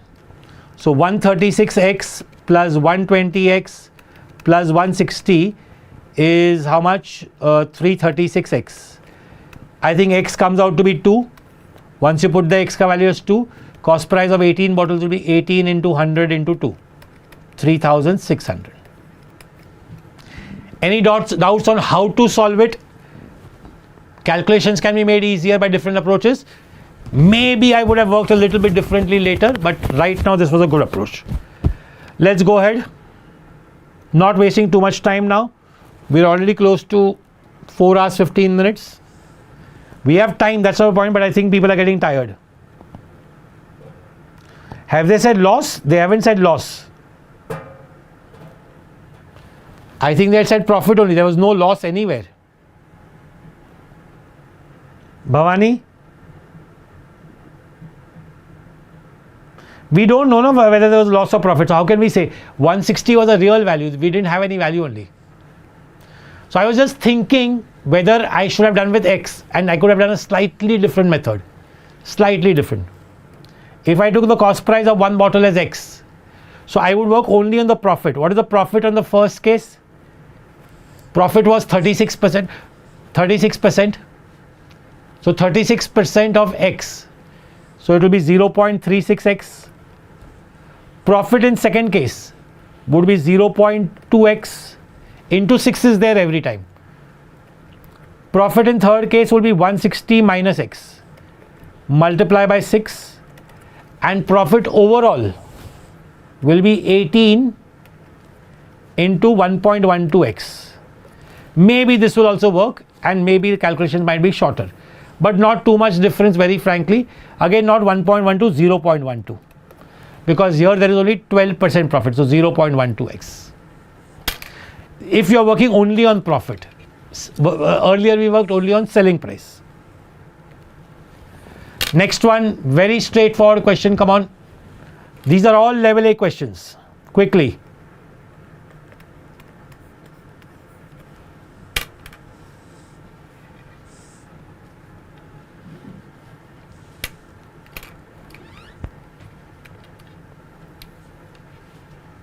Perfect, Adarsh. You could have done that also. Great.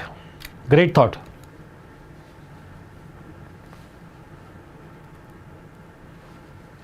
In fact, Adarsh has said something which I will want to go and do. Yeah, right, Bhavani. I made a mistake. In fact, I think I made a mistake in the previous question. Not a mistake, but there's a much easier approach. So let's correct ourselves. Always learn. Okay, since we know that all three quantities are equal, 36% plus 20% plus x% divided by 3 is equal to 12.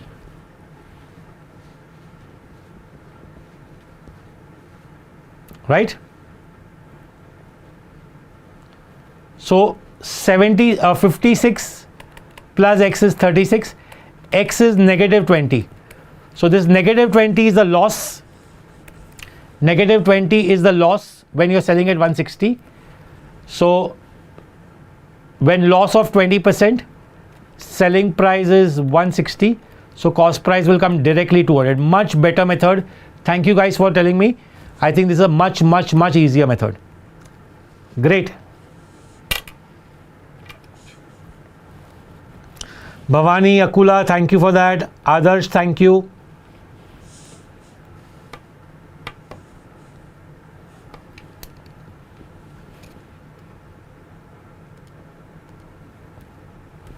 Yeah, I hope this was a very straightforward question. On a particular day, a flower vendor has 65% roses and the remaining are lilies. So if I start with 100x flowers, 65x are roses, 35x are lilies. And they are saying that difference is 30 only. So actually this is equal to 30. So we get x as 1, which means total flowers were 100. So actually the total flowers become 100, out of which 65 are lilies and 35 are roses. Now,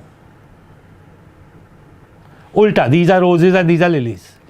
The flower vendor sold 75% of the flowers. So he sold 75 dozen. He had 100 dozen, he sold 75 dozen. 72% were roses, out of which 72% of 75 were roses. So don't even do the 72%. Directly do the remaining 28% are lilies. So you should have done directly 28% are lilies. 25 threes are, 25 fours are, 4 sevens are. Lilies sold are 21. Total lilies were 35. Remaining are 14. Very straightforward question. So I'm just moving ahead.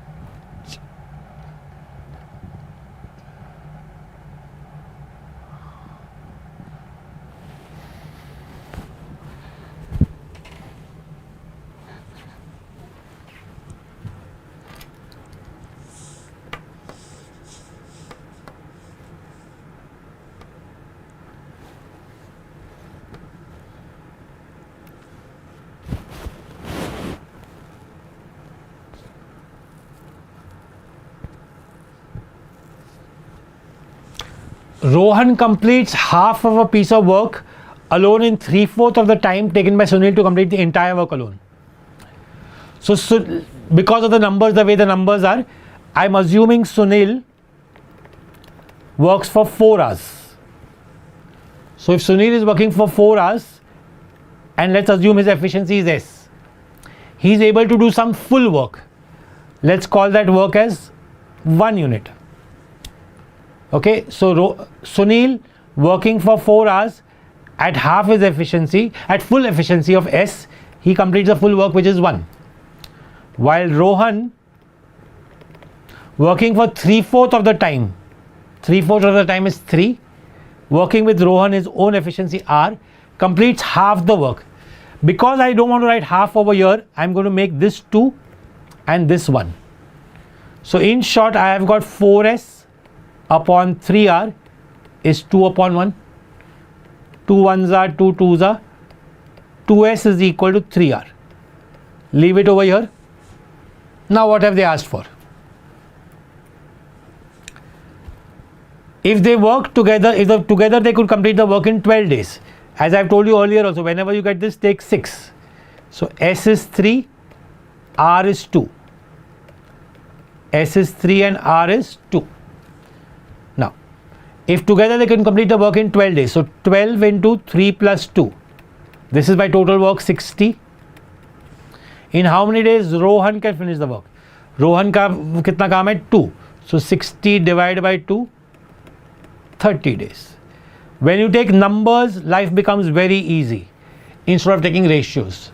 So for people who would write S is 3 by 2 of R and all that, they have unnecessary fractions and all that, not needed. Just take this very simple method. Again, as I had said, the last few questions are easy, so you all should start getting them. Okay, one difficult question of escalator. I think it's a very old CAT question.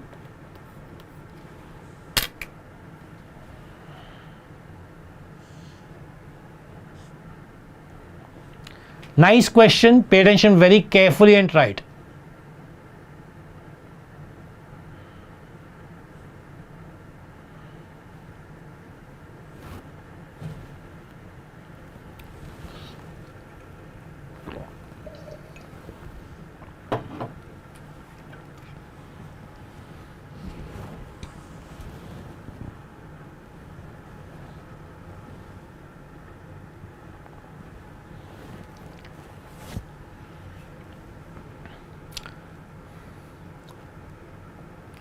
All escalator questions, you have to try to do this.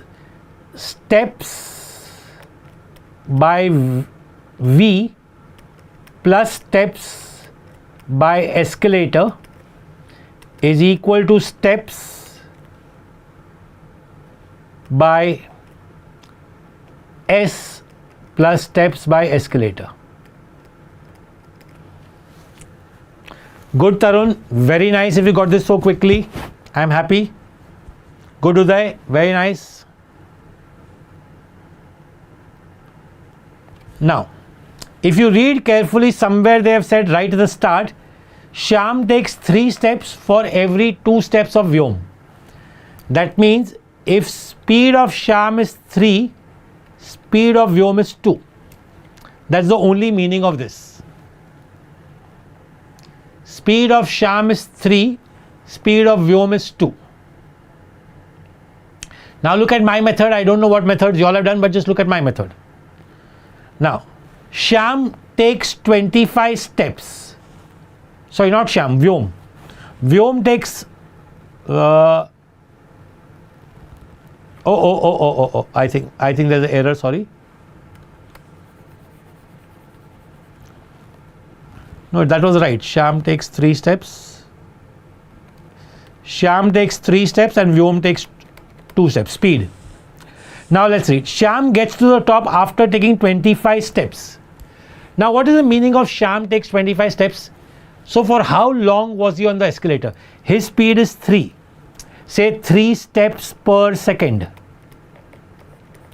If his speed is 3 steps per second, how long was he there on the escalator for? He has taken total 25 seconds. So 25 by 3 seconds he was there on the escalator. I'll repeat this. Because his speed is 3 steps per second, he was there on the escalator for 25 by 3 seconds. So the escalator also worked for that much time. So the escalator ka speed is E. So 25 by 3 multiplied by E is what the escalator did. And Shyam did 25. So this is Shyam ka side. Let's equate that to Vyom ka side. Vyom took only 20 steps and his speed was 2. Vyom took 20 steps, his speed was 2. Which means he took 10 seconds, 20 divided by 2, 10 seconds. So escalator also worked for 10 seconds. And Vyom took 20. Solve this out very carefully. So we'll get 25 minus 25. 25 minus 20 is 5. Is 10 minus 25 by 3, which is 5 by 3. 10 minus 25 by 3 is 5 by 3 E. Solve this out. E will come 3. Put E on any one side. This is the easier side to put it on. Put E on any one side. You will get the answer as 50. Perfect. Nowhere direction is given, so we assume that they are going in the same direction as the escalator. Perfect point. Nowhere, but this was a CAT question, so you can't argue. We will have to make some assumption. Have you all understood the approach? This approach is very important. For all IMS students, I have done 3 or 4 concept videos of escalators. They cover everything which is asked in escalators.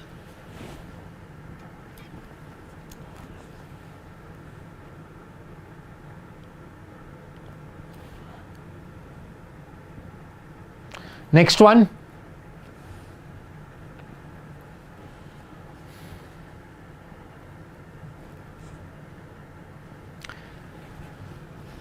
Same like one of the earlier question of Karan and Arjun, something similar.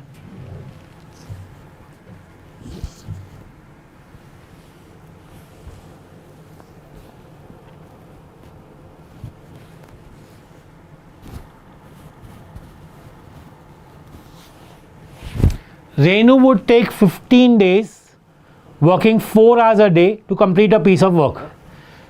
So Renu working for 15 days, 4 hours every day. This is the total work which Renu does to complete work. Whereas Seema would take 8 days working 5 hours a day to complete the work. 40S is Seema's work. These both are equal. And as I have said, don't do ratios. Make them equal to 120. R will be 2, S will be 3. R ka efficiency is 2, S ka efficiency is 3.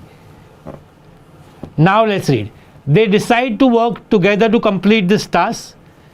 Seema agrees to work for double the number of hours per day as Renu.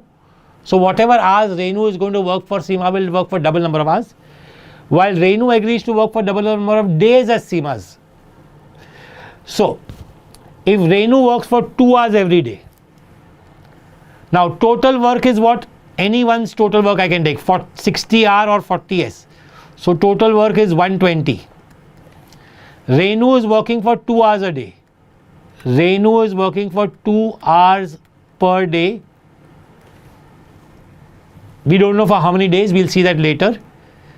So Seema therefore will work for 4 hours a day based on what is given. Because they have said Seema agrees to work for double the number of hours as per Renu. And for days it is ulta. Renu will work for double number of days as Seema. So if Seema works for X days, Renu will work for 2X days. And at the end, remember, we want to find 2x. Do we want to find x or 2x? Have I taken this correct? Seema agrees to work for double number of hours per day as Renu. We want to find x. They've asked for Seema. Right? So 120 is equal to Renu works 2 hours every day for 2x days. So that will become 2 into 2x, 4x. Seema works for 4 hours every day, for x days. So that will also become 4x. And this, their efficiencies also there, R 2 and 3, that we forgot. So 4x for Renu, it will be 4x into 2. For Seema, it will be 4x into 3. So that will be 12x plus 8x, 20x. 120 is 20x. X is 6. And that's your answer. Again, a pretty straightforward question if you're doing carefully.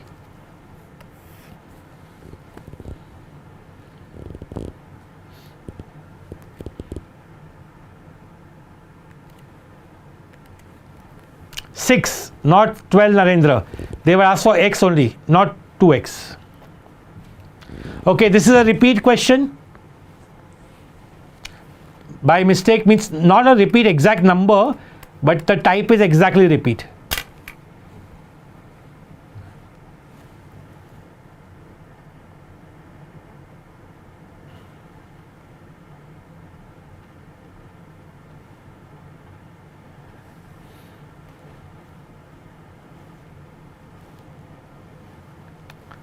Last 10-15 minutes, maximum 10 minutes. Actually, not even 15 minutes, 10 minutes. All this was useless. Initially 20% loss, X% profit, 25% in the middle, X minus 25 over here, 25 minus 20, 20, 45. And this was 40%. So this was 60%. 22s are 23. The ratio is 2:3. As I said, this is a repeat question. X minus 25 upon 2 is 45 upon 3. Yes, this is exactly that 720 mangoes wala. 15 2s are 30. So X minus 25 is 30. X is 55. And because it was a repeat question, no waste of time. Let's go ahead. Last 3 questions. Yes, 7984 type ka.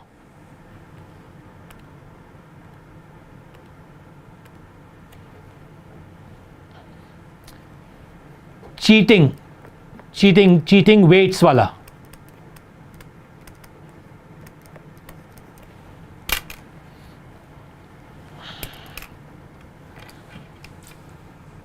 No, that was a different one, Aditi.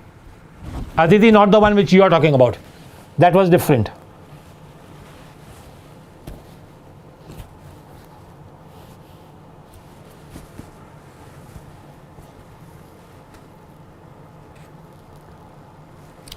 I have a question. Only till here concentrate and tell me, if he does this every time, how much profit is he making?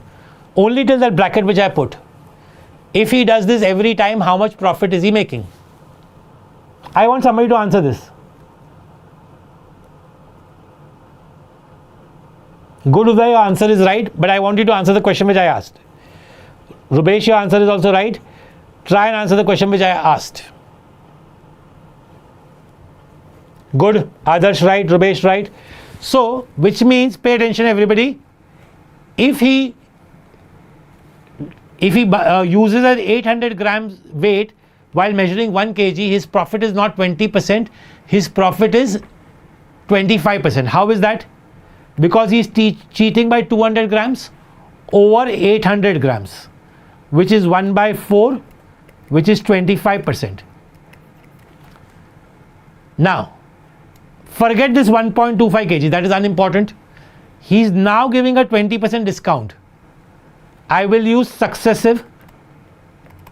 You all remember the formula for successive now? A plus B plus AB by 100. So first he is increasing by 25%. Second time there is a loss of 20%. AB will become 500 plus minus minus upon 100. 25 minus 20 is 5.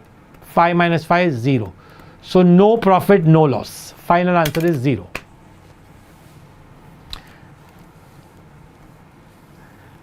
Varad, I don't know when will that happen. Sorry.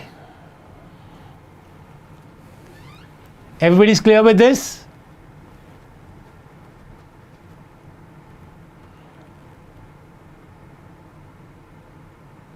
So no profit and loss. Last two questions, come on. Everybody wake up. Last two questions, come on. Again a classic CAT question. I think a CAT 2004 or 5 question. But a classic CAT question. Most of you all will know the answer for this by heart.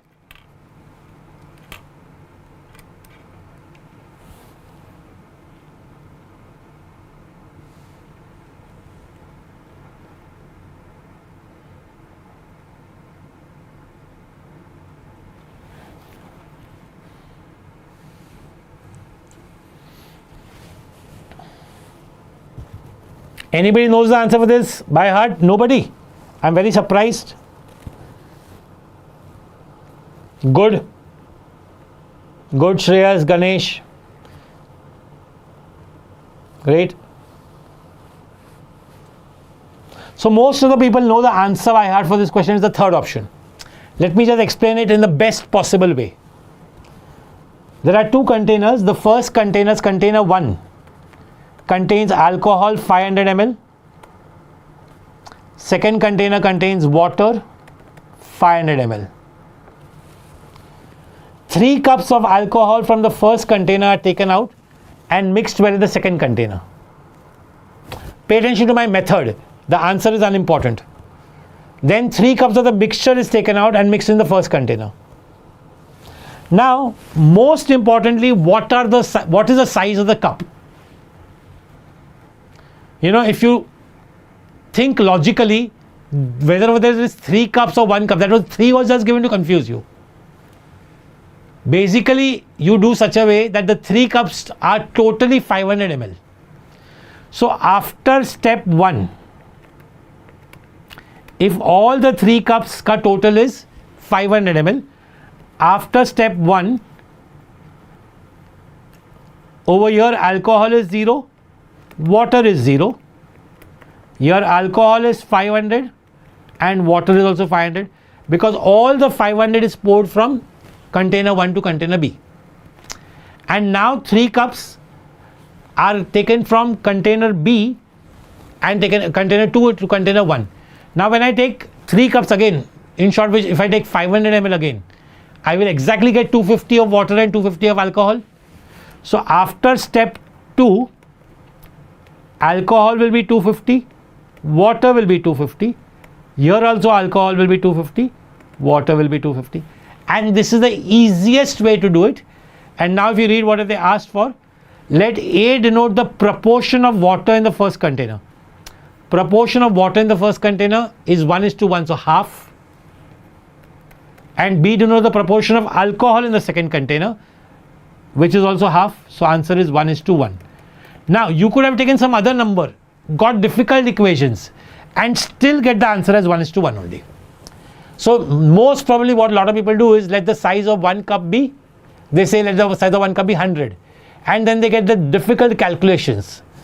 But that is why taking that total 3 cups as 500 is the most important thing to do in this.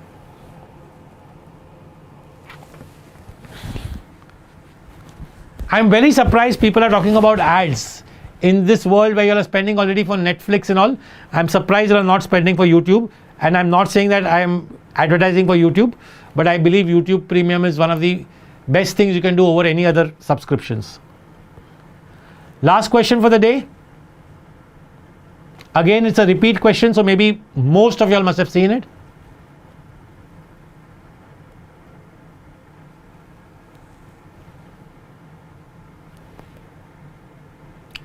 A travels at 30, B travels at 40, and C travels at 60. B starts 2 hours after A. B starts 2 hours after A. If B and C overtake A at the same time, how many hours after A?